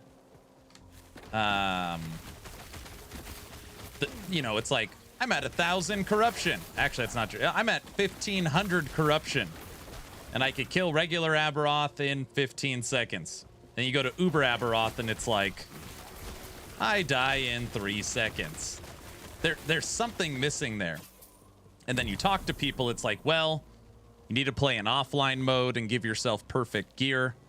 You need to use a bugged, broken build. Or you got to, you know, it's like, it does kind of feel that way. Like, oh, Uber Aberoth is literally just a way to knock out all the broken stuff.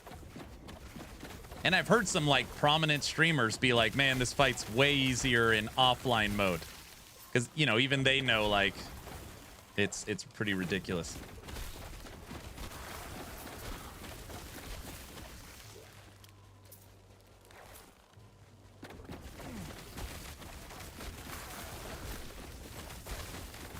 It's like, oh, you got to just perma-stun it with the broken idols. And, like, it just always... 20 times. Someone's like, dude, have you seen this? It was posted on Reddit. Look at this build. It killed Uber Aberoth. And my first question is it done in offline mode or online? And they're like, I don't know. And then you click on it. It's in offline mode. Oh, it's like almost 100% of the time. Yep. Mm-hmm.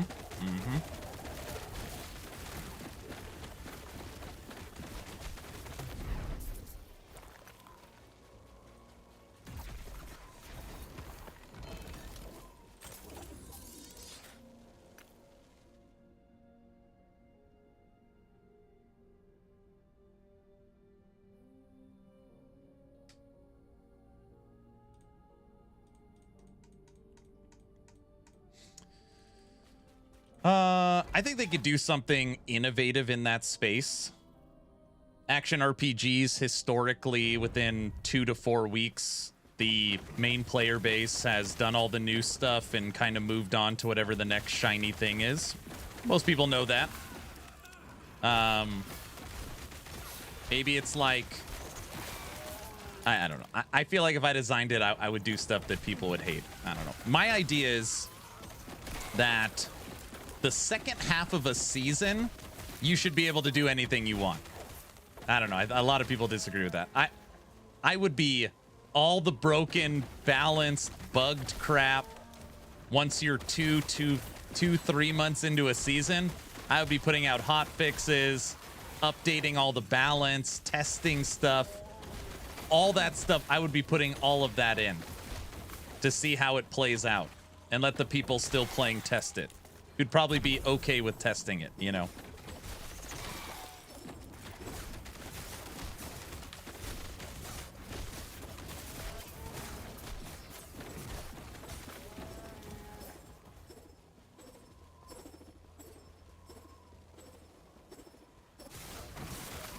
Minute and a half of ads.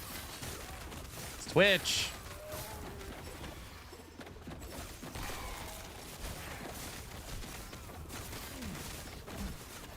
You know what I like about this game? It hasn't crashed one time.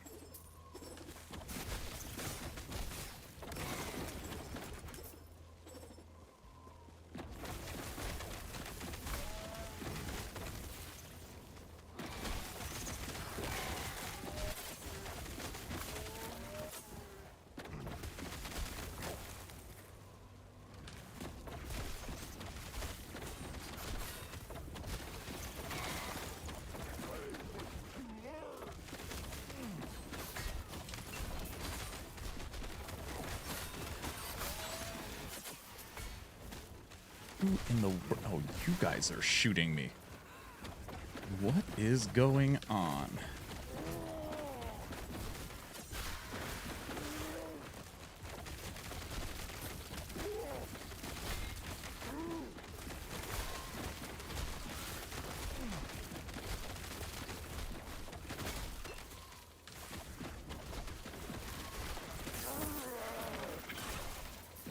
What I was saying, Final, is that I don't think a lot of people would agree with me, but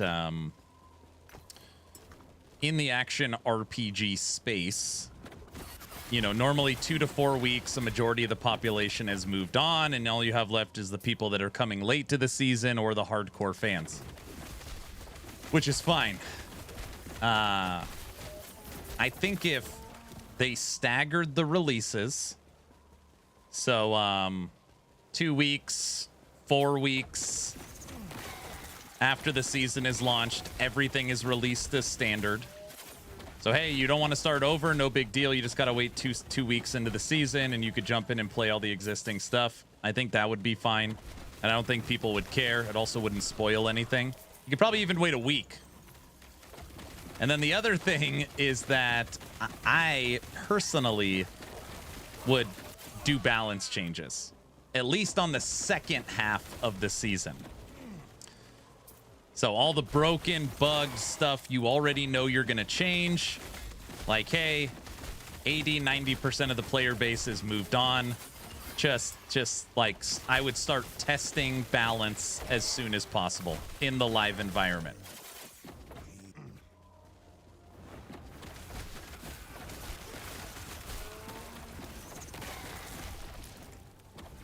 True, that would work for me as well. And you can kind of pitch it as a positive. So the hardcore fans, hey, we're doing our mid-season refresh. Every mid-season refresh adds one new unique, and we put in the bug fixing balance changes. And, you know, Judgment Paladin goes down, and Sentinel's reeled in, and, you know, it lets people prepare more for Season 3. It allows them to test out if it's over-nerfed or problem. I don't know. Stuff like that. And you've kind of got your hardcore audience testing it live, too. So it's not hidden behind like a CT program or something. And it's not new content, it's just balanced content. So it could be fun for people. Late season patch would be nice. The reason why they don't do that is because of the overwhelming complaints that come from people that I've spent months working on this build and you just killed it. Which would happen. Like, there's going to be people, very vocal people on social media saying that. So there's like, is it worth it?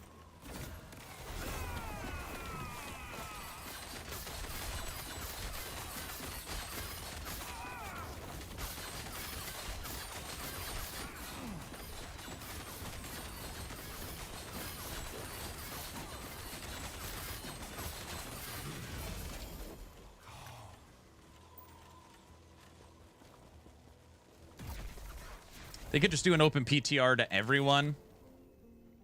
A late season balance patch would be nice. I feel like they are going to have to do that with snapshotting patch due to them having to do a full pass on of all short-term buffs and abilities like Death Seal. Do people snapshot Death Seal?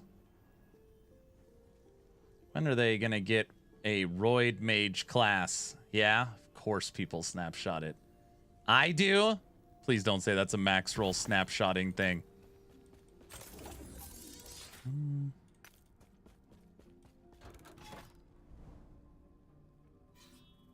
Well, the endgame needs to be able to complete within at least one spec per class, at least to be able to challenge it.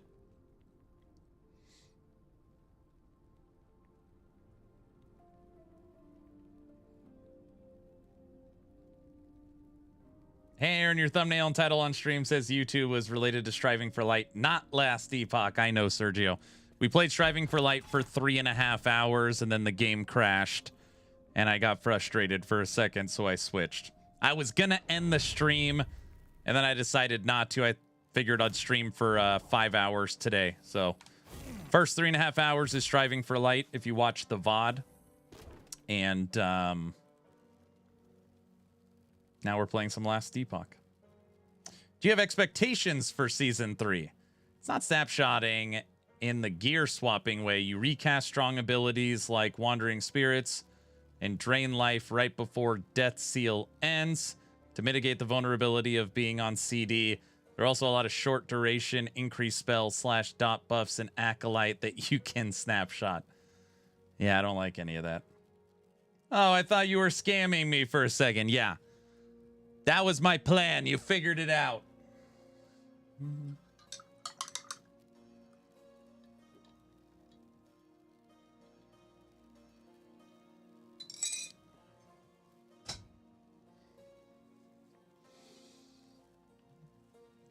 The most fun I've had in PoE 1 was rolling in standard. 10 years of leagues folded in and enough currency to pimp any build. Sometimes you just need to have a pain-free fun to remember it's just a game. I like that. Have a good day at work, sir. Xathius.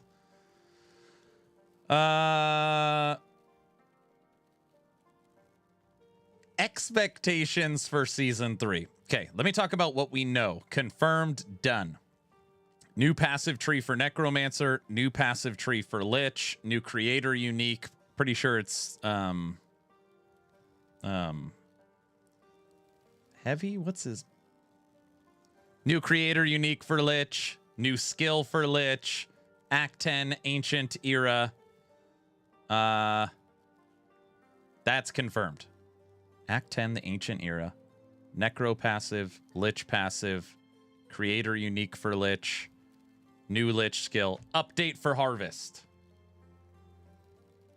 6 things, those are confirmed. We also have theories. We've got some theories. So hold on. I feel like these theories are like as close to confirmed as you can get. I feel pretty confident about this. This is the old roadmap. The old roadmap for Last Epoch. We were getting the Ancient Era story chapter, and they were working on this for a long time, and then they flip-flopped the seasons. So season 2, we got the Weaver and everything you guys know, and now we're getting the Ancient Era. Well, the original roadmap for the Ancient Era also has Primal Hunt endgame events and Primordial uniques. So, you know, you could infer that we are going to the Ancient Era in the act, and either maybe a side zone or some kind of end game in here, or you see these like different islands off the outside. You see these? Slowly, these little islands are becoming something. So this little island became the Haven of Silk. This little island up here became the Shattered Road. So maybe like this island, and it almost looks like a dragon face. I don't know. Could maybe be like the Primal Hunt area. Again, right now this is just theory. I have no idea. But I would expect Primal Hunt endgame events and Primordial uniques. Now, Let's continue down the rabbit hole for a second. 1 second.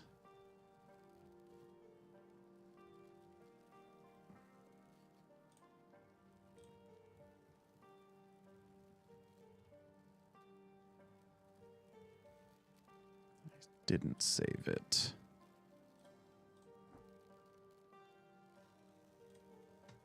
My friend Blaster made this.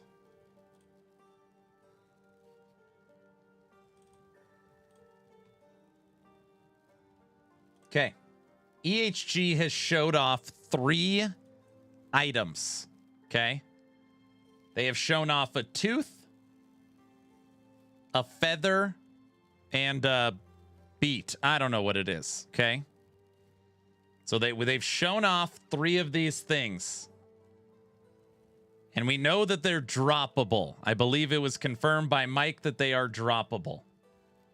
Now, in the 15-second... Follow me down the rabbit hole. In the 15-second trailer that we got...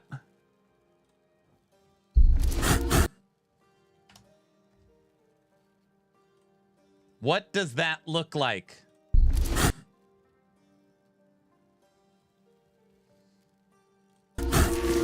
Look at the color.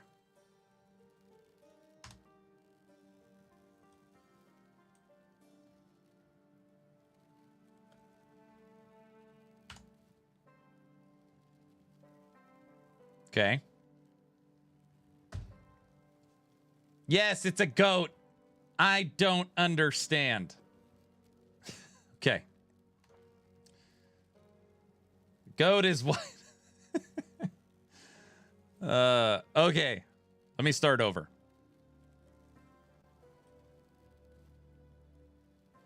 It's a goat that can talk. We are smart. No. You got this. You got this.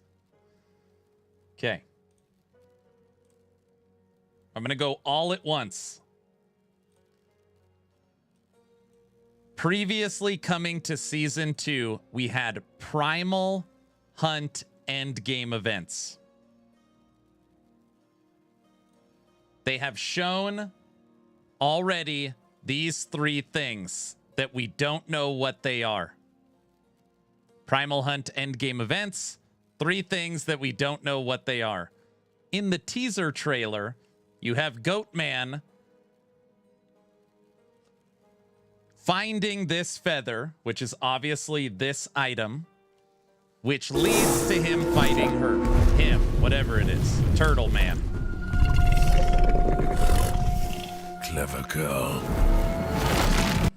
Now, if you look here,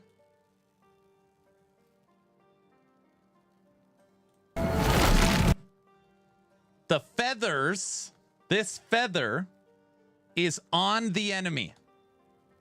They're all around. I can't get a good shot of it.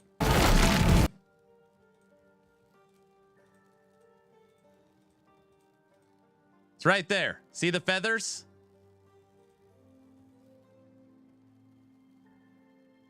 Got it. Okay. So, if we're going to have primal hunts, and they've already teased these 3 things, it would lead us to believe that these are keys. And the way it works, because we know that these are world drops or drops of some kind, that we will be finding keys to hunt beasts. Each key has a beast, and those beasts drop primordial uniques.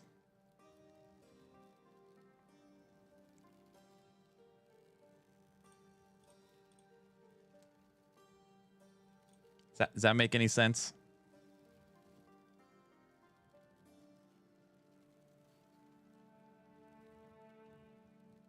So, Duriel. Yeah. I'm chomping at the bit over here at Season 3. Ancient Aliens. I knew it. And it makes perfect sense to me. They haven't confirmed it, but they did confirm Ancient Era, which is bringing us Primal Hunts. They've shown these off, and their world drops. These are keys that unlock the Primal Hunt. You kill the Primal Hunt enemy, and it drops a Primordial Unique.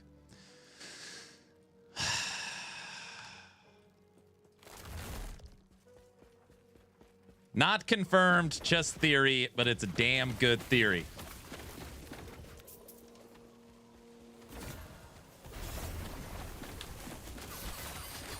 We're going to be hunting a T-Rex. I know I also feel upset about this, that they've never shown anything T-Rex ever. And I'm terrified that this is supposed to be a raptor. I was like, that better be a T-Rex and not a raptor. By the way, if you look side by side between the Jurassic Park poster, not only do they say clever girl, which is a reference to Jurassic Park, but this is a direct rip image of the Jurassic Park poster. The facial structure isn't even close to a raptor. I know, but so far there is no T-Rex creature in the game, so it would have to be a new enemy, unless they're just going to say it's a raptor, which would suck.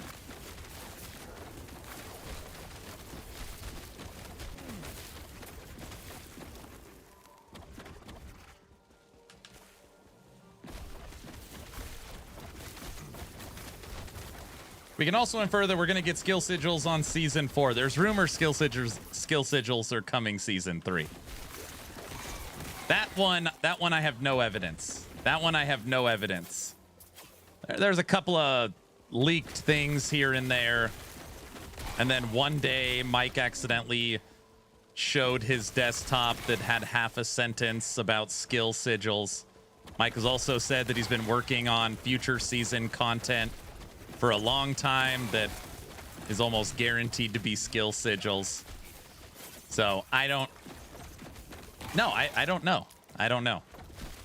But there is some growing theories that skill sigils are coming Season 3. Which would mean I don't know. That would mean a complete rebalance of every skill and build ever made. Season 3 is August 21st. About 1 month away.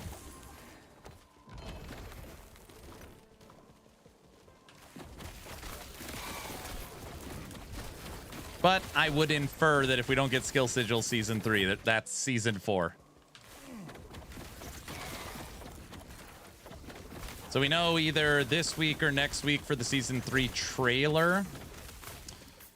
Does anybody want to do some quick research? When did they drop the full trailer for Tombs of the Erased?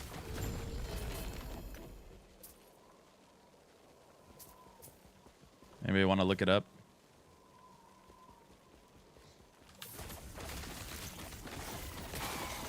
Actually, I could look it up. I could look in the news posts.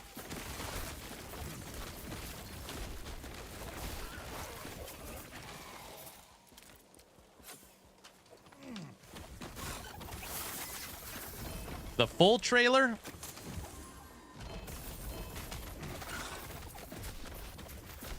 February 27th. Not the teaser, the full trailer.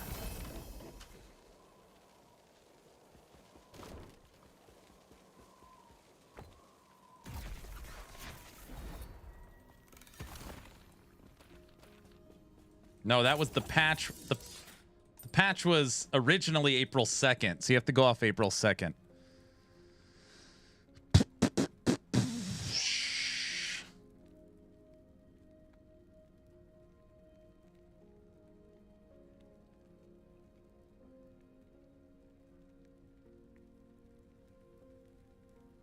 February 27th.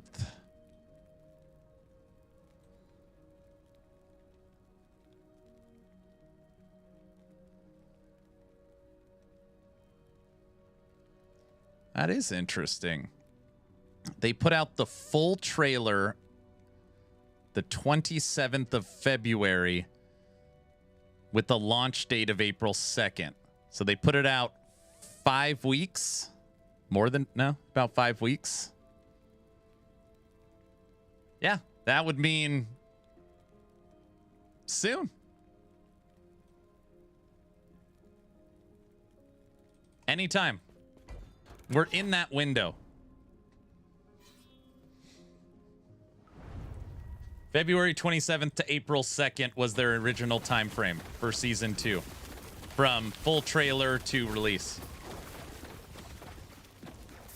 That's why I'm saying I'm going off their original release date, not the extended. So it looks like about 5 weeks of build-up before the season was their plan. Which would mean now you're...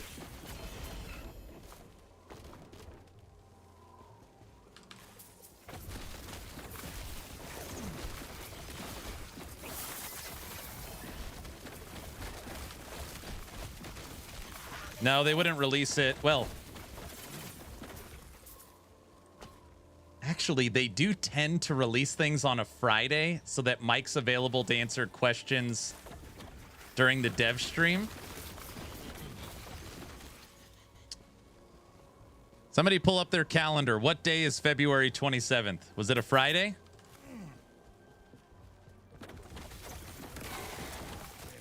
$34 days. That means 7/18. Trailer should drop, assuming 8/21.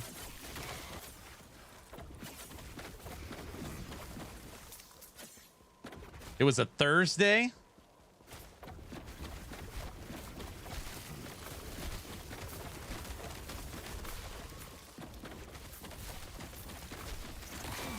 Okay, so if they follow the trend of last update, season trailer would drop this Thursday.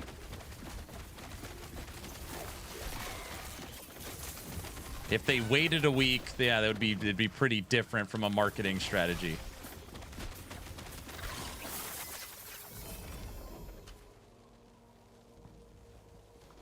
Do you think they'll keep the release date?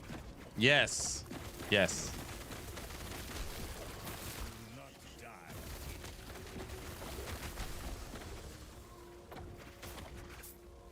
I think it helps them. Well, I don't. I'm sorry. It doesn't help them, okay? Like, it's not like a good thing. But I don't think it hurts them as bad as people think. The more I've been thinking about this. I'm sorry. I'm all over the place. The more I think about Grinding Gear Games releasing an update for Path of Exile 2 around the same date as Last Epoch, I think they think it's good. GGG puts wind in their sails. Videos, rivalries, talking about it. Also, game comparison, right? Follow me down the rabbit hole for a second. Last Epoch goes first this time. So you're going to be playing a fast-paced game. You're going to be checking out new skills. You're going to be checking out Unity 6 update. Everybody knows Last Epoch's really, really fun. Technically, this season, too, is not supposed to be solved before. So you're playing Last Epoch, you're checking out the new builds, you're figuring out the new Endgame, and then PoE 2 drops. Whatever the hell it's going to be. New Ascendancy, new class, new Act 4 of the campaign. And you play Last Epoch. And then you switch over, okay, let me check out PoE 2's new update. What is the difference between those two experiences? It's pretty drastic, right?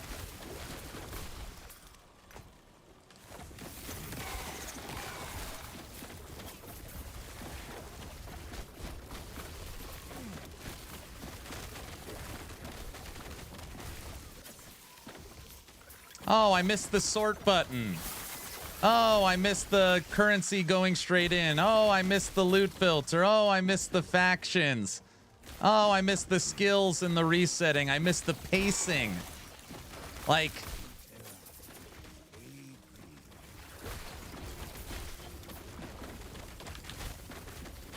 the quality of life would be shocking. So it was like the first, you know, EHG delaying was the right call because, you know, obviously they didn't know that GGG was about to crap the bed. But GGG crapping the bed, like, literally created a hurricane-level wave of players to be like, all right, PoE 2 sucks. Let me try out Last Epoch. Everybody's talking about it. And Last Epoch had just such a good season. So now they're flip-flopping it. It's like, fine, you guys go first, right? Thinking like, let them crap the bed so that a bunch of people come to us or realize how much better they are. And I don't know if it's gonna have that same effect. I think people are gonna play Last Epoch first. They're gonna grind for 8 days, and then they're gonna wash up on the beach for update 03 and be like, oh my gosh, it's so slow. Why am I dying? Why do I have to pick up every item? Why is my inventory full? Why do I gotta interact with NPCs? I think it's going to push people back. I think it's going to make the comparison more drastic. If I'm EHG, I'm no longer like, you know, kind of cowering down to GGG. If anything, I'm trying to plan my releases around theirs. If this works. If this works. All right, that's my tinfoil hat. Why do I have to gambit the NPC for starting gear? I think you're too used to using rare items, Zizzer. I mean, it's just crazy. So, that's my copium hat. You're right in my opinion. That also causes PoE 2 is not finished, so people have the don't you know it's early access, and others be like, okay, back to LE. Yeah, it just sets up such a sharp contrast between the two. That they're both action RPGs, and this one's supposed to be the biggest and the best. And it's like, yeah, but the other one, it feels more fun. And the performance is getting better, and the balance is getting better, and they've got new exciting stuff. And I could talk to the dev whenever I want. I don't know. I'm hoping it works out.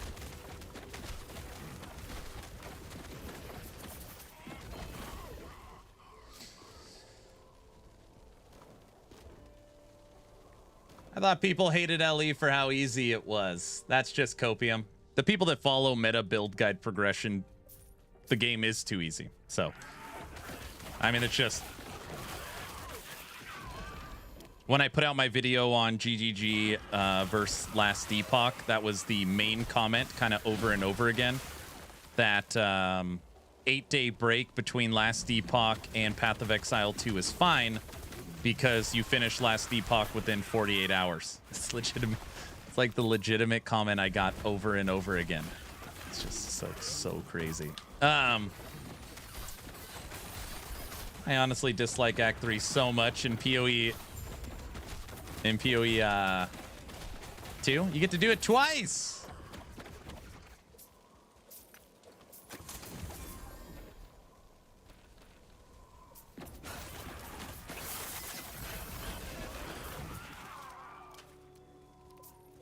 But, you know, all that to be fair, CT program is gone. A lot of people are nervous about quality and balance of the new update. That's why I asked Cyborg, hey, they got a plan for that, right? Right? So if servers suck, if balance is thrown off, if everything is, you know, screwed up, obviously it'll benefit grinding gear games. So fingers crossed. Fingers crossed.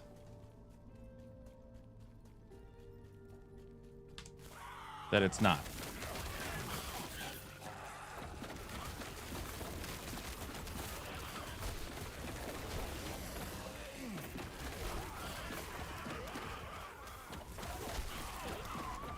Every ARPG is done if you use meta build progression, yeah.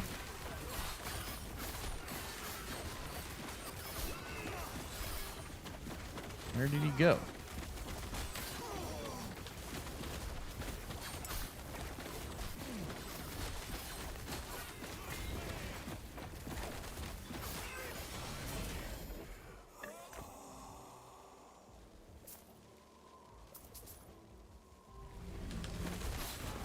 Hold on, let me finish this map. I'll catch up on chat.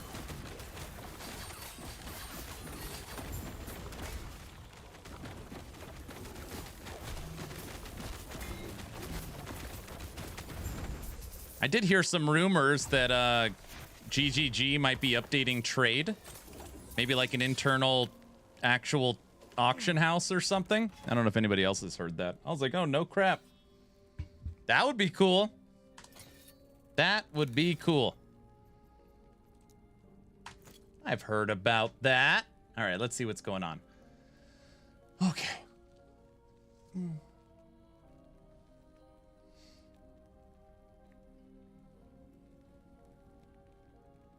Do you think they'll keep the release date? Oh yeah, that's how this conversation can only hope. Couldn't do it last week because Mike was out. That's right. Tap side of head. Thinking. How many rabbit holes does he have? A lot of them. Then they play PoE 2, smash their keyboards to the ground. Back. Quality of life change would be shocking. I went back to PoE and lasted about a week. I missed so many quality of life things. Yep. I missed the loot.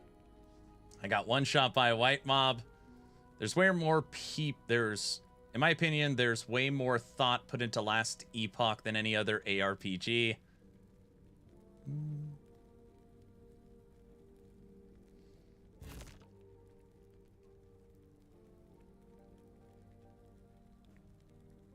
As long as their quality doesn't go down for Season 3. I wish there was an ARPG-style MMO. That's D4. Do you think we'll get 258,000 users on season start for the new season? No. I don't know if they ever see that. And I'm not trying to say that to be mean or critical, but it's really hard to ever get back that many players from your launch. I mean, even if you look at PoE 2, they lost half of their players. At least Steam charts. PoE 2 will also be very slow because you must do the campaign after losing all your move speed, and I know what it feels like after 200 to 0 in D4.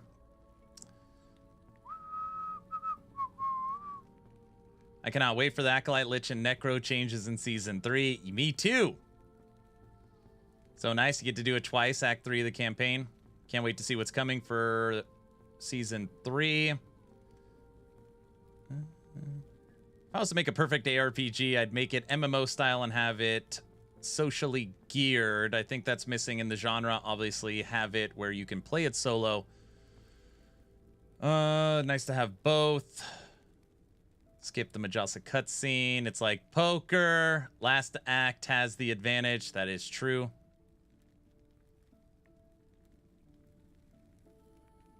Hope Mike reassures us the game is in good hands Season 3. I hope Lich doesn't suck anymore.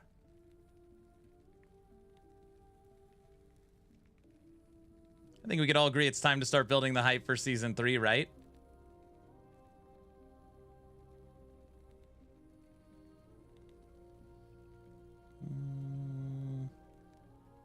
Yes, they are going to test in PoE 2. First try 1.0 release, put an auction house in PoE if it's good. That's cool. Who enjoys PoE 2 anymore? The people are the mobs on the beach. Season 2 had me playing LE more than any other ARPG patch. Look at all these. You guys are chatty. I haven't played Last Epoch in a while. But the Vision. It's called Lost Ark. Oh, you're talking about open world action RPG. All right, let's look at what's YouTube got. If someone says it's easy, you can always search the most difficult content or see how far you can grind till you cry, and never say LE is easy at Chaos 3000.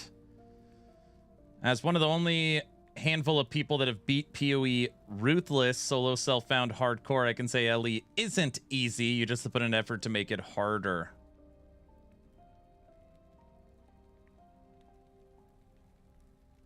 You heard it from DM. DM was talking about it. I'm playing Rogue Trader until the new Last Epoch season.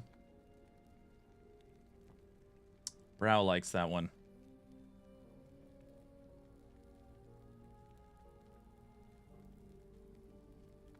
Are people honestly still worried about numbers? PoE 2 is like baby early access. Well, it's supposed to launch December 6th. OMG, can Lich get its final skill already, please? Yeah, it's coming. Awesome, it's already confirmed. Lich is getting its final skill, which will be a melee skill. Harvest is getting an update. There's a new creator unique for Lich, and Lich is getting its new passive tree. I think after last season dealing with max rolls, stupid, and PoE influence trashing the game, Ellie is always going to be pushing uphill to get massive numbers. Lich might be meta, that's my guess. Well, Lich will be made meta. So I don't, everybody likes the new shiny thing. So because of that, all the content creators will be playing Lich. There'll be lots of build guides around Lich. It'll be theory crafted for Lich. And it'll just like, I don't know if that makes sense. Like Lich will be the meta just because everybody's playing it. Doesn't mean it'll be the best, but it'll be pushed that way. Yeah. It's like Sentinel's overbalanced in the meta and 50% of people are playing it. But I think technically Falconer is the actual, well, they're both broken, but Falconer was like through the roof. PoE's tiding me over for now. I need my LE Season 3, Judd and Mike. You guys are making Aaron read. I know I don't like it. If you have a ruthless enjoyer in your chat, let them know about the boots. They know. PoE 2 launch in December. I doubt that. Well, that's, I mean, I'm being a jerk. I shouldn't be messing around like that. It's not nice. They said early access will be 6 months to a year. Early access for PoE 2 was December 6th. So per their words, if they were keeping their timeline, we would get 1.0 release December 6, 2025. But obviously they're missing 6 classes and 21 ascendancies and 3 acts and all the uniques and all the endgame and all the balance and all the polish. So it's probably not coming December 6th. Everyone wipes for the new season, right? Yeah, but you don't have to. You could play Legacy. Do you have any hints on what the Season 3 is about? Yeah, we're going to the Ancient Era. So if you notice in the game, you got the Runed Era, Imperial Era, Divine Era, and the Ancient Era. The Ancient Era is the least explored. This is where the Temple of Atera is. So we're getting Act 10 of the campaign. We are getting the Lich Necromancer new passive. We're getting an update to Harvest. We're getting an update, or we're getting the new Lich final skill. We're getting new uniques, new balance. The current theory, too, is that we are getting the previous roadmap, which is right here. So in Last Epoch, we'll be getting the Primal Hunt endgame events, and these Primal Hunts drop Primordial uniques. And there's another theory saying we'll get skill sigils, but we don't know. So, yeah, it'll be pretty cool. And then I think every season we get new Woven Echoes. We get updates to the Monolith, right? Like, every season they give us a bunch of other little goodies, but those will be the themes. I don't know how PoE 2 is going to work in December. A few holidays in there. I don't know. I want transmog in the die system now. No, that's later. So that is for sure coming. It's just, again, it's like, where does that fall on the priority list? Do you want the final skill for Paladin? Do you want the final skill for Shaman? Do you want the final skill for Blade Dancer? Do you want the base skills that are missing? Do you want the updated passive trees in the new endgame? Or do you want to change the color of your gear? Now, you might say, I want to change the color of my gear. But it's just not a top priority yet. They need to finish all this other crap. Blah, blah, blah, blah, blah. It's true. It's true.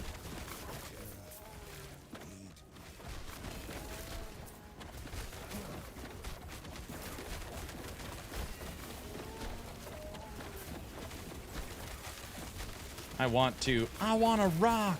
You think they'll bring way more ways to juice a map? I don't know.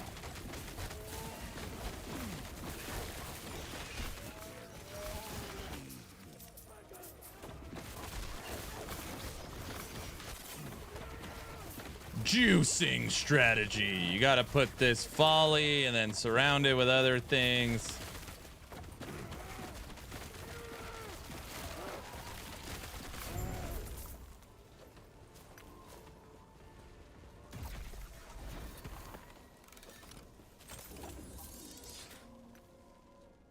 That's it. I'm getting my mallet. What? The way I feel at my job is how I imagine the EHG team feels. Everyone wants something, and they all want it now, but they don't have the time or resources. Well, I want Spell Bear fixed. B-E-A-R. He said Spell Bear, and then I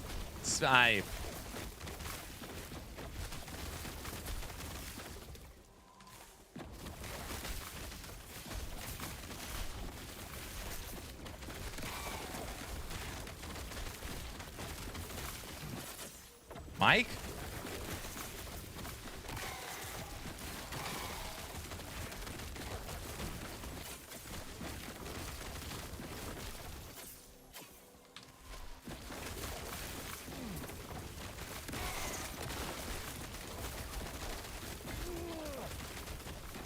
Guys?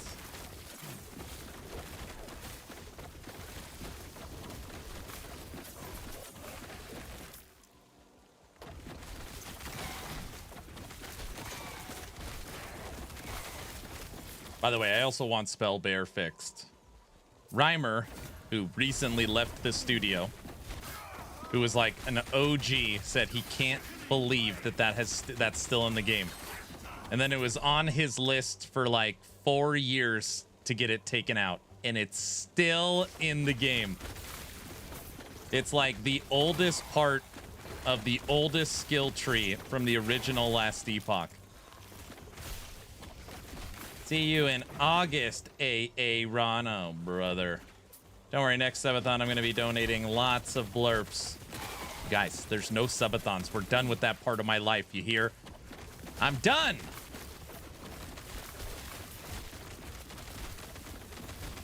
Guys?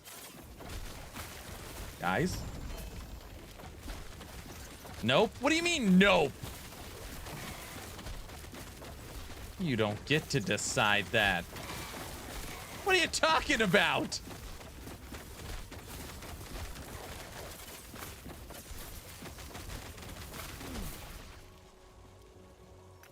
Mike? Remember, you live here now.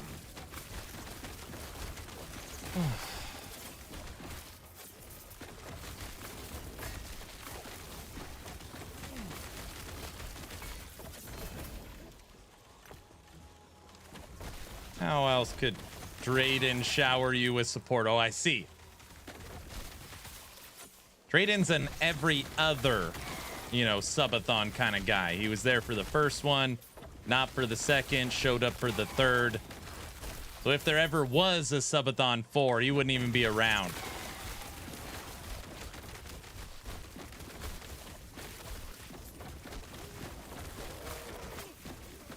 Ungod, that's what you're looking, that's what you're waiting for, I know.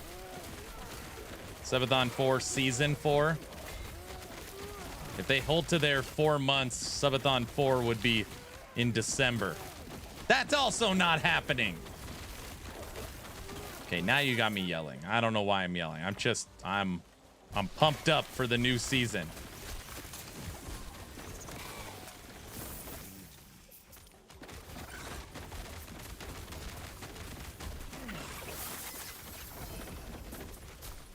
Well, brutal. Subathon 5, Season 4. Oh, I see.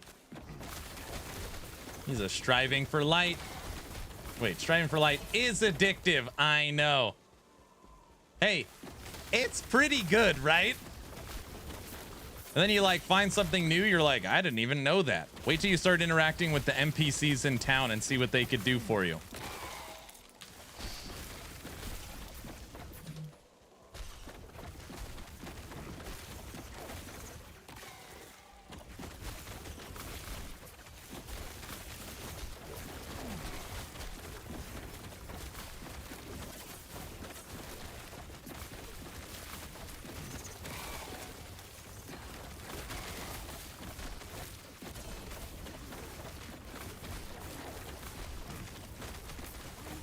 I just started that bit, and the game opens up. My build already went from boring to interesting, and I'm only level 16 or 17. Okay, stuff I learned super late. All those little things you pick up are very important. You could switch out any node on your passive tree. So if, like, you need to get to something, but there's, like, garbage in the way, you could switch all that stuff.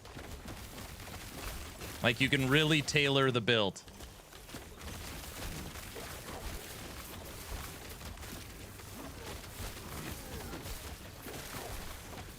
And also get crazy stuff on your items. There's so much to it.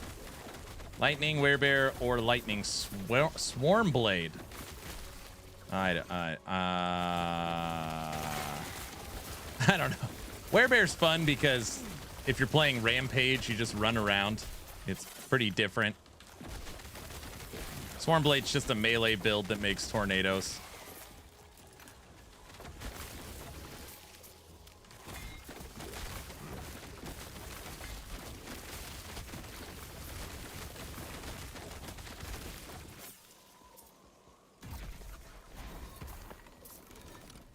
Speaking of striving, if I want the giveaway re-roll it, I already have the game. Sounds good.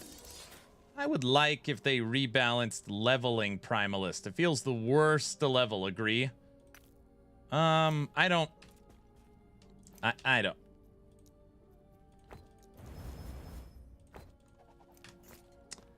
All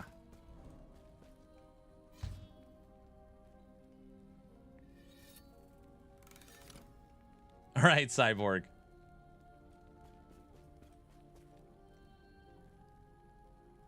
Normally, Primalist, people say, is the worst to level because it has the worst movement skill leap. I don't know. I don't like talking about leveling stuff. People normally get mad at me. Chill, cast speed, necrotic. Crit. Spell's not bad. Just say it. Mad at you? No. I'm just not a leveling guide, guys. Not a leveling guide guy. And I just think leveling guides are silly. So, I don't make them. I just got a new writer for actionrpg.com that's going to be working on leveling guides.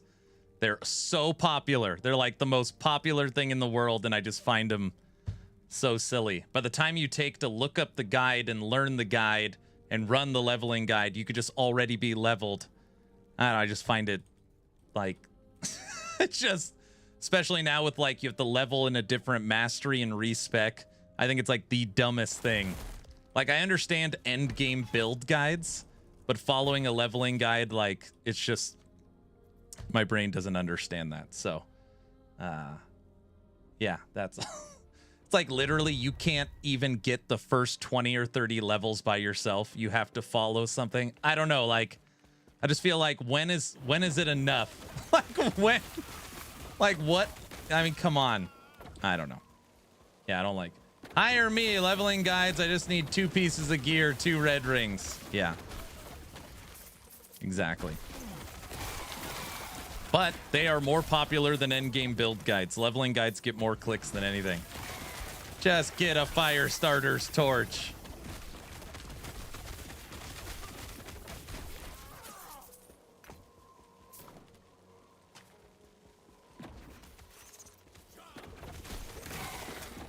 Hire me, I'm the bazaar coach.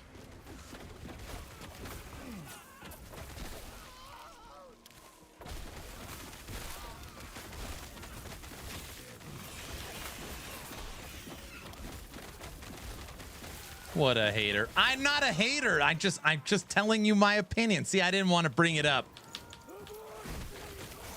People are always like, what leveling guide are you following? I was like, I don't know. I just picked a skill I like. It's like, what? Like, I don't know. I just...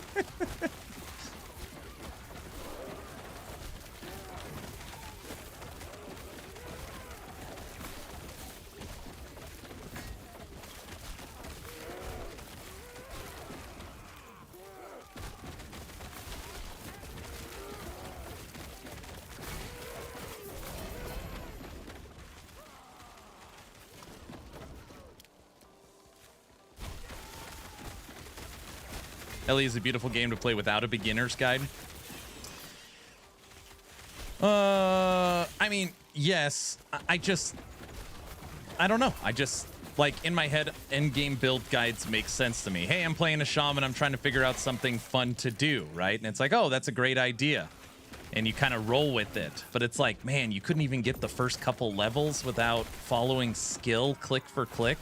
It's so easy to respec. Like, have fun with the campaign and get some levels and try some stuff out. And then when you get stuck, you've got an endgame guide to kind of help you and progress the game so you could push farther. I don't know, I couldn't imagine playing this game with literally, on my left-hand side is the leveling guide. And every level, I reference the leveling guide for what thing to click. It just seems like a terrible gaming experience.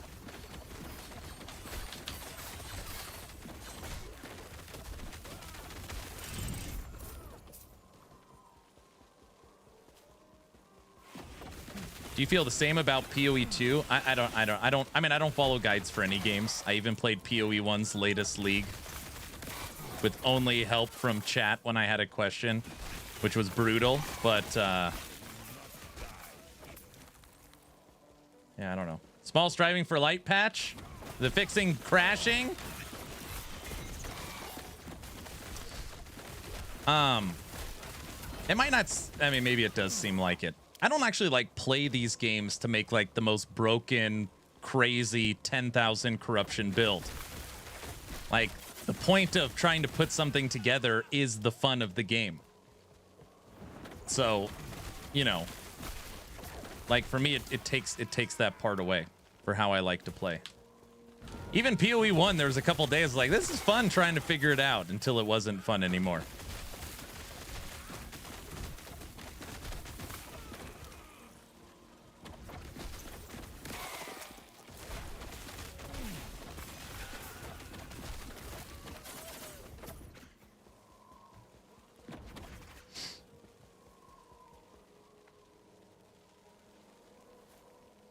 Those people are used to PoE where you had to play with a leveling guide.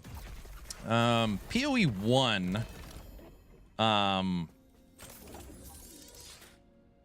for someone like me. So if you guys don't know, I haven't played Path of Exile 1 in 6 years. The last league I played was Synthesis.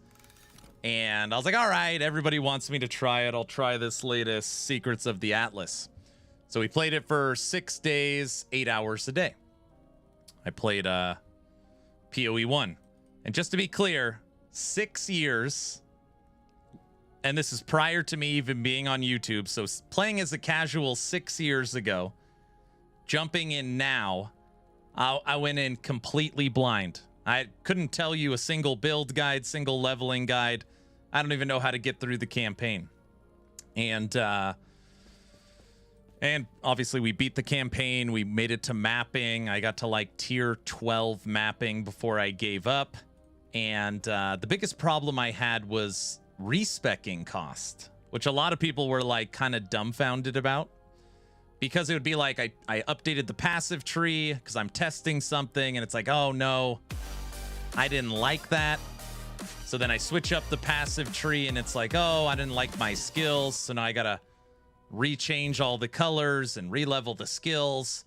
And I don't think people that play PoE 1 understand from a new player perspective how terrible that is. So like I was always out of regrets. I was always out of gold. And I couldn't actually test different things because the game doesn't allow you to.